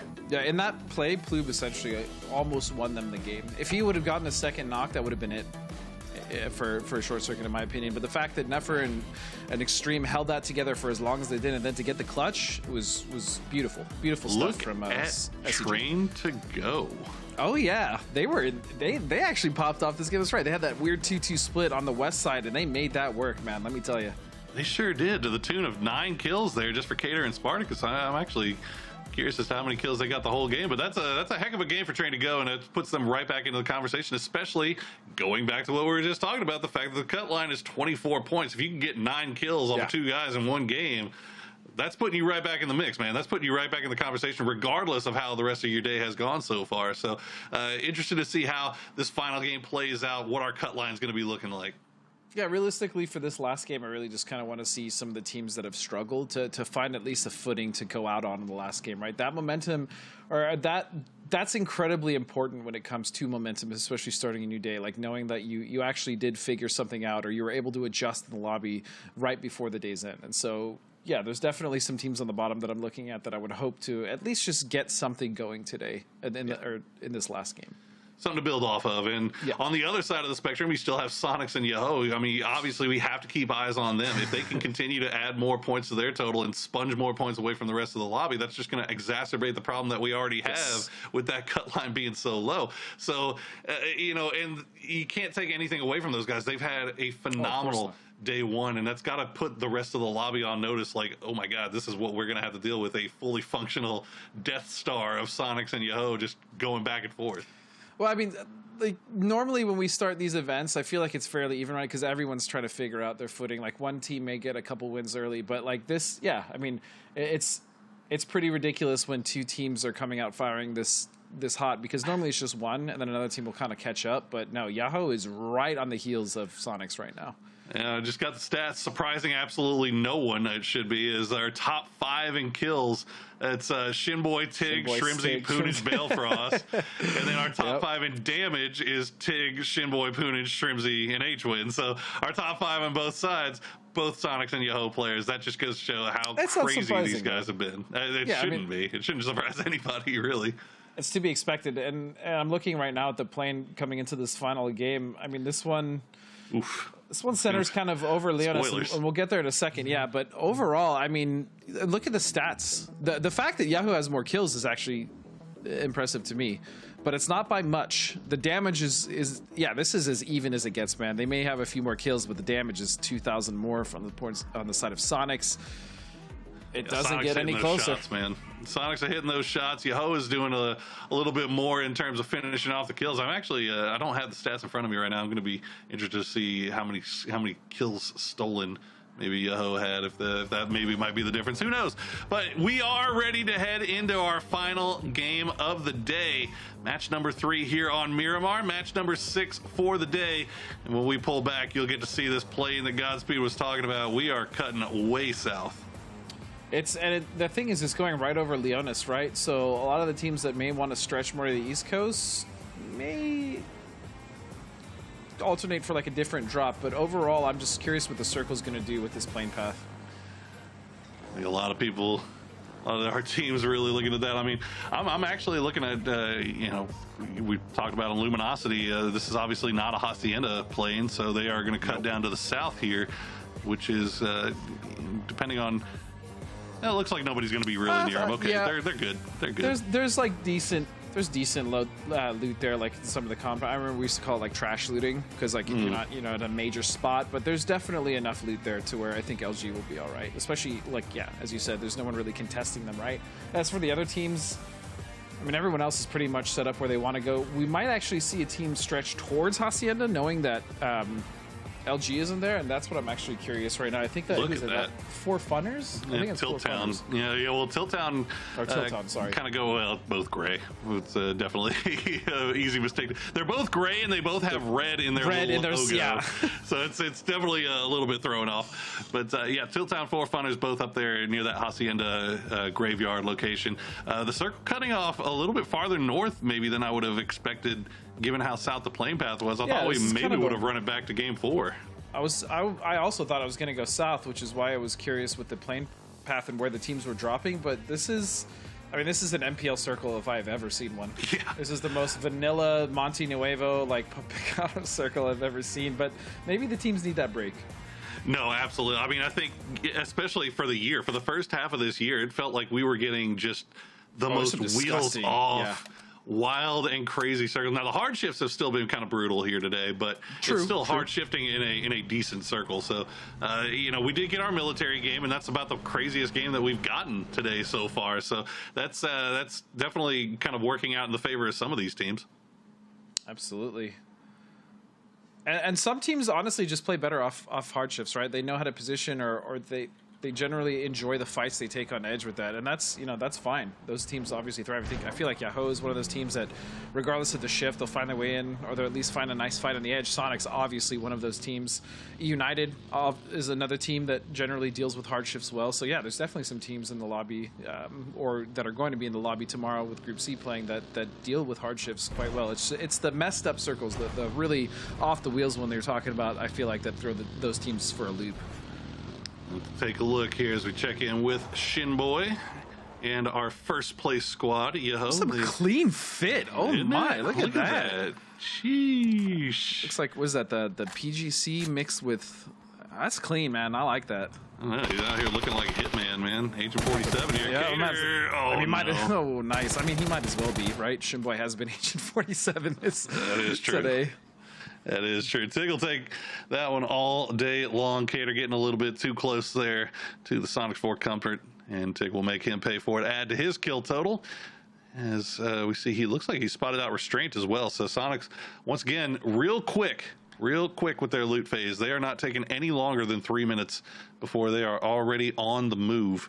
So we'll keep a close eye on them. I actually have a really close eye on Bing Bang Boom as well. We touched on it a little bit last game, but they have just not had a great day so far. But a good game here in the final game of the day could turn that all around. Well, the fact that they're center circle right now, they have a decent split and some room to work with is definitely going to work in BBB's favor, I hope. But I feel like Sonics are just being, specifically Mime and Tig are just being menaced to this lobby right now. And of course I caster cursed it. No. I had to. I mean, Keenan can do some work here, especially if he can get another knock. BBB can stabilize 100%. And I'm looking around at the rest of the map. It looks like the rest of Bing Bang Boom not really in a position to come and support him either. So Sharpshot is down, he's dead. Sonics, you can still see, is roaming around looking for anything else. Rumbler's now starting to creep down as well. So the center of the circle, we're game 6 of the day, and it's starting to look like game 6 scrims, man. It's looking a little wacky. Oh, and no. That makes me think it's game 6 scrims, but I think that's not Hwin's fault. Val was in a prime position to punish, and no one knew he was there, right? Like, I think Hwin was trying to make that push to get as many kills, right? And they're playing this loose, and that's what I like to see from Sonics. That's also what's most terrifying about Sonics is when they're playing loose like this, they're just kind of foot pushing these positions, right? Like, if Val wasn't there, Hwin would have made it to the back of that building and probably caused chaos. Yeah, no, that's definitely one of the things that we've come to expect from Sonics a lot is once they get a lead, they start playing a little bit more fast, a little bit more loose, and that's when things get real scary for everybody else in the lobby because they tend to find more success when they're playing like that as well. So Train to Go trying to hold off as long as they can. Fahihi tries to go for the flashbang, but gets flashbang in return. Restraint hasn't even had a moment to go for the heal just yet. Fahihi keep those flashes coming for as long as he can. Look at that, actually gets the knock onto Oldless. So that's going to stop the push from Bing Bang Boom for the time being. Roth might be able to actually stabilize Oldless here, which would be pretty big. Keenan, I think Keenan's still on the roof, right? So he can't really support. Yeah, Roth has got to be careful. Keenan's, again, not in a position to really support. Oh, Restraint. That was actually really smart. He had to go, but Keenan actually is going to be able to get some. Okay. Yeah, no, I mean, I loved the play from Roth. He needed to molly that so he could try to go for the res. Yep. And as soon as he did, Restraint tried to go outside. Nice. There it is. Roth will get him with the pumpy and Train to Go out in 16. Like I said, they had the chance to stabilize, and they absolutely did. Losing 1 for 4, again, is not that. I take those all day long. Absolutely. Corsac. Ascend. Look at Ascend. Oh, no. Here we go. It never stops. The action is continual here in game number 6. Corsac with the shot again finds Raven. He's got the S12. No, Maji not going to give him time to reposition. Now Los HD going to come up and try to support his teammate. Valiant arriving as well. Rumblers wants all of this. Corsac does get flushed out, but now Ascend has to be on the defense. And really great proactivity from the Rumblers to be involved and to really kind of put their hand in multiple cookie jars, right? They were already third-partying the fight between BBB, and now they're up here causing issues for Ascendance, but it was the trade that caused the rotation to come through for the Rumblers now that as they take this 3-on-3 with Ascendance. Ascendance does get the res on his Raven, and he's able to heal up, so they're back up to full strength. Grant Landis will find Valiant creeping around the corner, and now it's just down to Los HD and Waldo. Los working around the outside of that building, making sure that nobody pushes. He might have spotted out Grant Landis. Grant just going to push back, and you can see Ascendance just kind of defending their territory right now more than anything, not making any over-aggressive pushes. That's a rough angle for Los to peek on. Oh, he's getting shot from behind. Let's give this man a break. He's trying to work. Halo trying to get involved here as the grenade will come through. Los could close that door for the time being, make sure they don't push out as Waldo's just going to provide him a little bit of support. He can't peek that same angle because Halo, there he is. You can see him from range, just looking around. Let's see if he can sneak anything away here. Looks like he spotted out Waldo. A few shots. Oh, no. Zin! Wait, where did Zin shoot him from? Is he on the hill? Oh, my. Oh, no. Halo got knocked. So that was team shooting for sure. That was some great team shooting. Jeez. The third partier gets third partied. As Halo will go down, and here comes the push. 2 push. Nice. Oh, nice try. Ooh, that was close. That was real close. Yep, there you go. Okay. Rumblers taking care of Poonage. Looks like Yaho actually ran into a little bit of trouble here with 4 funners. Everybody down except for Poon. He's got to go for the hard heal. Where is this going on? This is Alpha Labendita. This is wild, bro. This is game 6. They have just sent it at this point. Everybody just deciding they are going to try to get as many points as they can in the last moment. Poon will get the re-knock. Can he get the find on a McLovin? He can, but will go down to Crop. And 4 funners will get back up to, well, 3 strong at least. The fact that they got that is better than nothing, right? LG still losing Alo early, man. I want to see LG just make it to a mid game with 4, right? I feel like that would be so beneficial if they could just. I don't know what it is, but they just keep losing one early in these rotations or in these like pick attempts. They lost Purdy in the first game, and then I think they lost like Penta or Luke in one of the other games, and now it's Alo that's gone down early. It's just unfortunate stuff. And that look at that shift. Yikes. Man, that hill that we used to play on looks, that Rumbler's hill looking real good right now. Real meaty. Okay, well, let's see how our teams decide to make their way into this one. To be fair, a lot of open real estate right now. 46 alive, and now Luke 12 actually going to find the final knock on the Skaska as he will get flushed out. Tig trying to take some shots over towards Bing Bang Boom. Remember, they did lose H-Win out in the open. Mime, he's just going to stop down and take these shots. As Shrimsy will take care of Oldless by running him over. And look at this. They just won it. They're just chasing him down at this point. They're is exactly what Sonics does when they're comfortable. They just don't care. The scariest part is that when they do this, they actually win most of their fights, too. Yeah. Like, they're like bloodhounds, man. You just cannot get them off. It's crazy. Well, now all of a sudden Roth is going to find himself by himself as Tickleton will push with Shrimsy. They are going to be careful about it, not being too cavalier. I was about to say, Mike, that was really nuts from both Tig and Roth. Well, that Nate is really nuts. I'll talk about it after this. Oh my goodness, Roth going to try to go for the heal while he can. The push coming through. Oh, Shrimsy gets a little bit close. Tig, nice to be careful. Shrimsy looks like he spotted out Roth. They're going to peek him from both sides. Yep, done and dusted. Tiggleton, clean as you like. Sonics picks up another kill. 3 up now for Sonics. But what I will say is, as Roth was entering that building, he threw a nade and bounced it so it landed at the entrance. And that normally, I feel like, would have probably knocked most players. But Tig was aware of it. Like, as he came in, he saw it. So that was just really cool interaction between those two players at the end. Good stuff from both squads there. Zyko gonna stay alive a little bit longer into the smoke cloud. Savage will find him. Formation now out. We are down to 11 teams and 39 players in phase 2. I mean, you called it. You said it. Oh man, this is about to be a very open map for a lot of these teams coming in, man. Because there's not a lot of opposition left. A very open, and honestly, I'm looking at our map right now. Tokyo Manji Gang is dead center circle 4 up. They're at a 2-2 split between North Monty and Bricks, and they are just vibing. They have nobody near them. That is the biggest chilling split I think I've seen in a while. I mean, there's no one even around them, right? They don't have to, and they're just shooting like right randomly towards the north, even though there's no one there. Why not? Why not? Well, do a little peacocking. Yeah, let it. There's a full team here, boys. Back off. Oh no, mine was by himself. He's getting shot in the back by Penta. Oh, the movement though. Oh, right into this pre-smoked little area here. He does get pack caps. Now he has support from the rest of the boys. And it looks like Moody's going to be in a little bit of trouble, but he finds Tig, gets the 1v1. He said, boy, I've been doing this a long time. Sit down, son. I've been to Nations Cup as well. That's true. Actually, for Canada, yep. Back in 2019. And the rest of the boys have arrived. And now Shrimsy still holding it down. Nice little grenade. Will do some damage. Doesn't get the knock, though. Mine will throw that molly in. Won't find Moody either. So Moody in a little bit of trouble. He does get back and rejoins the rest of his teammate. I think they lost Pat Caps in rotation. I don't know what players call these now. I'm sorry. We call these colors just because of the random colors in some of the buildings, but these are so weird to fight in, man, because the buildings are connected and you can get on the roofs, and it's just some of the angles are really awkward here.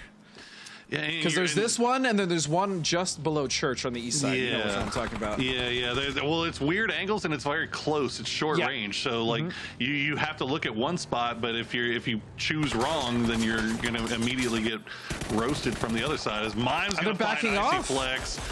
Oh, I don't know about that one. Spicy Fish. It looked like they were committing to it, and then they decided to try to pull away, and they end up losing another one. So Simply Matt and Moody still alive here. Oh, Moody Allman. Moody Am is a throwback for sure, but I'm actually surprised Spicy Fish decided to pull off that, only because I'm fairly certain they knew it was only 2 of Sonics, right? Okay, they had to have been keeping track of the kill feed. Yeah. So it was like a 4-on-2, I think, at that point, or 3-on-2. Yeah, and given the way the game's been, I'm surprised to see anybody pull off of anything. It's like we said, it's 11 and 35 alive. So at this point, just YOLO, send it is okay. Yeah, Kurt is going to take a little bit of damage there from Penta as Luke. The Luminosity still 3 up, but again, still eating blue as now Short Circuit is going to be the one. Them, it has, hasn't it? I mean, this team takes so much blue damage. And sometimes it works out really well for him, but the days when it doesn't work out, man, it's bad. Yeah, it's brutal. And there you go. Kurt's gonna get spotted out by Dirty Zen. Luke. I mean, at the very least, Luke should be able to heal there and hopefully get to his team. I say hopefully, but I mean, he has to wrap around 2 separate teams in order to get there. On top of the fact that Luke just got knocked, but Extreme alleviating some pressure from LG, gonna find that knock on a Dirty Zen. And there's fights just happening all over the map right now. Even Tokyo Manjin is just getting involved now. Yeah. Yeah, it looks like they should be able to get the res on a Purdy Curdy, so LG should be back up to 3 strong. Interested to see if Luke 12 can find some way to rejoin his team. The problem is he's got Short Circuit and Immaculate right in front of him. So he's going to have to, if he's going to do it, it's going to take a really wide wrap and a lot of luck. Here, as it looks like Riapini, he's going to hear the vehicle, but you got to be a little bit more concerned about Short Circuit. They are right on top of each other here. Yeah, Short Circuit is in a kind of weird spot, right? Because they control this area, but they're pinched between 3 different teams, which does not generally bode well. Did they get Purdy up? Well, yeah, they got Kurt up. Penta and Purdy are inside the compound. It looks like Luke going to try to stop down to heal a little bit here. Firefighter, God, he's so far. They know, man. They know to expect him to come down the street. But I mean, look, you can see Immaculate. They have nothing else to be concerned about right now. That except shift for Luke, is and huge. There you go. That's a big shift. If Luke can actually get to LG, that shift is massive for them. You see Firefighter finding a little bit of an angle there. Spicy Fish taking a few shots over towards him as well. But this is a rough push to make in that Murano. That is a lot of hills, man. Get to the backside. Get to the backside, Luke. Drive to your right. Oh, God, not right there. He's getting there. Yeah, I mean, he's making it, man. If he, like I said, if Luke makes it to that compound with LG, I think there's a decent chance they can win this game. At the very least, get like top 3. And he will. Beautiful stuff. Go. I don't know how the hell he made it there, but good stuff. Good stuff. Yeah, good everything there. As we check back in with Short Circuit, looks like they finally got a little bit of an angle here onto Immaculate, at least onto Riapini. As Richie B going for that wide wrap. Looks like we actually got a couple of words from Richie B there. I'm actually getting word that it's Richie B's birthday as well. So happy birthday to Richie B. Happy birthday, Richie B. Good birthday present. 22? Yeah, good birthday present to get those 2 dubs on the day. Let's see if they can turn it into 3 here in the last game of the day. God, I'm so jealous of these kids being I know, kids. Right? What I would give for us to go back, Mike. Don't even talk to me. I don't even want to take 10 years off, bro. Let me be in my prime again. Please. What are you talking about? I'm in my prime now, baby. I never left. True. There we go. Actually, how old is Richie B? I wonder. I don't know. Looks like a strapping young lad, somewhere in his 20s, I'm assuming. He does. I'm sure Chad can help us out with that one. As Vox going to take a few shots. It looks like Immaculate. Well, they'll just regroup and get themselves in a little bit of a ridge line to work with now. The Short Circuit kind of has a little bit of a line of sight onto them. So good work by them. Meanwhile, Tokyo Manji Gang having to leave Mont in the way, but it looks like they're going to be pushing into what it takes over on this northwestern side. And there you go. Hello, my bad. We're singing his praises on Erangel. Haven't really gotten a chance to talk too much about him since. Oh, that nade in his hand. I think he's dead. Yep. Oof. Big oof. That's unfortunate. It happens. It is what it is. It do be happening. Well, hello, my bad. Of course, gets shot from a third party. Tiltown Gage will take him out. Shrimsy also going to contribute a little bit to the damage here. As Gage going to find Screwzer as well. So Tiltown being really influential onto this fight from just underneath LG, actually. You can see him way off in the distance there. But it looks like Tokyo Manji will get the res onto Hello My Bad, back up to 4 strong. Sneak attack, and Zinku will just have to hold down the warehouses. Honestly, every fight that Tokyo Manjin has taken has gone in their favor. They look really good, man. We talked about them at the top of the show. talked about it a little bit throughout, even through the rougher games. That was a hell of a nade. My goodness. Was that John Elway? Come on. Sneak attack, John Elway. Boy, we're really showing our I could have said so many. I could have said so many other quarterbacks, but I went for the throwback. Why not? D-Rich gonna get out, and we'll get inside. Oh my God, D-Rich. No. Mime has the angle. Mime's gonna hit them shots all day long. How oh, is Richie. he alive?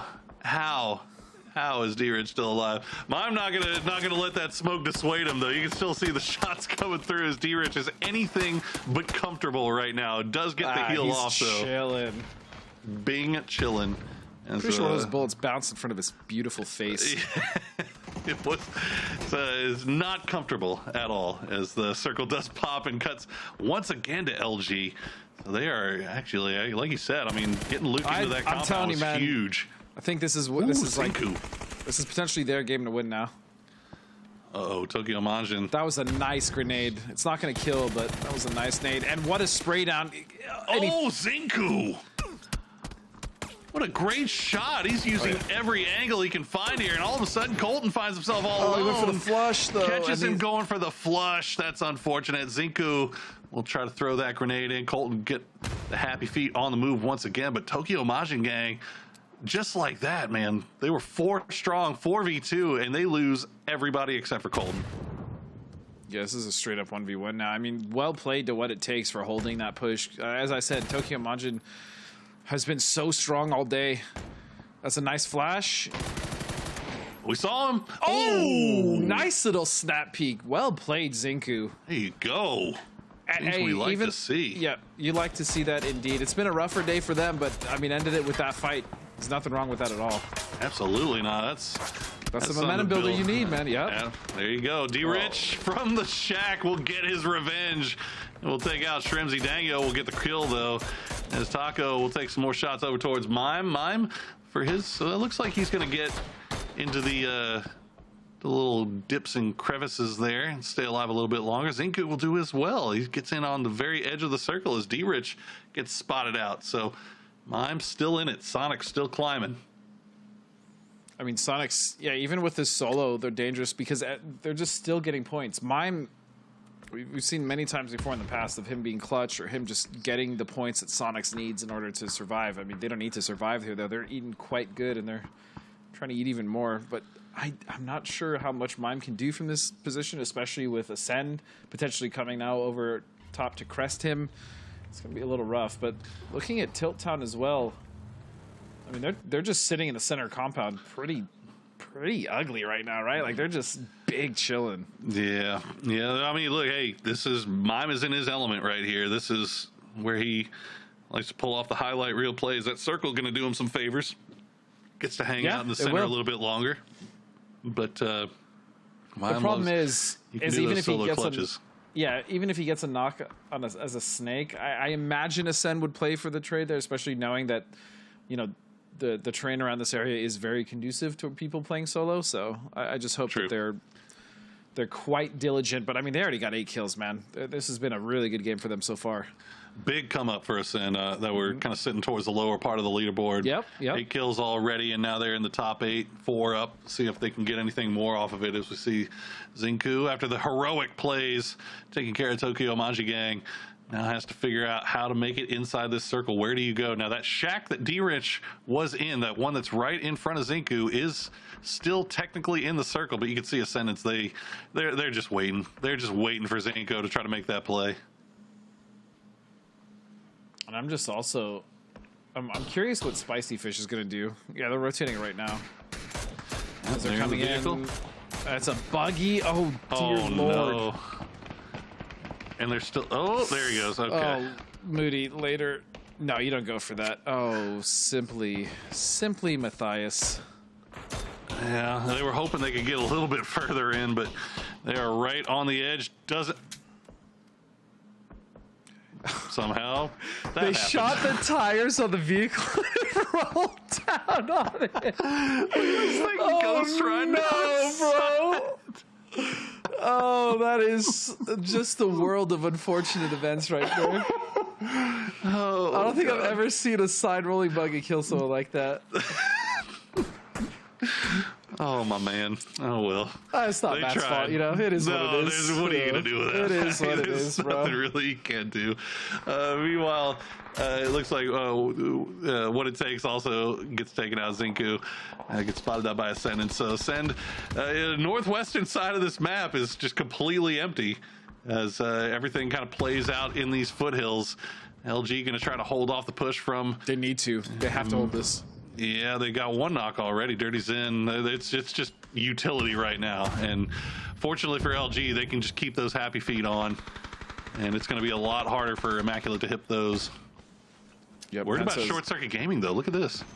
Well, Short Circuit Gaming are not making the push on the backside of this. They realize that there's a team pushing underneath LG, and this is the time. I mean, their timing today has been so good, but Mime.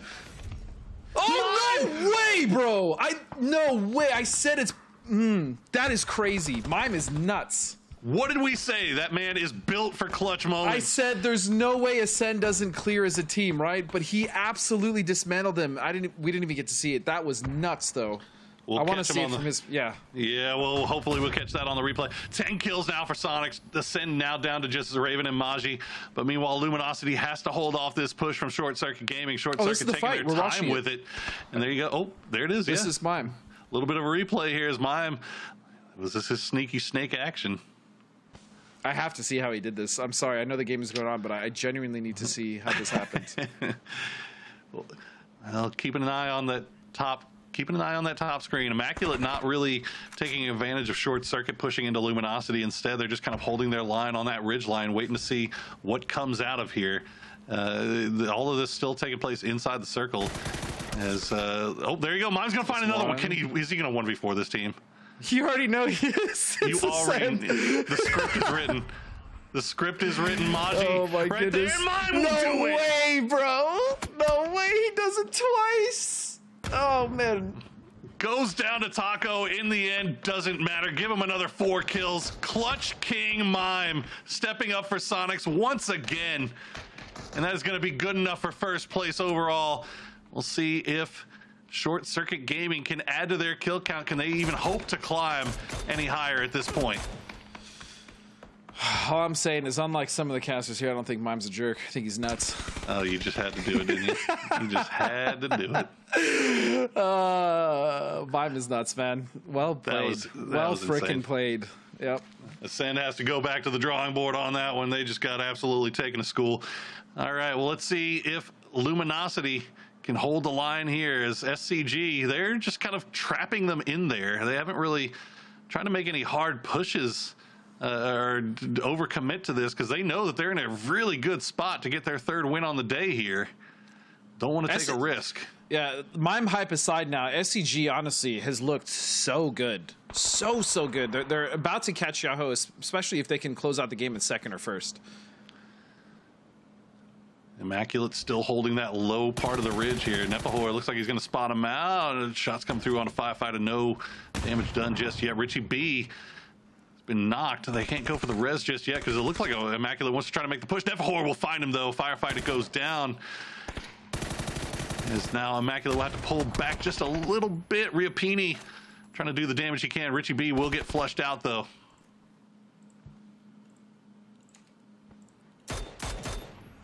Now, the one thing that I think that surprised me the most about Short Circuit, it's not the player skill or the mechanical, it's their timing.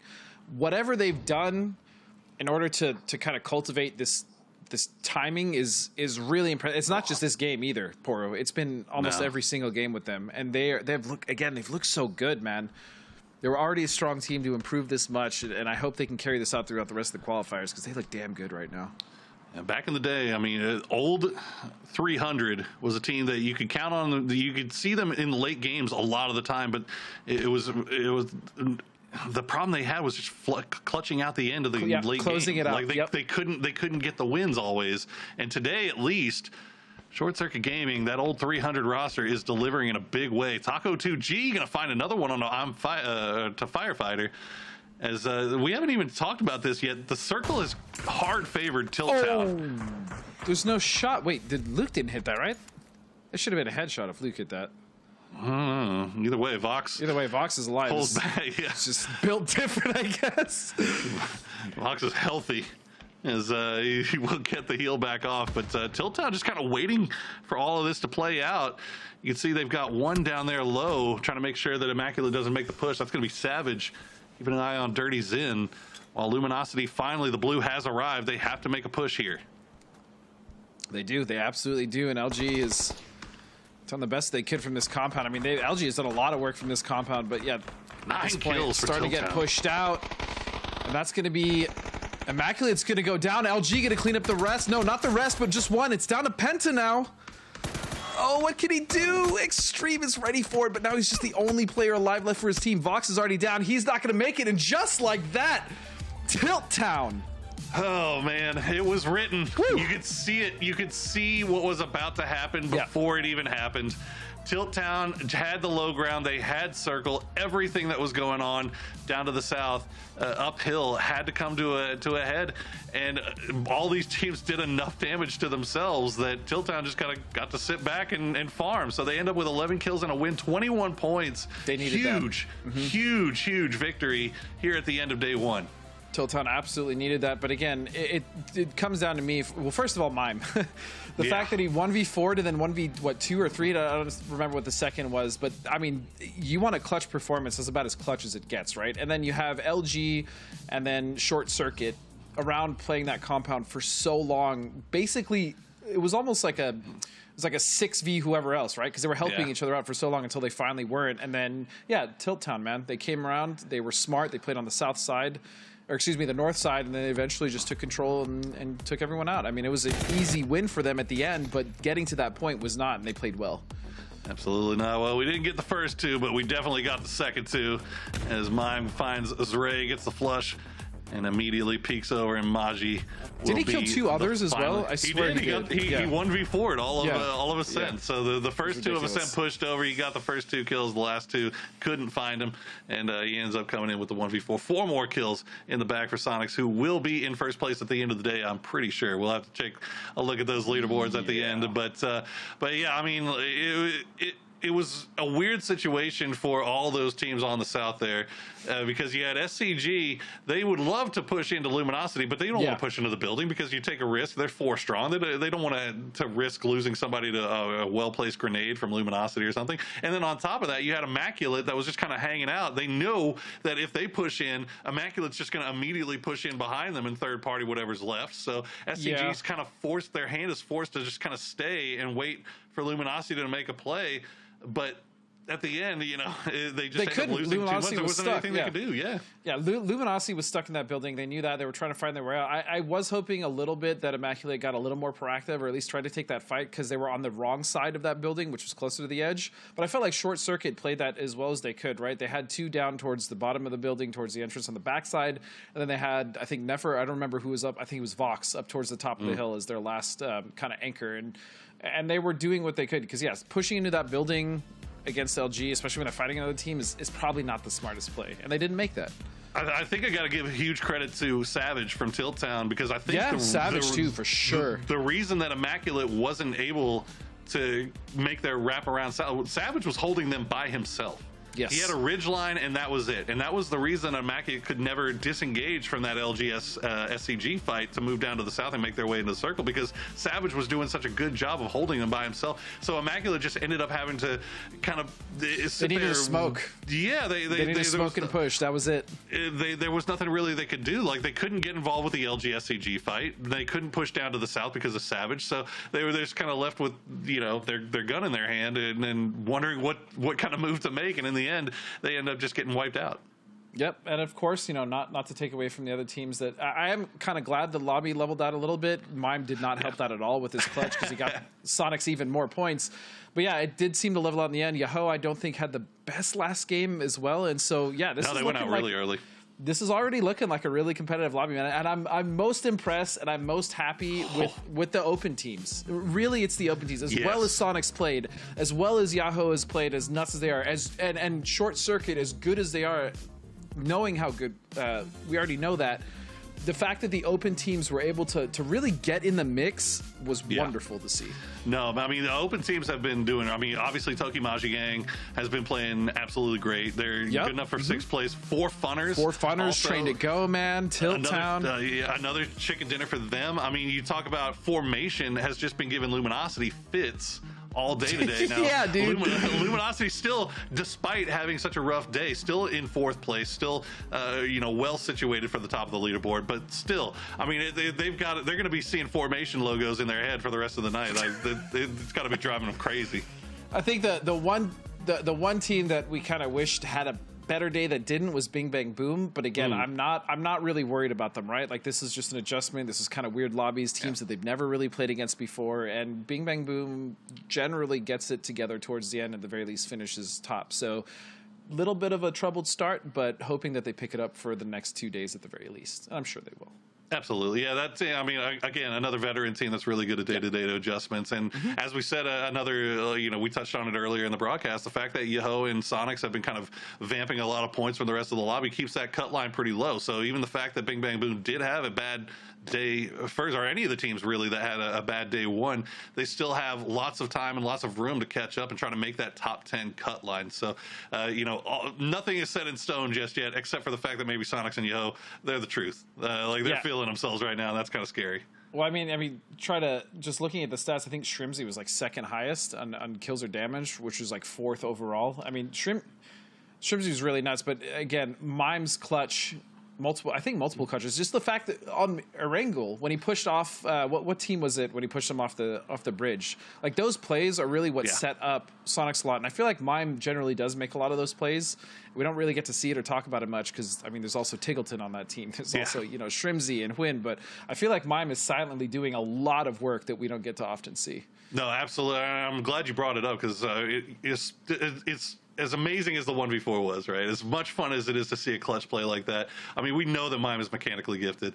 Oh, of course. But the almost as impressive to me as that play that you mentioned, the push onto the bridge, forcing Short Circuit Gaming to pull off of that bridge camp. The bridge camp that has been driving Sonics crazy for so long on military circles, the way they have managed to deal with that, Mime pushing out there with no bullets in his AR, nothing but a pump shotty, but forcing SCG to pull away from the bridge camp by himself was just insane. It's absolutely a joy to watch. And, if Sonics is feeling themselves like this, that's scary news for everybody else in the lobby.